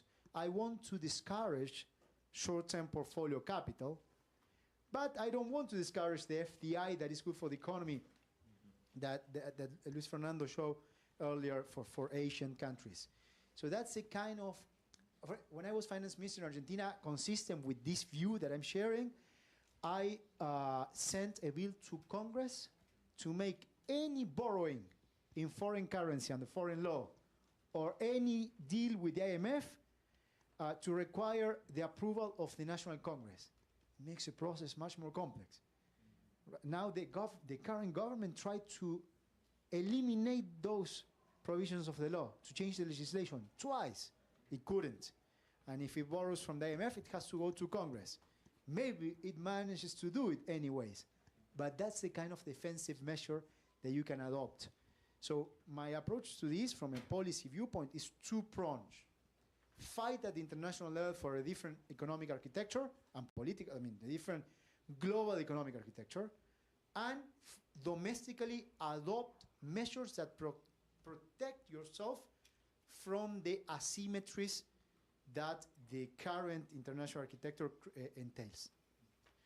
And finally, great questions. So there was a question about, look, knowledge is so unpredictable. So you are going to define today international rules for trade that are static in a world that is dynamic, or not necessarily that are static. How do you define rules that are adaptable enough to a world that changes? We dealt with this problem in our Oxford paper, the one that I quoted. It's because, of course, there are trade-offs. And again, I don't think that we're never going to find peace. There will be constant, continuous struggle in the war. We live in a war that is not arrow de Brou. There is not a complete space of states that we can define. So there always to be, we will always have new things. And every new thing that was not contemplated before will open conflict. And we will have to deal with conflict. So the issue of the frameworks is how are they prepared to deal with conflict? But conflict is unavoidable. So I don't think there is a stable solution to the problems of coordination in the war. Thank you.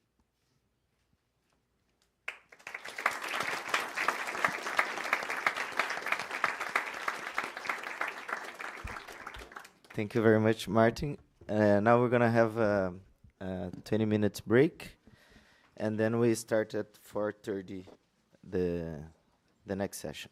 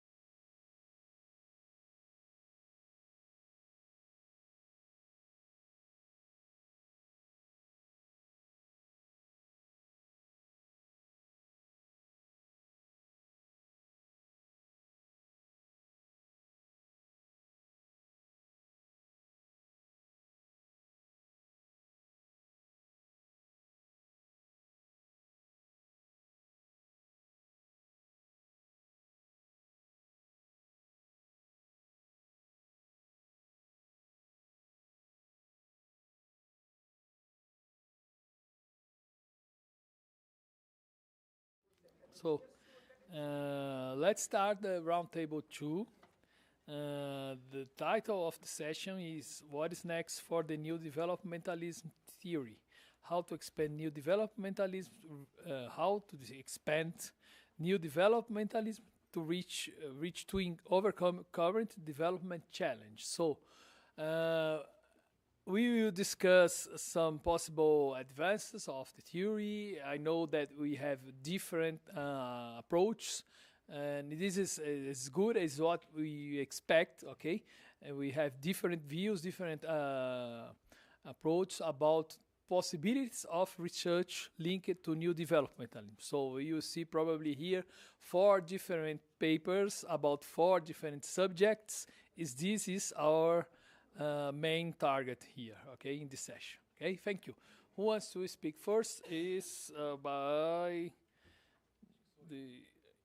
Yes, Fabrício, please, come in. 20 minutes? 20 minutes. Como é que eu coloco aqui? Então, ele ia liberar. O seu era slide, certo? Mas tá em PDF, tá em PDF também. Você colou em alguma pasta. Não tá aí dentro dessa pasta. Eu pus dentro dessa pasta aqui, ó. Em workshop e tal. Aí, ó. Esse aqui, ó. 7. Isso.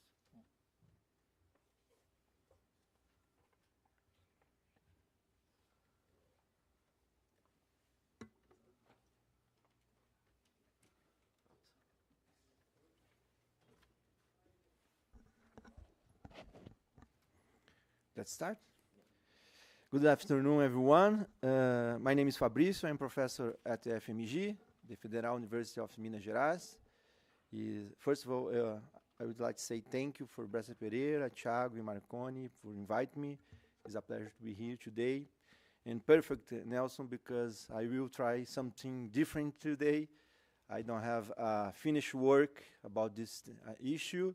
In fact, I have a lot of questions, a lot of doubts, but a few suggestions maybe is improve what you think about inequality in green transition in the theory.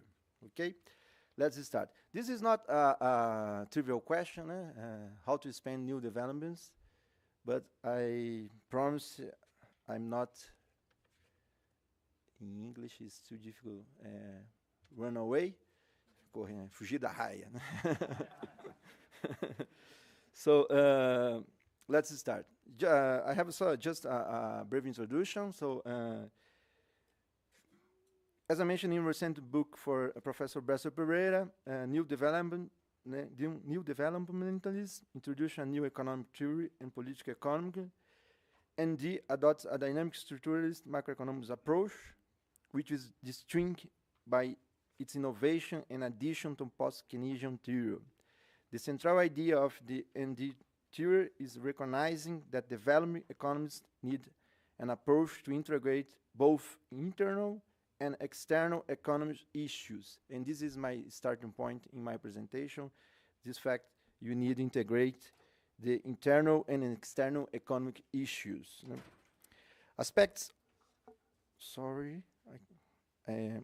Aspects often neglected by other economic school of thought.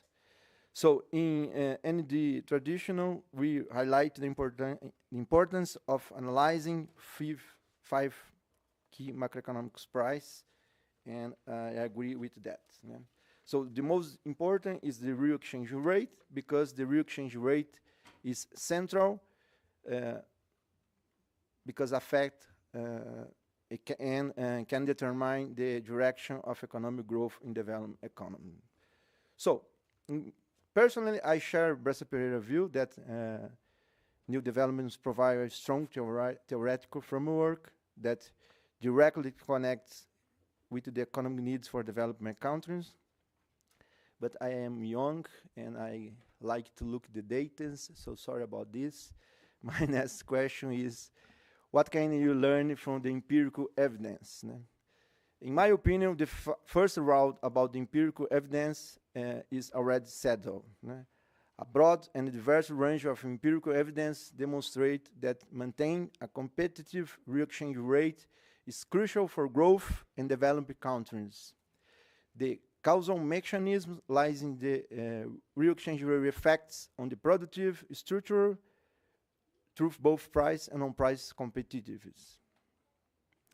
But I think it is important do the second route. The second route is more difficult to do. So this is my point. So in this direction, what's the next for the new developmentalism theory? I propose two suggestions that stem from a common empirical investigation, of course specifically designed to contribute to debate by integrating two critical dimensions, inequality and green transition. So I need just 2 minutes because this is important. It's a theoretical framework. When we connect the external and internal conditions, of course, I think everybody knows this. This is the, I have a laser here. Yeah. You have an external constraint, growth, and here is the investment rate. This is an ugly picture. Sorry about this, but I think in Brazil this is the case today because you have a low rate of growth and a relaxed external constraint. So this is not problem today, but the external constraint is still there. So of course, this situation can be, it's a position, a permanent position, so probably you have some kind of change, and if you have this, you have some problems. So you can advance in this theory because the important question is how to increase the investment rate. So this is the main question, how I can do the policy economy to do this one, expand the investment rate, and how I can induce the structural change to do this one. In fact, it's moved to up this external constraint. In this picture, I just show, in fact, you have structural change is not every time good because you can go to a wrong direction. So we need to manipulate the exchange rate to do the structural change in right direction, and this implies to increase the investment rate and relax the exchange rate.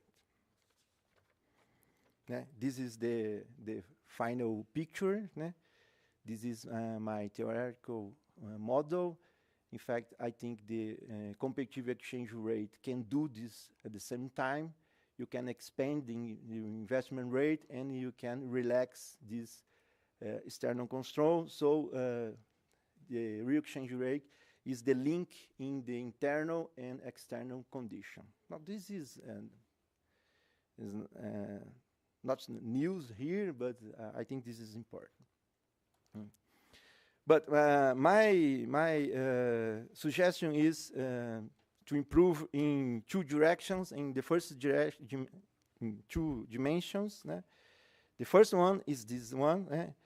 The first dimension involves identify transmission channels to analyze how the real exchange rate influences the productive structure, either at the subsector level or for the specific products. Why this is important? Of course, because it's unclear today. You don't have a lot of empirical studies in this line. And because it's crucial for building a more solid theoretical foundation, particularly when combined with growth models, with other approaches, I thinking in balance of payment constraint growth and neo-Kalekian growth model. But most importantly, because it connects the new development theory with important and in the unexplored dimensions, and this is my contribution because I can see if you do this kind of exercise, you can put in this econometric model the role of the inequality and the green transition, and I will explain how I think about this.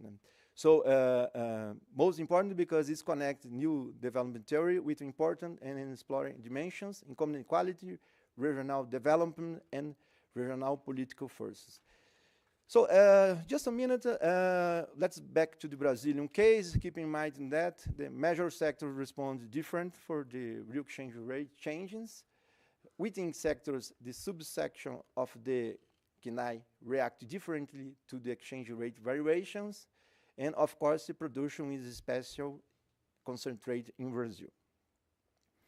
So which sectors benefit from the policy of maintaining competitive real exchange rate, which ones lose, and where are these impacts geographic concentrated? So this is my question.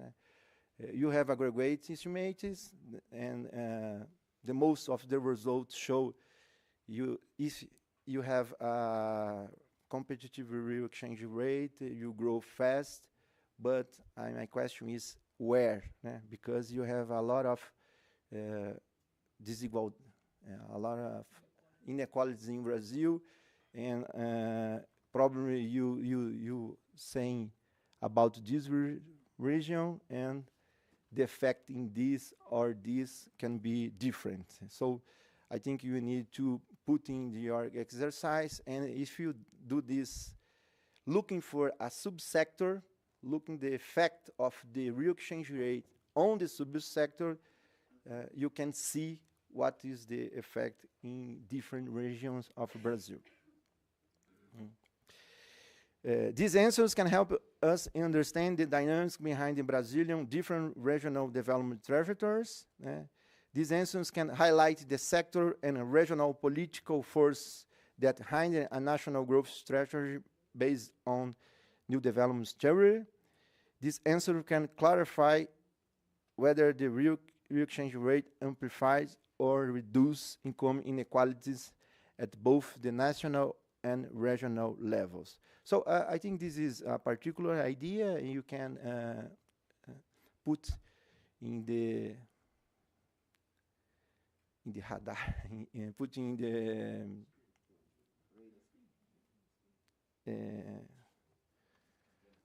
agenda. Thank you. Put in the agenda this kind of dimension, and of course, I think this is easy to do because of you need just run some econometric models, take this effect in the particular sectors, how you know where is this sector are in Brazil, so you can look for the perspective for different rates of the growth in different regions. So this is the first dimension. The second dimension, connect the real exchange policy with the green transition.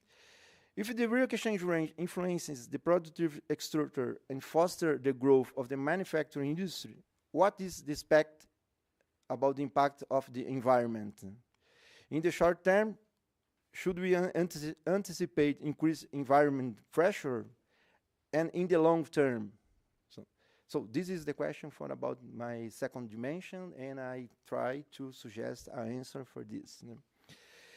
Thus, it is essential to identify how the real exchange rate affects each sector to gain a clear understanding of these impacts. And I try to do a kind of exercise here, because, of course, we don't have a taxonomy, a green taxonomy, but there is this database of FEBRABRAN, and they have some categories, and of course, you have a lot of problems in this database, but last week the government announced the new taxonomy, and I think you can do this exercise more precisely, and just put the idea here for discussing.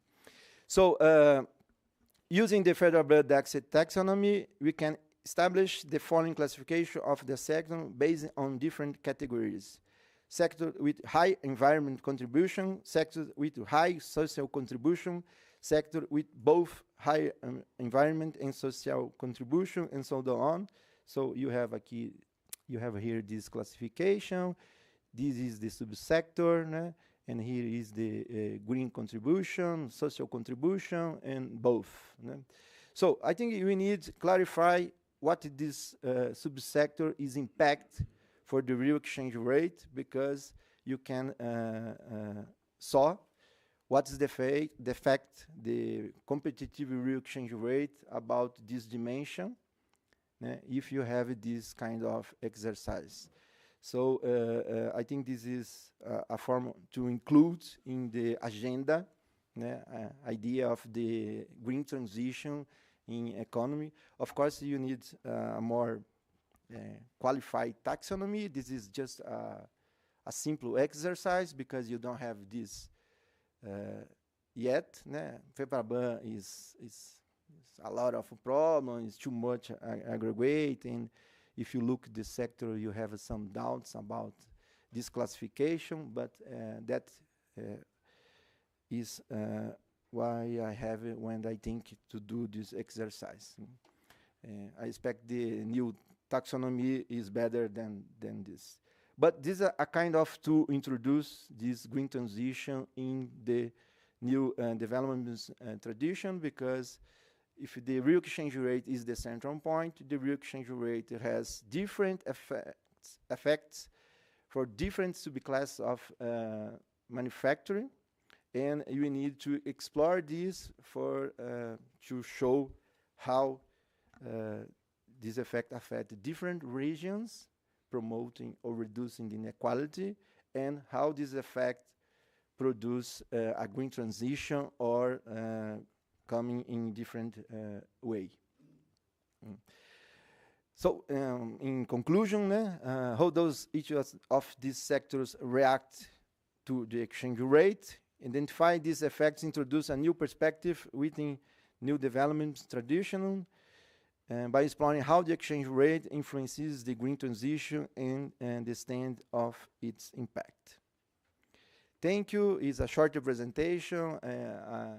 I thinking about these issues. I don't have a final answer, but it's a provocative, and I expect you can do this empirical exercise in the few months. Is too much in the next years, and so I hope I can gain some colleagues to do this. And thank you, FAPEMIG, for supporting me. And thank you.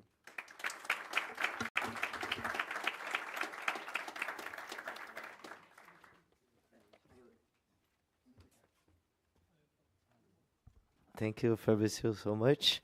Now I invite Gabriel Persili. Please, the floor is yours. It's a pleasure to have you here.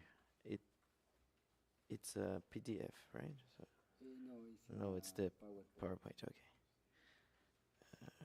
This one, right? Yes. So here. Here we go. Yeah. So you can stay here or there?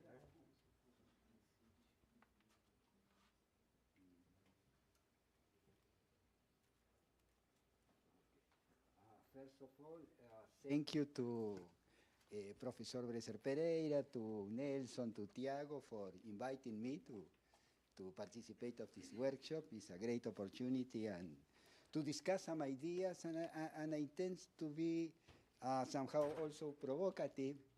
There is a saying in Portuguese, pimenta nos olhos dos outros é refresco, which is something I think it's hard to translate, but I will be putting pepper in the eyes of my new developmentalist friends, and I think the idea is to generate or provoke an interesting conversation. I think that new developmentalism, for me, it is basically an effort to put development macroeconomics from the point of view of the periphery. I could be even more provocative and say the following.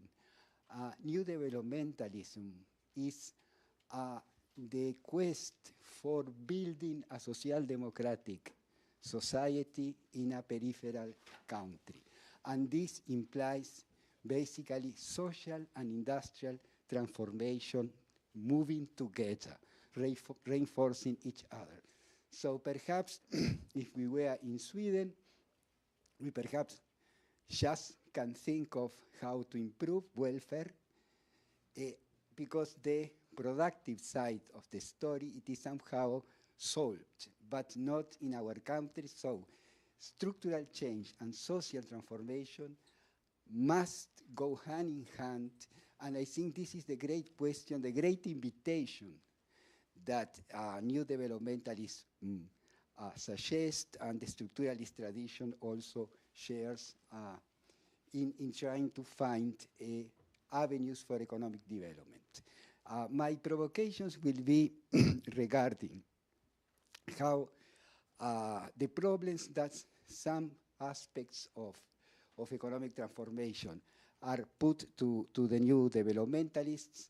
So I will present a very simple model for undergraduate students, extremely simple, and I hope to show in the model, which is just graphic, how the questions of the new developmentalists can be posed in the model, and what are the difficulties to answer these questions when we think in terms of economic policy. At the same time, I will speak a bit about evolutionary economics and suggest that there is a lot that ND, new developmentalist, has to teach to evolutionary economists. This is the very simple undergraduate new developmentalist model. We have here, this is the curve that gives current account equilibrium. Here we have aggregate demand and, sorry, yes, okay. Here we have aggregate demand, and here the real exchange rate, okay? And of course, from an external sector point of view, the higher the real exchange rate, the higher the level of aggregate demand consistent with a zero current account. What new developmentalism suggests is that we should be in this position, in point A, with a real exchange rate equal to the industrial equilibrium, real exchange rate, the level of aggregate demand below the level which is consistent with external equilibrium. So there is a surplus, and I understand that the need of this surplus is the distance between A and A line. This distance reflects perhaps the necessity of accumulating surpluses of foreign exchange in the light of the financial subordination that our countries suffer. So it is necessary to have this kind of positive current account result to reduce vulnerability. This could be this real exchange rate is the one which gives a zero current account and could be considered to be the one that the market would select if the real exchange rate is defined by forces related to international trade. Indeed, the problem in this of this model, as it is presented now, is that you also have a curve, this red one, which represents some kind of social equilibrium. And this is the idea that along this curve, the workers and society are quite happy with income distribution. they believe that the income distribution is basically okay. And to the extent that with a higher level of aggregate demand, the workers have more power to claim a higher wage share in GDP. So there will be an inverse relationship between aggregate demand and the real exchange rate, because if the real exchange rate is high, the wage share tends to be low. Perhaps not in the long run, as you mentioned in your presentation, Andre, but in the short and medium run, there is an inverse relationship between real wages, the wage share, and the real exchange rate. So there is a problem here, that you want the real exchange rate to be here. Probably the market will demand a different real exchange rate, but probably at this level of the real exchange rate and at this level of aggregate demand, workers will believe they deserve more. They are more powerful, they are in a position in which the employment rate is relatively high, so they will be demanding better wages, more inflation, and there is a problem that has to be solved somehow. Okay? How to solve this problem? Well, let's go first to the progressive solution. The progressive solution is to change the productivity levels and to increase what the evolutionary economists call systemic competitiveness, which is basically what those Keynesians call non-price competitiveness. It's a competitiveness that depends on technology, capabilities, the quality of the goods, and this moves the curve with external equilibrium to the left, and we can end at a position here which ensures the same with an exchange rate which will be acceptable for workers, because point B is on the social equilibrium curve, but at the same time is also consistent with the same level of surplus that we had in point A.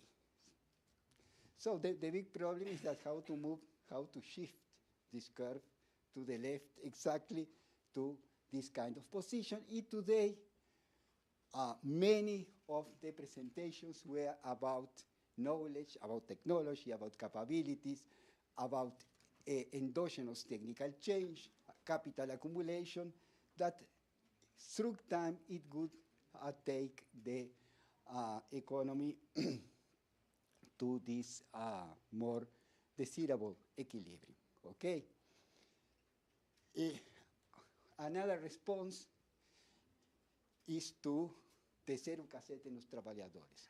Is to, okay, you want a better wage share, you will not have it.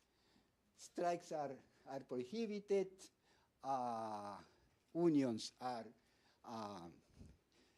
no longer supported or legal, or unemployment benefits are gone. So in this case, you just move the social equilibrium curve to the right and reach the position.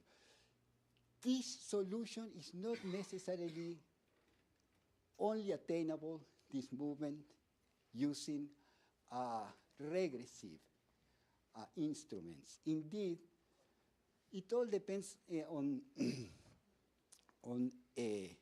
how you model price formation in this economy. If you assume that in this economy, as in the Taylor model, the wage share in GDP is a function of the markup of the firms, which is the Z, but also increases when the share of imported intermediate inputs falls. Now we have an economy in which prices are formed in perfect competition, but also taking into account the cost of imported, intermediate inputs. If you improve the efficiency of these intermediate inputs, the efficiency with which they are used in production, you could somehow separate competitiveness from the wage share, and this is a progressive avenue to sustain competitiveness without compromising the wage share in the economy, or even increasing the wage share in the economy, because the wage share will increase because the share of intermediate inputs in total costs will fall. This is interesting because many intermediate inputs are energy. And if you are thinking of a green economy, and on renewables, could play in this model a progressive role, okay? It is also in Kaleski. You know, if you see the original model of Kaleski, this is also there. There are other mechanisms. The model of Robert Blecker assumes that you can somehow affect the markup decided by the capitalists if you reduce in Blecker's model, you reduce the MI, which is the markup that the capitalists aim to apply in the economy, for instance, by increasing competition in the markets or through any other mechanism, you will also have an increase in competitiveness with an improvement in income distribution. I would suggest, in the light of this idea of looking at macroeconomics for social and industrial transformation in a peripheral economy, that there is an interaction between supply side and demand side transformations that are not really explored in our societies. I would not say that it is easy to do, but I see that the developmentalist state should have an emphasis, a focus on development of human capabilities. Peter Evans has been discussing this, Bowles and other economists have also discussed this positive interaction between welfare, social protection, workers' rights, and innovation, learning, industrial transformation. And this is,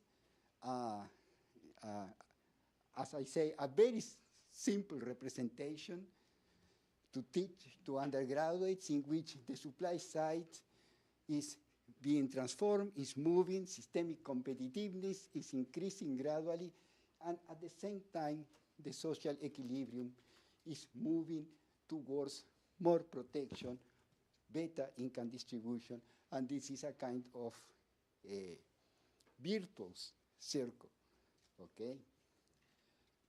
I will illustrate this with a country, so I will try to convince you that it's not just the product of my wild imagination, but it is possible. The other is Dutch disease and stagnation. In this case, you have a positive shock, which improves, for instance, the terms of trade. This compromises learning and sectors that are more technology intensive. When the shock finishes, ends, the economy moves towards a position which is still, in terms of capabilities, worse than the initial one. And there is also a process of regression in terms of social rights and social protection. I call this process as truncated regime in the sense that we have truncated industrialization, as Fernando Feinsilver used to say, and we have also a truncated welfare state, which is a term that it has been used in political science. Some examples I choose: two developed economies to compare, which are Sweden and Uruguay. So two cases that are pretty extreme in some senses. But let me tell you that the idea of comparing these two countries that are so different is because somehow at a certain point in time they try to build a kind of welfare state. Uruguay had a proto-welfare state in the first two decades of the 20th century. So there is a nice story, but the production story is very different. So what you see are net exports in Sweden and Uruguay. You see that Uruguay had positive trade balance most of the period I consider it is 1870 to 1939. Why this period? Because it was the first globalization era, and then the globalization backlash, the crisis of the 30s. Sweden, on the other hand, you see that only beginning in 1912, it showed a positive trade balance. It was negative before. These are the contributions of growth of the different components of aggregate demand: domestic consumption, private and public, net exports, imports, and investment. You see that Uruguay grew at a higher rate than Sweden in post until 1929. But after the 1930 crisis, Sweden grew at a very consistent high rate, 4.4, and Uruguay really was unable to keep the rate of growth that it had before the crisis. So the question for a new developmentalist is, why that happened? Because Uruguay had positive trade balances. Net exports were positive most of the time, and in Sweden it didn't happen because net exports were negative until 1912. And the answer is Dutch disease at the end of the day. No?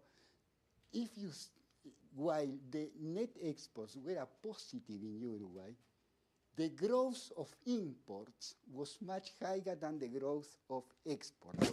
And the inverse happened in Sweden. And what was behind this trend? Structural change in Sweden, lack of structural change in Uruguay. So while Uruguay was trying to build somehow a proto-welfare state until the late 20s, the production structure was moving in a different direction. And you see the contribution to growth of exports and imports, always positive in Sweden, always negative in the case of Uruguay. There is more to say about these trends, but this is enough. What is behind this evolution of international trade? This is the share of manufacturing in GDP in Uruguay, and this is the share of manufacturing in GDP in Sweden. In Uruguay, it began at 12% and finished at about 12%, while in Sweden, it began at 15% and almost double at the end of the period. Not only that, also the complexity of the manufacturing sector in Sweden was much more diversified, more complex, with a higher presence of high-tech sectors, which was not the case in Uruguay. And social transformation in Sweden and Uruguay was moving in totally different directions. This is the average education years in the two countries. You see how Uruguay was low and did not improve significantly, while it was much higher in Sweden. And this is the Gini index. You see the process of social transformation in Sweden going very fast, and in Uruguay, it was not, there was not a positive trend. We use the wage rental ratio, the land rent compared to wages, and this is the trend in Sweden, with the wage share always moving upwards, while in Uruguay, downwards. So we also measured, indeed, Luis Bertola, an economic historian, measured the Human Development Index in the two countries with several statistical sources, and the difference is also significant. So taking stock, long-run growth comes from the interaction between structural change leading to systemic competitiveness, also price competitiveness, but systemic competitiveness, and social and welfare policy. And the latter are key for capacity building, and therefore not only central to income distribution, but also part and parcel of the competitiveness dimension, of the dimension of structural change. I will stop here because I was prepared to put more paper in the, but I just could say that where we can find interesting insights, rigorous insights to understand the micro of this macro divergence is in the evolutionary theory of technical change, of innovation. I think this is a problem in new developmentalists, and this is consistent, is compatible with an evolutionary micro. And I think when we are devising policy, when we are discussing institutions, we should look much more to this Keynes meets Schumpeter literature, which I summarize here. Professor Bresser meets Jorge Katz, the great Schumpeterian scholar in Argentina, or meets Juan Carlos Ferraz in UFRJ. So this conversation between evolutionary people and post-Keynesians and new developmentalists is important. I think it is also a great challenge that we have ahead, and this must be high in our agenda, and it's nothing to do with what I presented here, which is try to build in the departments of economics, in our universities, in every environment, academic environment we are engaged, try to build a pluralistic view, an open view, and expand the discussion of economic theory, which has been increasingly dominated, and every day is more so by neoclassical economics, and I think some central aspects of economic development and welfare are lost in this perspective. So I stop here.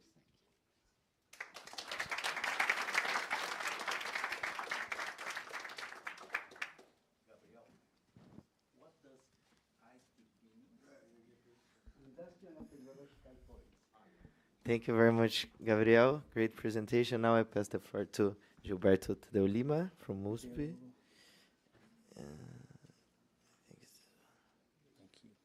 Yes? Yeah.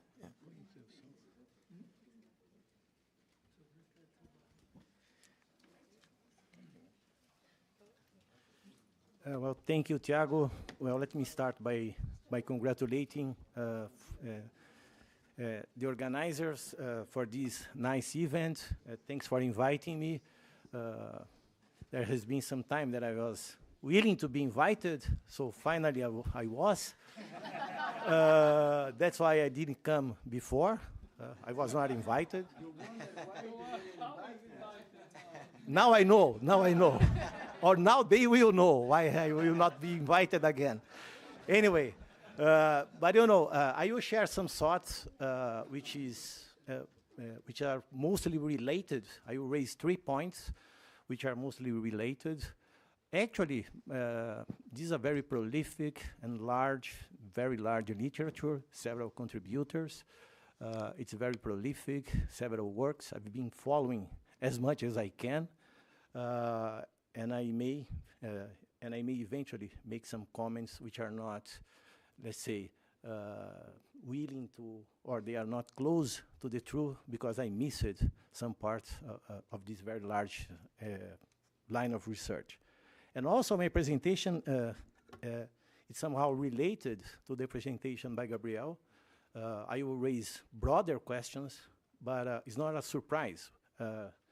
We didn't discuss before our presentations, but it's not a surprise that Gabriel and I will raise, let's say, similar points, because we have been working together, not always agreeing on everything, but we have been working together anyway. But since Gabriel is here, I will not be able, as he was not. We have a joke that when we present a paper of us, we will blame the author who is not present. So the two of us are present, so I will have to avoid this type of excuse. That we can blame. The ghost author. Anyway, but one major tenet here will be to raise some distributional issues, which I think, I'm not saying that it has been neglected in this literature, but it should be taken more on board. First of all, because the nominal and the real exchange rate are distributive variables. So in that sense, they are subject to conflict, to distributive conflict. And Gabriel gave a nice example of how this conflict may play out. And also, given the markups, there is a negative relationship between the real exchange rate and the wage share in income. That's inevitable. So unless we could persuade, impose some reduction in the markups, the wage share will accompany, at least for some time, the achievement of a competitive, undervalued currency. So that will be also accompanied by some worsening in the functional distribution of income against workers, of course. And most likely by a worsening in wage distribution against lower wages. So the way I see it, this has been usually seen as a side effect, which we can take on board, because in some long run, we can go back to a better distribution. But then the issue is, how long is such some time? If it takes too long, it may not pay to follow that strategy, or it may not be fair to follow that strategy. Moreover, assuming that some time is not too long, what mechanisms will ensure that higher economic growth, if it materializes, which may not be the case, trickles down to those groups affected by the worsening of income distribution, without compromising the sustainability of a competitive real exchange rate? And I'm using the expression trickle down here in a very provocative sense, because there must be a mechanism. We cannot simply say, no. In the long run, once we start growing, fast enough, we can promote some redistribution, because that's not necessarily easy to do, as Gabriel has shown. So that's a question that has to be faced. I think that a development strategy should preserve as much as possible income distribution. There is no way, I think, we would discuss what development strategy should be pursued without taking into account that dimension. There is no way, I think. Of course, we can avoid it. We can say, look, that's a side effect which is worth paying or worth facing for a while. But that for a while may be too long. So the bottom line is, any development strategy that I think we should consider has to take these distributional issues into account. Not the functional one, not only the income one, but also other distributional dimensions, because Patricio said about the regional, but there is also the gender distribution, there is also the racial distribution, and we should not be silent about those issues when we discuss what development agenda we are going to pursue. So, but I made this provision, which was when higher economic growth comes, if it comes. Here, let me share with you some evidence that show that that not may be necessarily the case. And here I will report some of the results that I got with two co-authors, one is Rafael Ribeiro and the other is John Macombi. What we show in this paper is that undervaluation is growth enhancing through some technological mechanisms, some technological learning, for instance. But it harms economic growth by raising income inequality, especially the functional distribution of income. And then when both effects are taking into account the direct impact of a more competitive real exchange rate measured by the misalignment is non-significant for this panel of countries. Of course, this is an average effect. That doesn't mean that for any country that will not happen, but it will not happen on average. It may happen for some countries, but not for all of them on average. Besides, when the real exchange rate only affects growth, the real exchange rate will affect growth only indirectly through its impacts on the functional distribution and the technological innovation. In that case, the indirect net effect of undervaluation on growth in developing economies is necessarily negative. This, let's say, this less comforting result has been creating some problems for us in some discussion spaces, but I think we got some very robust result. And then, on top of that, and here I will rely on some recent work with my co-author Vinicius, where we show that a fall in the wage share will also lead to a rise in imports in developing economies.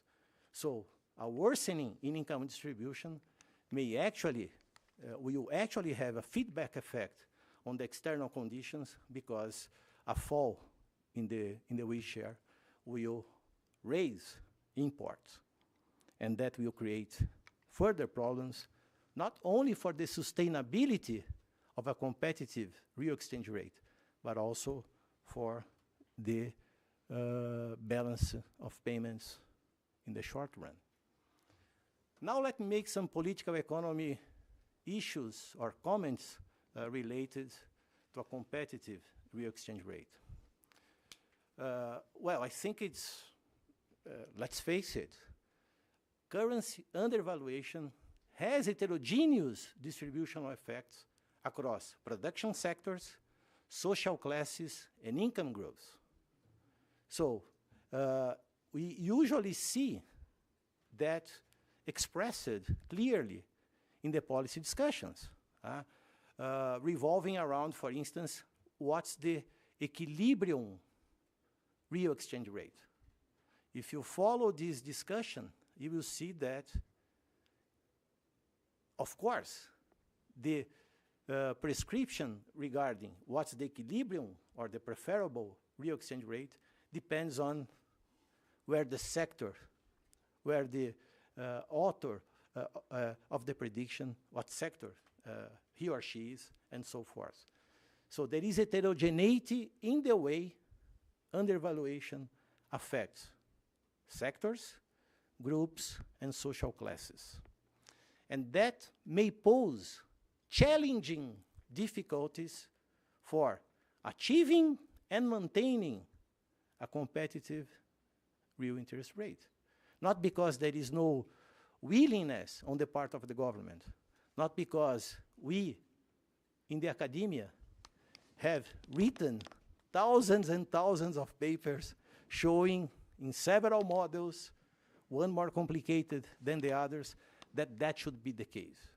But the real world may be much more complicated for us to implement what we can show easily in a model. And I don't say that in a bad sense. I make my living most of the time building models. So, but we have to be careful not to commit the, let's say, what the Schumpeter said, the Ricardian vice. So we cannot infer from simple models that we can push some levers that will achieve what we think is corroborated by the models. We have heterogeneous impact of currency undervaluation on the profitability of domestic currency across production sectors, and that's why they will react differently. We have heterogeneous impact on consumption pattern across income groups, and that's why some groups will support a more overvalued and some other groups are more undervalued. And that's an overlap, a clear overlap. As I said, my presentation is close to Gabriel because we have been working together. And in this now quite old paper, we show that this interclass, there is interclass heterogeneous preferences with respect to the preferable level of the real exchange rate. And that poses several difficulties, not only for the decision regarding what will be the real exchange rate, but on the stability properties of the growth process. But also there is, but of course there is also heterogeneity in intra-class and intra-group on the same issue. So the thing is, the achievement and maintenance of a competitive real interest rate requires sufficient political support that cannot be simply taken for granted. And I have the feeling, I have to be honest, I have the feeling that sometimes these impediments are trivialized. So let's do this, let's do that. I think that we should put more effort, I think, on the concrete possibilities associated to translating some prescription from the model to the operational level of actually having the change done. So that's why a sustainably competitive real interest rate needs to be politically sustainable in the end. Otherwise, it will fail, it will be short-lived, and not because there is no perception on the part of the government, not because there is no consensus or relative consensus in the academia that that should be done. It simply is not implementable sustainably in a way that will deliver the results that the models will suggest. Finally, there is also the issue that has to be faced, I think, by ND.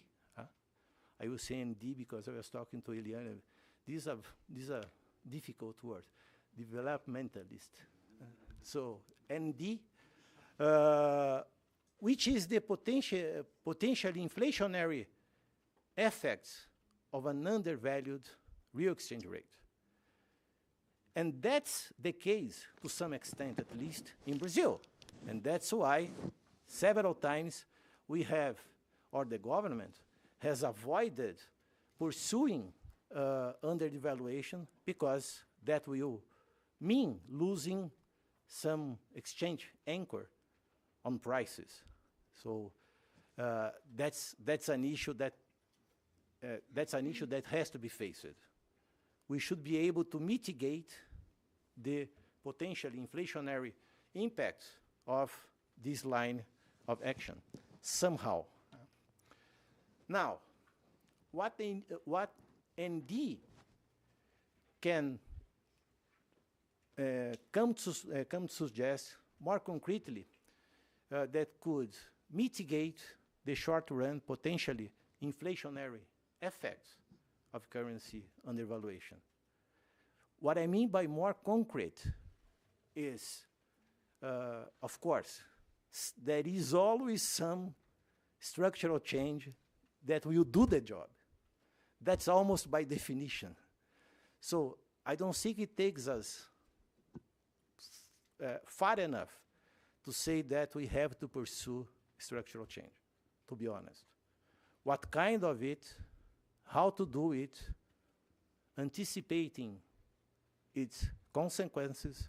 So we have to go further than simply saying that we have to promote structural transformation, because there is always some structural transformation which will achieve any desired result.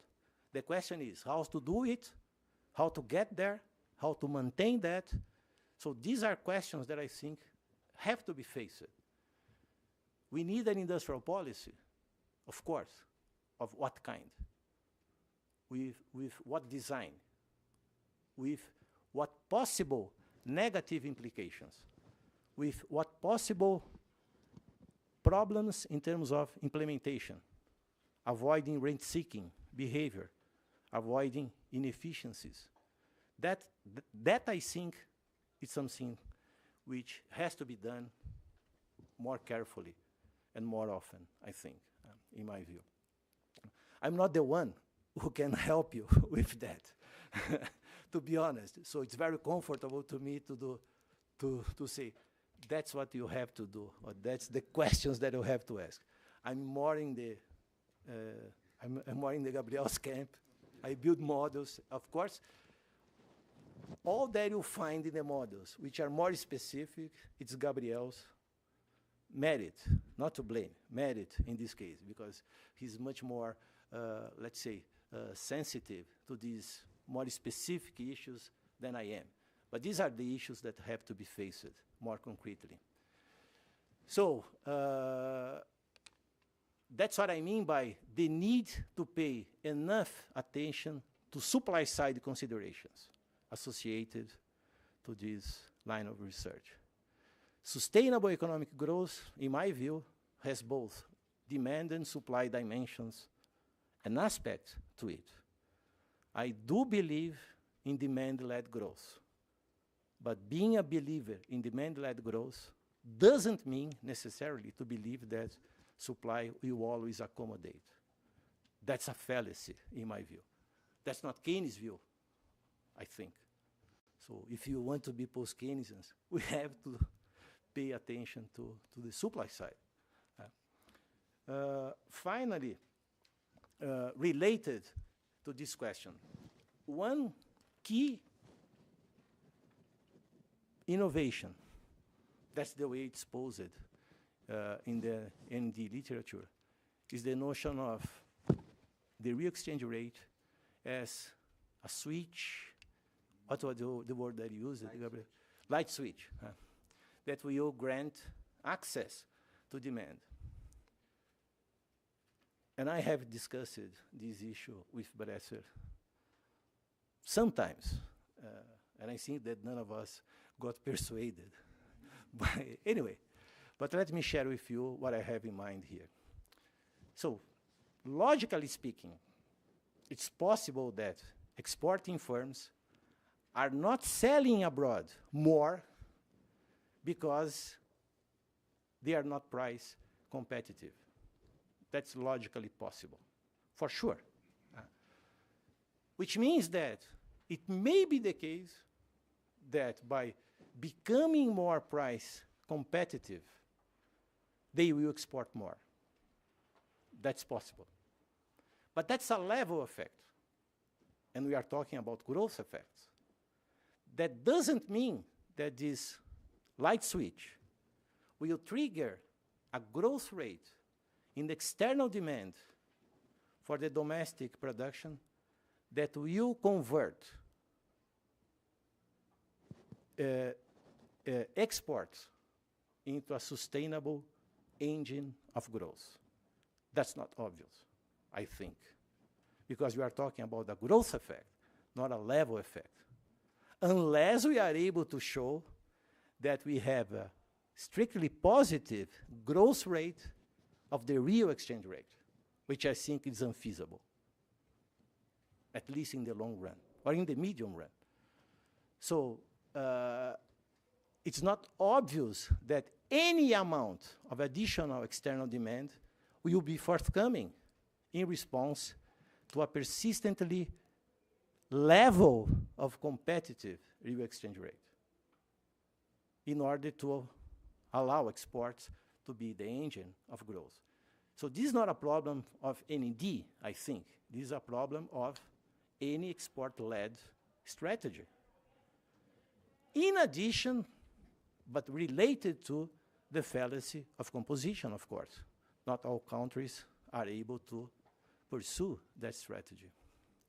So exporting capacity has a price dimension to it, for sure. Has a price competitiveness, as Gabriel put it. But there is also a non-price competitiveness. And as far as I can see, all attempts that I have seen connecting changes in the level of exchange rate and non-price competitiveness are doubtful, to say the best. For instance, one usual argument, no, elasticities will change. It's not obvious why. And I don't think it's sustainable enough to drive a growth process, because I cannot simply postulate in an equation that if the level change, elasticities will change. Elasticities will depend on a host set of factors. So this is a key issue that has to be addressed, because exporting capacity has both supply and demand dimensions and aspects to it. So I was joking with Nelson that I would not throw, let's say, only congratulations. I think this is a very promising line of work. But there are several issues that have to be faced more deeply in addition to postulating. So postulating an effect is a way of starting it. But we have to show that there are mechanisms which are endogenous to the system, which can be activated by public policy that can do the job. Unless we do that, I think we will not have a reliable basis to make policy predictions, which doesn't mean that we haven't had a good start. But it cannot be only a good start. There is much more work to be done, I think. So that's my idiosyncratic, as usual, comments. Not pessimistic, not nihilistic. What was the expression that Martin used? It's a nihilistic view. No? I think it's a realistic view. Anyway, there is something that can be done. There is something that we should try to do, but let's be realistic about what we can really expect in the world as it is, not in the world of the model. But that's why I spend most of the time with models. Thank you so much.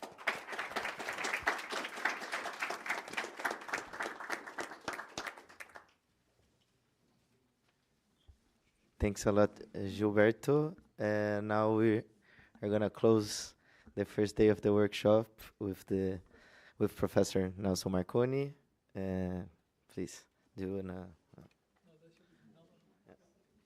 Good.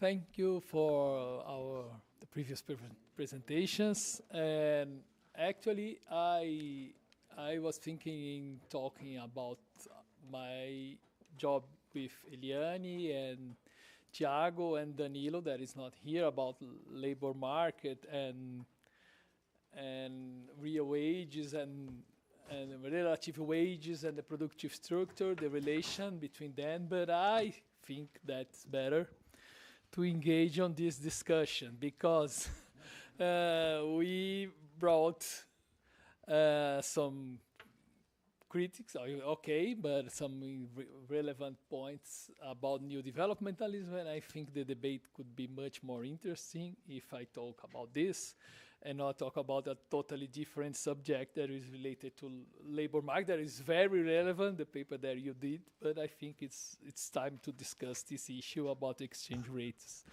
at this point. Okay, so I will take the advantage of this time here to present an answer to Gilberto and maybe to Gabriel, because it's a central point for new development. And so I think this debate is relevant now, okay? So first of all, and I wrote take my notes here, and the first point is about exchange rate, the relation between exchange rate and inflation. Okay, so if you are thinking in a real exchange rate, so a nominal depreciation has to become a real depreciation, otherwise there is no impact on the productive structure. So if you are thinking that, so a condition to a nominal devaluation to become a real devaluation is to avoid a 100% pass-through to inflation. Otherwise, it's not a real devaluation, yes? So when you talk about real devaluation, we are thinking that the pass-through is not 100%. It's much less than 100%. Obviously, there is a pass-through, okay?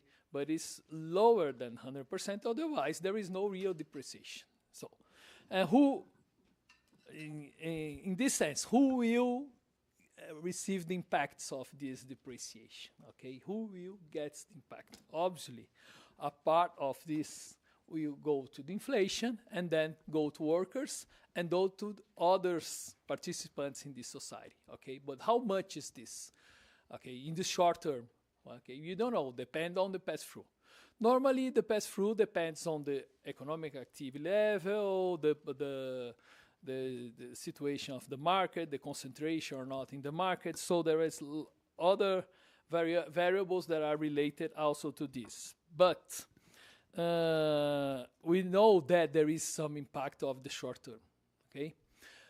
And this impact is balanced, let's say that, okay, by the impact of the exchange rate devaluation on productivity. So you always said that we have an increase in productivity, okay, and there is a reduction on the unit labor costs, and then this increase in productivity will increase the competitiveness of firms, okay, and then the competitiveness of the export tradable manufacturing trade sector will increase in the country.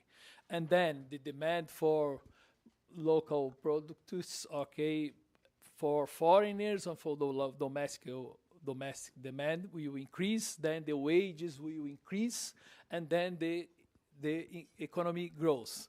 So, but then a critic said, okay, but you increase the productivity, it means that the wage share will reduce.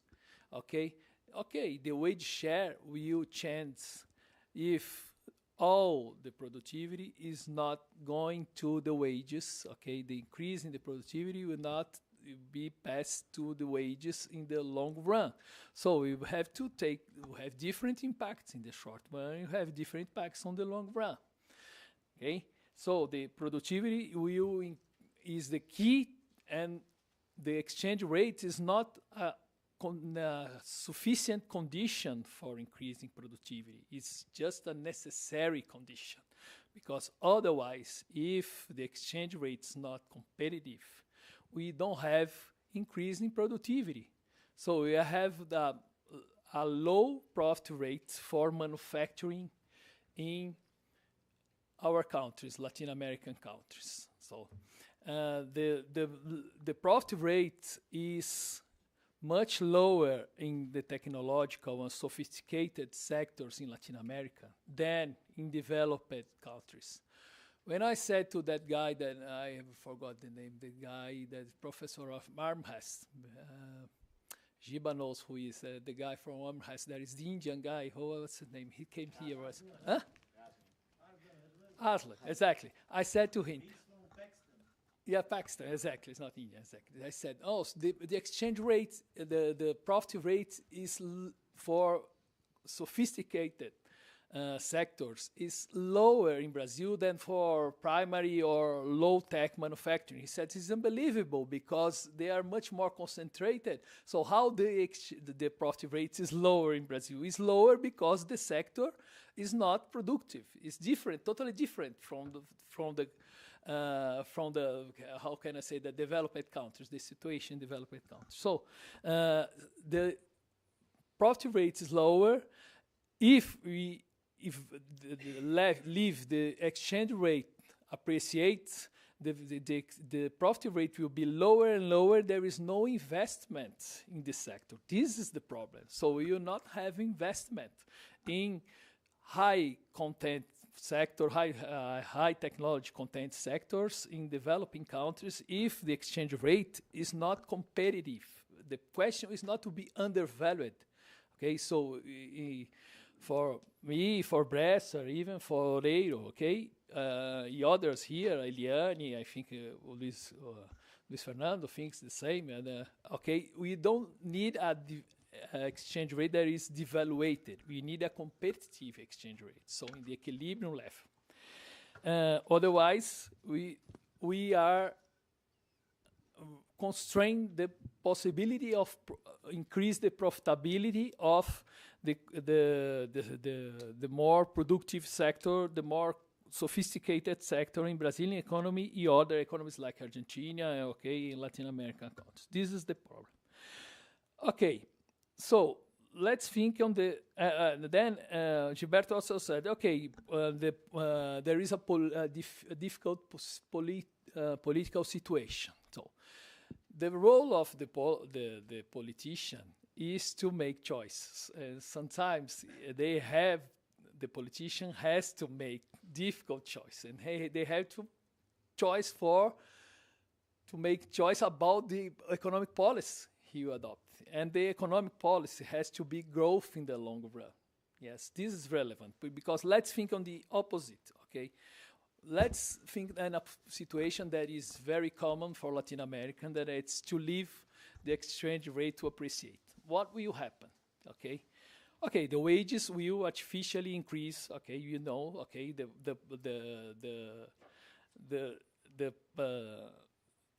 wages will, the power of, how do you say that? Purchasing power, sorry. The purchasing power will increase, okay? And then the industry will not produce anything else, you know, that we will industrialize, and you will have current account deficits, okay, caused by import manufacturing. So the inflation will be low. But the inflation will be low in the short term. Why? Because in this situation, which prices will increase? Non-tradable price. This is the Brazilian situation.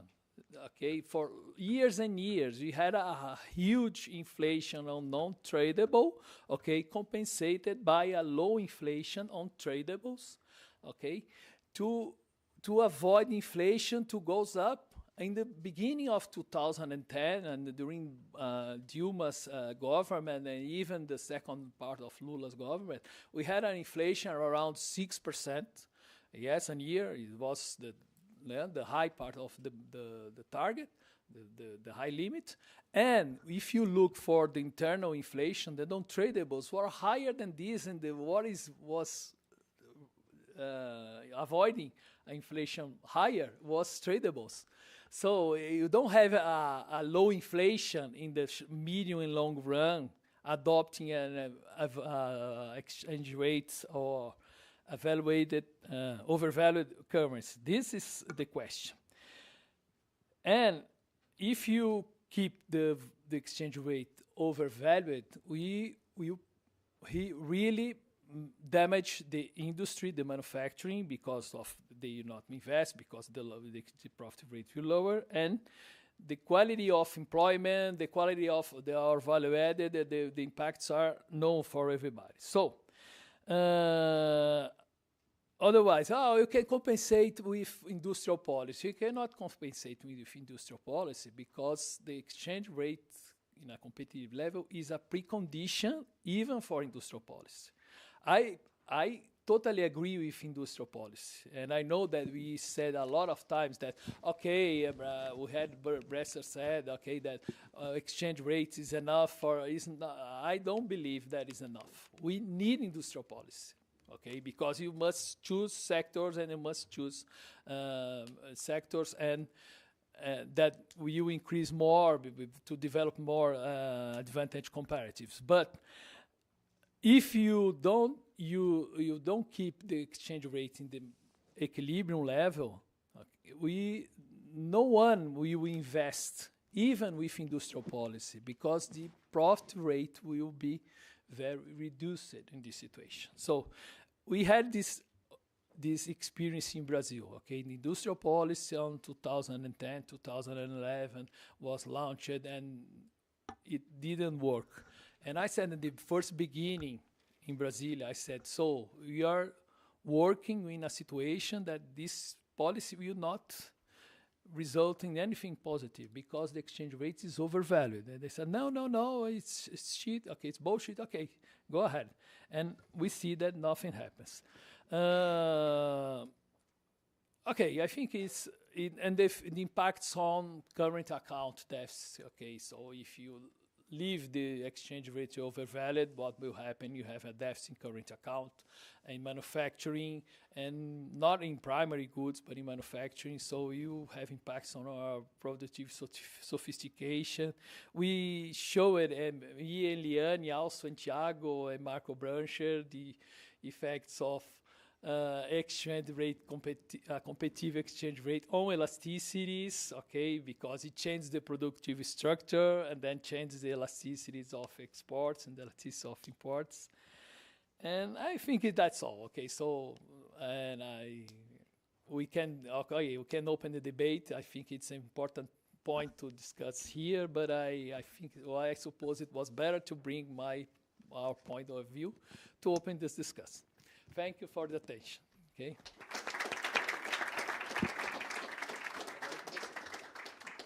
Thank you, Nelson. So now let's open for questions and debate between the members as well. So, yeah. I think that's it's better. Yes.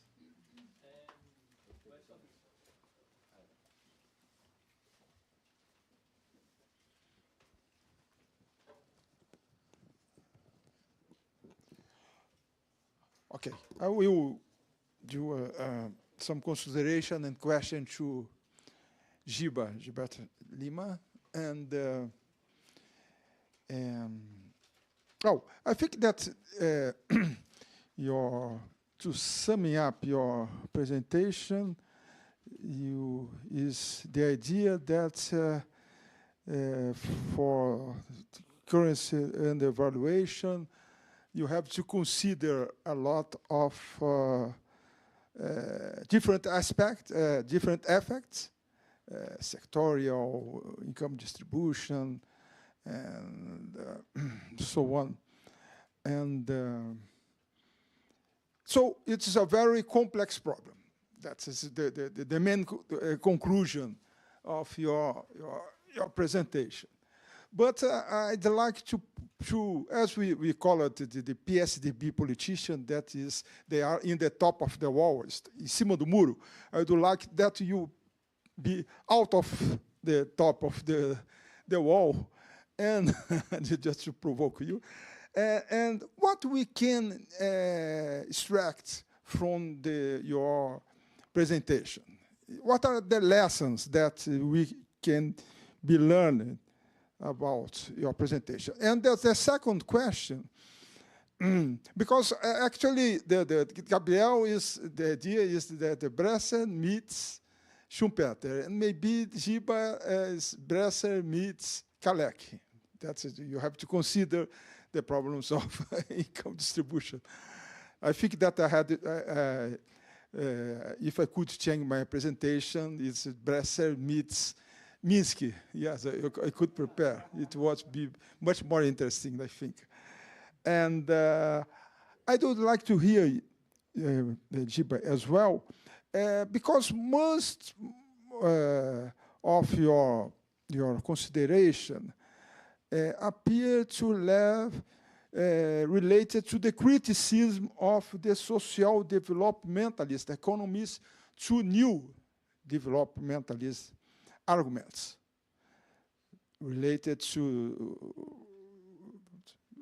income distribution, sectorial problems, industrial policy, and so on. So I'd like to hear you. What is your opinion with this controversy between these two ways of developmentalism in Brazil? Well, I think that Giba's and Gabriel's point were in a way converging in terms of, okay, the new developmentalism has a valid point in terms of the stress on not overvaluing the exchange rate, as Nelson said. It doesn't necessarily be extremely undervalued, but not to overvalue. But we have the issue in terms of income distribution, right? So workers would like their share of tradables of their purchasing power to be higher, right? So how can we meet those two things? I've been thinking now two ways of meeting them. On the potential power of we can say distribution conflict, risk of inflation, if we may say that on Giba's presentation, or political instability or something like that. One way of addressing, at least in part, that would be to increase the non-monetary wage. That is, public provided services with gratuity.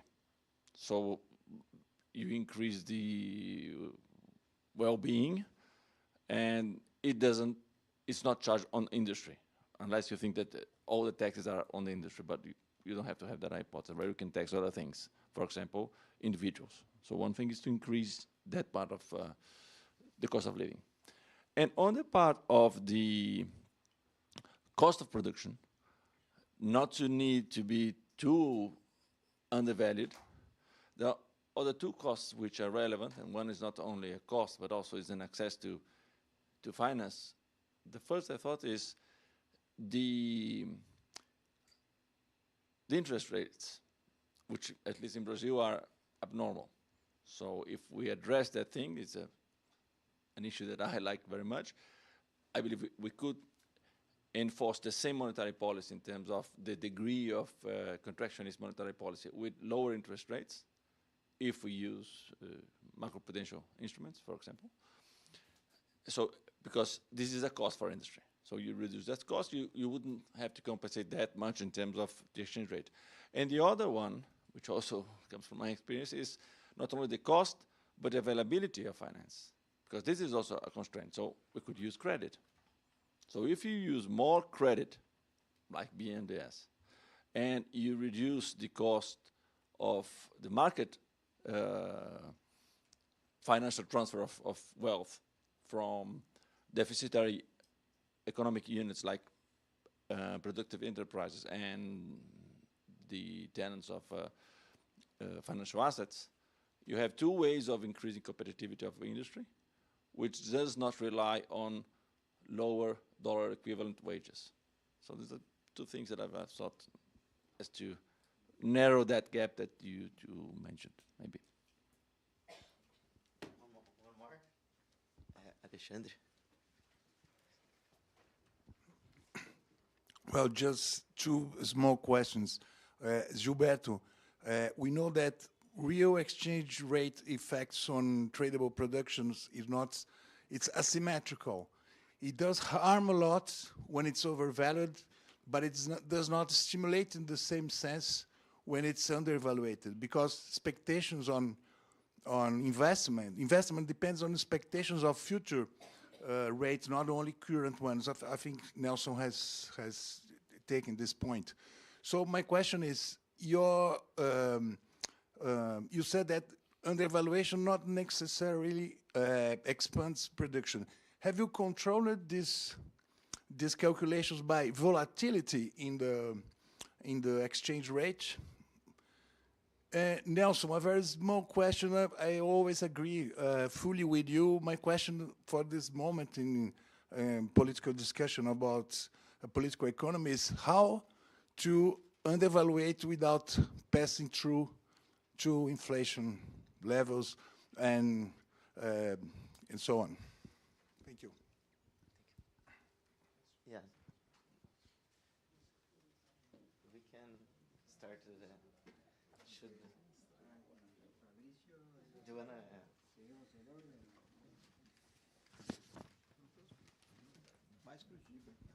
So, in fact, I have just an appointment because I think the discuss is the past truth about the real exchange rate for the economy or inflation, and we have a paper in last Cambridge Journal edition, and you have estimate for the sector in Brazil.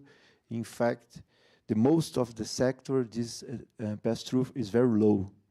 So I'm not concerned about this kind of effect that Giba has a huge preoccupation, because I think you have a different perspective. So in fact, I think this pass-through change for the time, but the last estimate that I have, this is very low for Brazil sectors.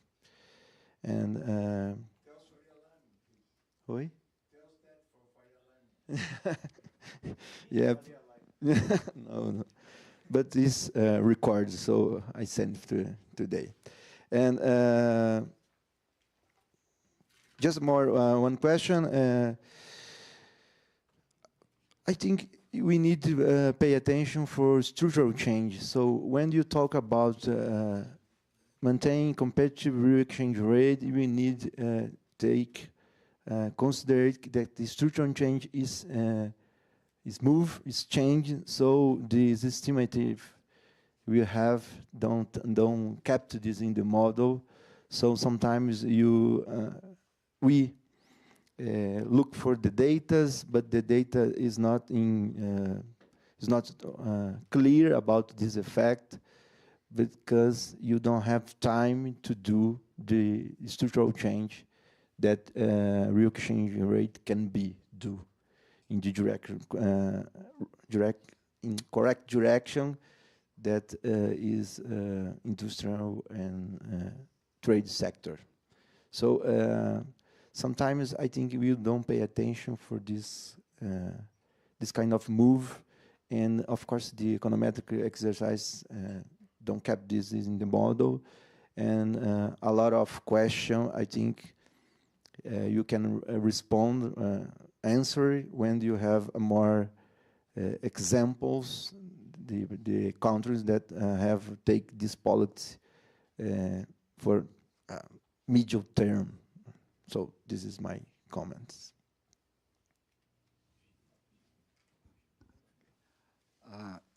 Okay, thank you for the questions. Yes, when I discuss some problems or it's better to say some aspects in new developmentalism that should be expanded or included in the analysis, I do this from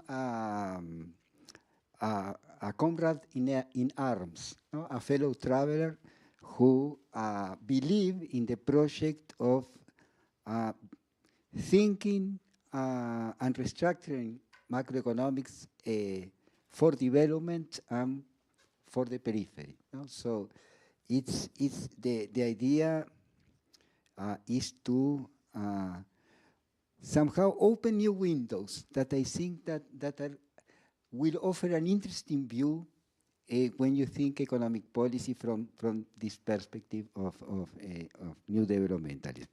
And the window, what I open or suggest it would be interesting, is this Schumpeterian window. Why? Because it allows us to look in more detail from the institutional and policy point of view to what is needed to really move this equilibrium curve, external equilibrium curve, in the right direction. Why I say so? Because I also, when I work with Jiva, we did several models, and I'm guilty of all the charges I am trying to blame on you. So you can feel totally comfortable to say, well, you have always done the same. Yes, it's difficult, but I think that when we move from the models to think of policy, it's important to include this Schumpeterian view. Why? Because in the model, at best, we put some kind of Caldorian increasing returns in the model, or we include a catching up equation in which somehow there is absorptive capabilities in the periphery, and we learn from the technological frontier.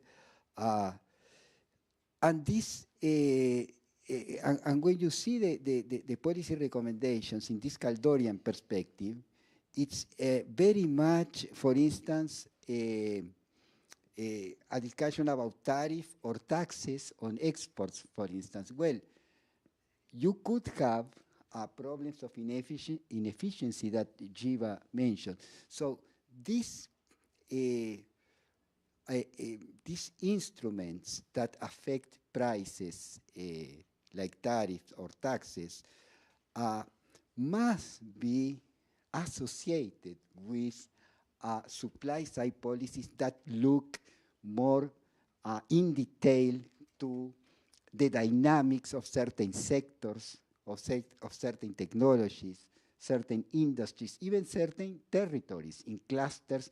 So there is a very rich literature there that I think when macro and industrial policymakers discuss, I think that this is an interesting way of addressing the problem. Another point is about what Demian said. I think it is a great point, Demian. Really, there are many other instruments that could help to somehow disconnect this real exchange rate and the wage share and income distribution in the economy. When I have to acknowledge the contributions that Olivera in Argentina and Rapetti and Gerchinov, among others, have made about the dynamics of the social equilibrium and the real exchange rate in countries like Argentina and Uruguay. This is very strong, not so strong in Brazil. But I think this is an interesting point. There are other instruments that could help to somehow separate the competitiveness impact of higher labor costs from the real exchange rate.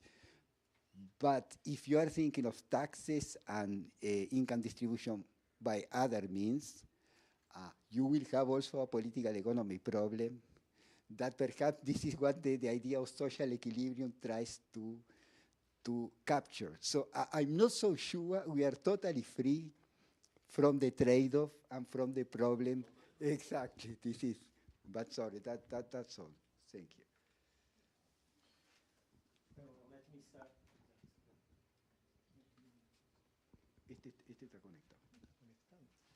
Well, let me start by making some methodological argument. I think that the best tribute that we can pay to a theory, a policy proposal, a simple idea, is to submit it to the hardest, crudest, fiercest scrutiny. That's my methodological viewpoint.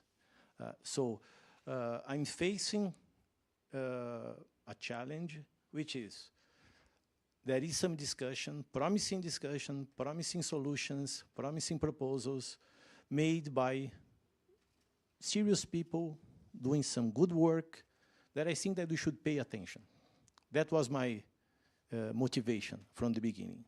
So I think that the best contribution that I can make to this enterprise is to scrutinize it as much as I can, trying to raise points that I think should be taken into account, calling attention to some aspects that I think, to my view, either have been neglected, not treated fully, or treated possibly in a wrong direction. So that was the spirit that I incarnated in my comments, which is the spirit, by the way, that I incarnate when I evaluate my own work, when I evaluate, and Gabriel is here not to let me lie alone, because I'm very picky.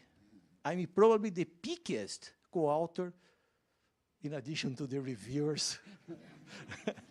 I'm the pickiest reviewer of my own work. So what I think that we should do is to submit as much as possible to scrutiny any simple idea that we have. That doesn't mean to fall into some naive Popperianism. This is not Popperianism at all.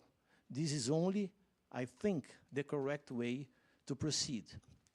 So the way I see ND is as a promising set of ideas that should be taken seriously into account. And try to the best of my knowledge, to the best of my capacities, or capabilities, let's say, to try to contribute, raising issues that I think are important. It's up to those involved, of course, to evaluate to what extent these are relevant points, how they should be taken into account, if any. So what I think is important is Laura Carvalho and I, we created MADI, and we have some mothers here. Once mother, as Gustavo, as Vinicius, always a mother, as we say, because we think that distribution matters. And we cannot discuss development without taking distribution into account. Not because distribution is important in its own sense, not why it's a social value that we should pursue, because it has economic implications.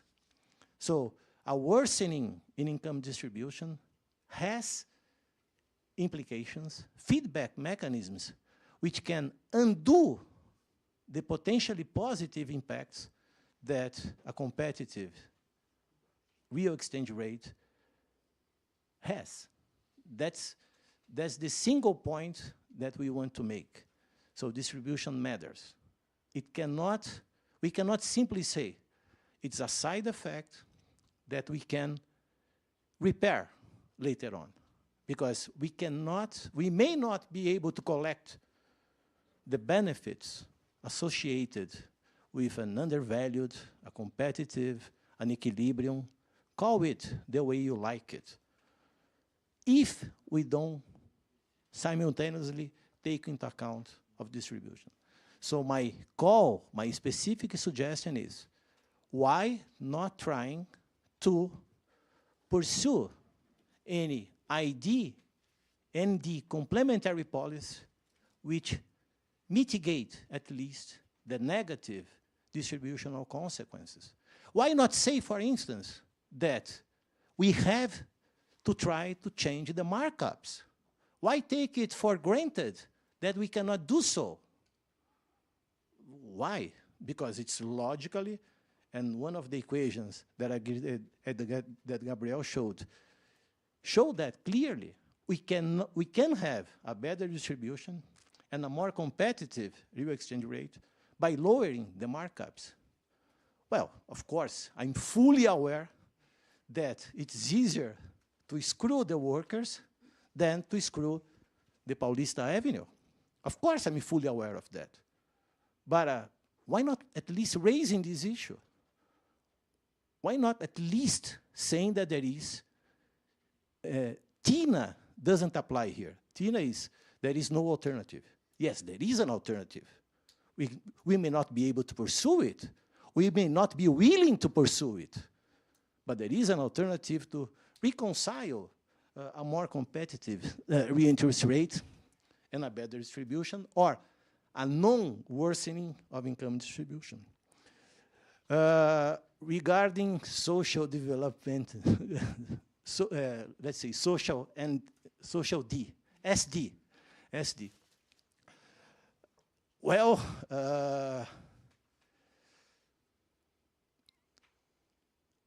I have as many, let's say, skepticism or potential skepticism about the idea of using the internal market consumption as an engine of growth, which seems to be the core idea of ST. So I will honestly let for those more directly involved to answer your question.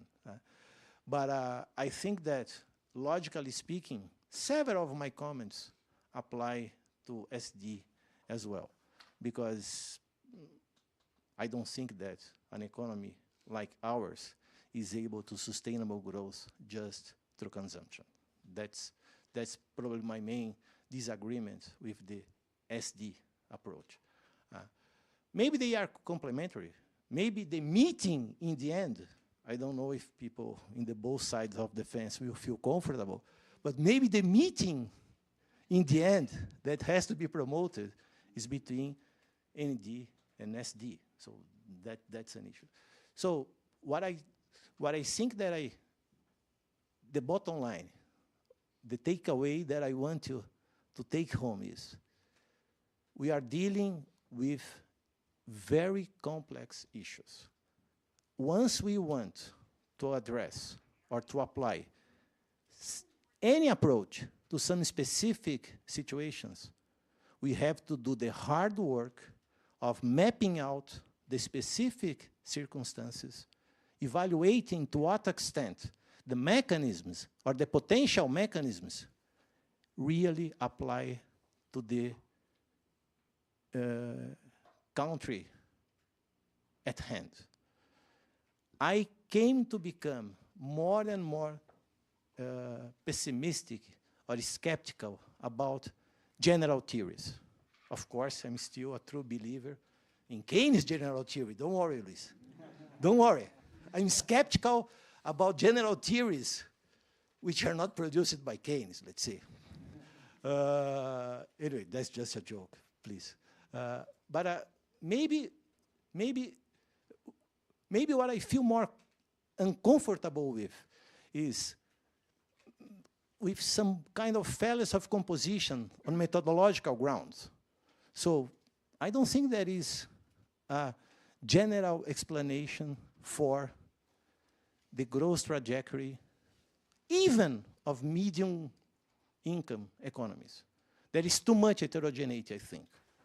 Maybe we should be more satisfied with some specific conclusions about very small subset of countries. So that's my impression. Regarding the pass-through, well, of course, if you have complete pass-through, a nominal devaluation will not translate into a real one. But suppose we have imperfect or incomplete pass-through, but inflation is 5%. That's going to be a problem. Not because pass-through will not be avoiding the problem because there is no complete pass-through. We will still have a problem because a 5% inflation, for instance, is a problem.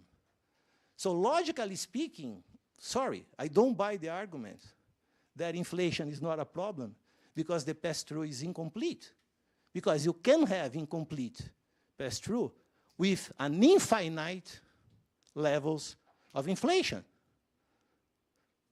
Lower levels, of course, may not be a problem. But suppose we have incomplete pass-through with high inflation. That's going to be a problem. And we cannot simply say, no, inflation is not a problem because pass-through is incomplete. Sorry, I don't buy. Because on logical grounds, I think it's not the case.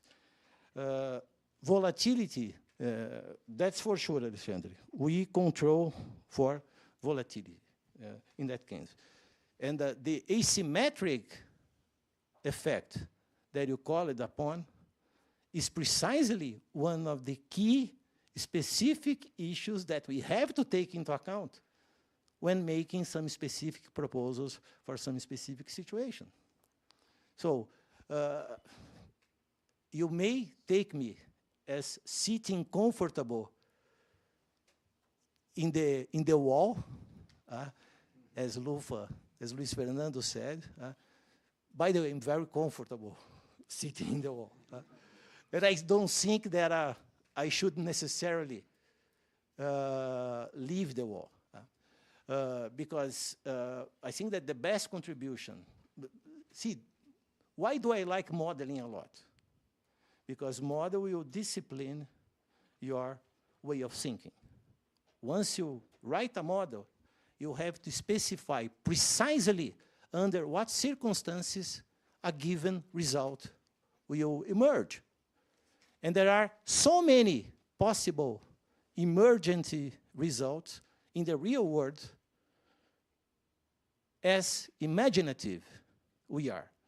So that's what I usually try to do when I address some applied issue. I try to scrutinize it to the best of my knowledge, to the best of my capacity, to see under what conditions, or what are the necessary conditions, at least, and sometimes sufficient, for some result, theoretical result, to actually apply.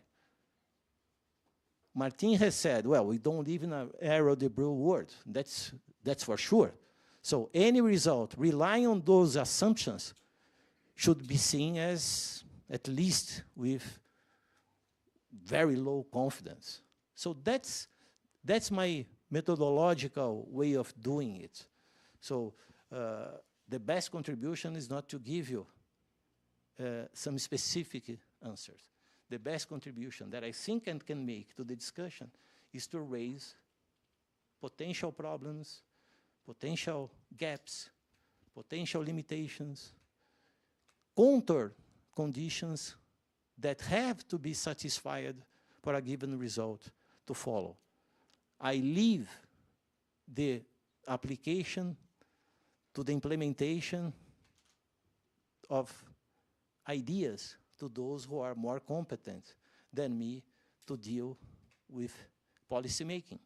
So that's the spirit with which I usually participate in these debates.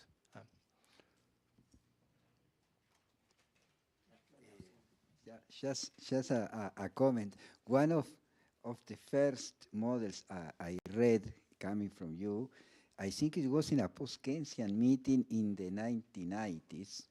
We shouldn't say this. Don't go back. Don't go that back. And I remember it was a model with Mark Setterfield in which you did what Demian suggested.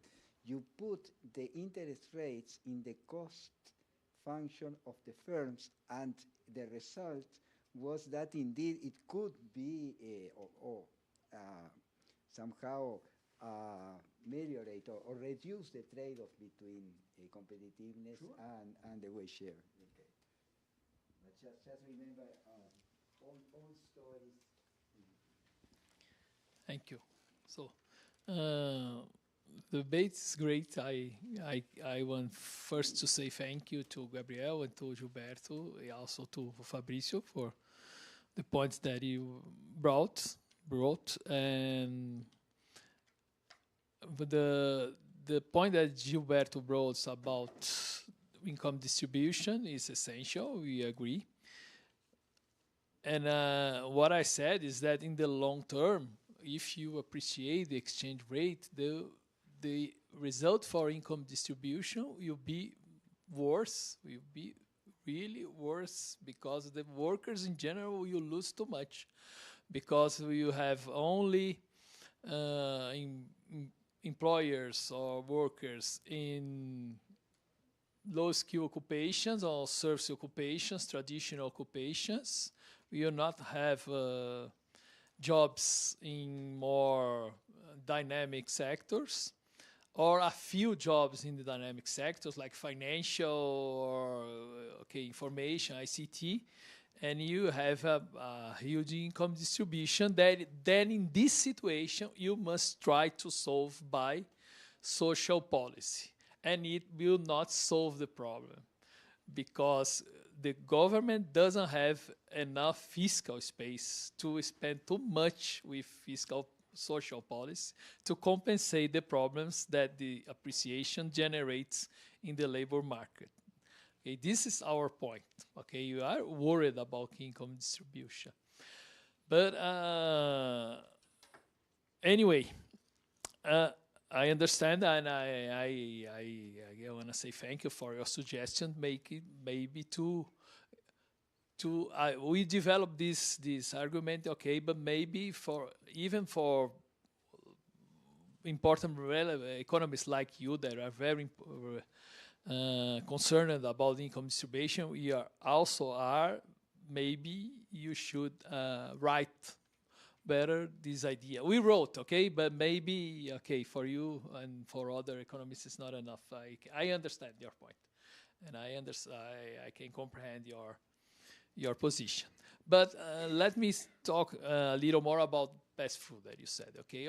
Obviously there is pass-through. What I said is that there is some pass-through. We don't know how much.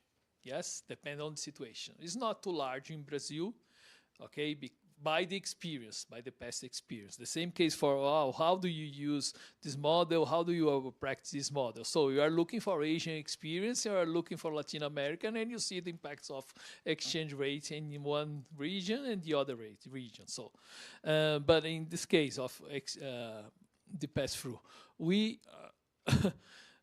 obviously there is some pass-through. Obvious that someone will lose in the short term. That will be workers, will be the importers, will be enterprises, will be the government. Maybe, I'm not sure, but some of them will lose something. Okay, but the problem is that if you leave the exchange appreciate, you must depreciate at some point. We did this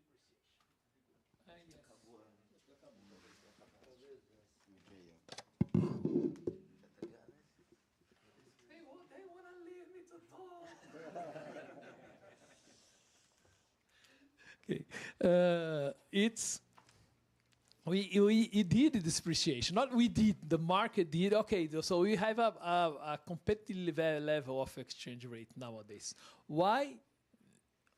We need to avoid a new appreciation. This is the problem. Okay, this is the question. We had the impact on inflation, and a part of the depreciation happened during the pandemic. By thinking by the point of view of inflation was fine, because it was, if you want to do a depreciation, the better time to do that is when the economic activity is decreasing or is not, the aggregate demand is low. There was the situation during the pandemic. Then you had another depreciation. Nowadays, that is for another reasons, okay? But okay, I don't think that you must leave the exchange rate goes to 6.57. No, okay. For us, the exchange rate is enough at 5.5, 5.6, around this 6. Okay, that's fine. So you had some inflation, yes. But how do you deal with this? If I think as a policymaker, for example, so we have to deal with another instruments together. So you must think first, less indexation. Yes, when you need to depreciate, because you are lots of prices that are indexed. I'm not talking about wages. I'm talking about energy, public prices, other prices that are linked to indirectly to exchange rates. Okay. You can deal with import tariffs during the depreciation. So you can choose some tariffs to reduce during the depreciation to try to set some relative prices, okay? And then you recover. So you are the policymaker, not you, but the policymaker must think on that, okay? You can... Oh, as I said, okay, the problem is to leave the exchange rate to appreciate. But the last point that you said is about what Faria Lima thinks about this. Okay, the problem is that everything, okay, we said, okay, you cannot do anything because of what Faria Lima will think about that. Yeah, so at some point, you must have a fiscal adjustment, okay, because or maybe let me express better. The fiscal adjustment is to avoid the pressure of Faria Lima, is to be independent of them. It's not because they want a fiscal adjustment, because they want to cut a social expenditure or things like that. We need a fiscal adjustment to be in a better position, okay, to avoid the pressure of Faria Lima, okay. At this long term, okay, we also must control capitals. This is why I asked you, I said that a provocation is not a provocation. So both are relevant, okay, tariffs and capital control. So if you don't control capitals, how do you deal with these flows? So you cannot do political, how do you say that? Economic policy. So we are very constrained about that. So it's a set of measures that you must choose. If you had to do a large depreciation, you must deal with these tools, okay? And you must choose a period of low economic activity. But you don't need a large depreciation. You must avoid appreciation nowadays, okay? I think it's different. So I think everybody's tired. I don't know if you have any other question, and if you want to say something to finish. There is a question in the back. Okay. Yes. Okay, Hi. I just want to make a different point that wasn't made yet about the exchange rate, which is the biggest asset that any developing country can have is a steadily evaluating, so it's a devalued exchange rate that steadily evaluates. And why I'm saying this, we've been talking a lot here today about capital control and about hot money, the problems that it can bring to developing countries. And while I agree with Gilberto that, well, the exchange rate's not the silver bullet, it's hell of a coincidence that every single fast-growing East Asian country adopted this strategy. And the strategy is precisely, you have a devaluation, and then you have a steadily evaluating exchange rates over time and over a long time. And why is this important? This is important because capital that comes into the country doesn't have, would stay in the country because they know that it will steadily evaluate over time. So they have a massive incentive to stay in the country and you avoid hot money. And that's also one of the reasons why East Asian countries, they apply capital controls in a different way. Well, they use that as well in different ways, but that's one of the reasons. And I just wanted to bring these points or to raise this advantage of this sort of growth strategy. So I don't know if someone wants to make a final note, otherwise. Okay, so yeah, yeah, it was great. I mean, we chose the speakers, and we were expecting this discussion, and I'm very happy with it. Thank you very much. Tomorrow we have Martin Guzman again at 9, and then we have the sessions for paper presentations. So thank you very much.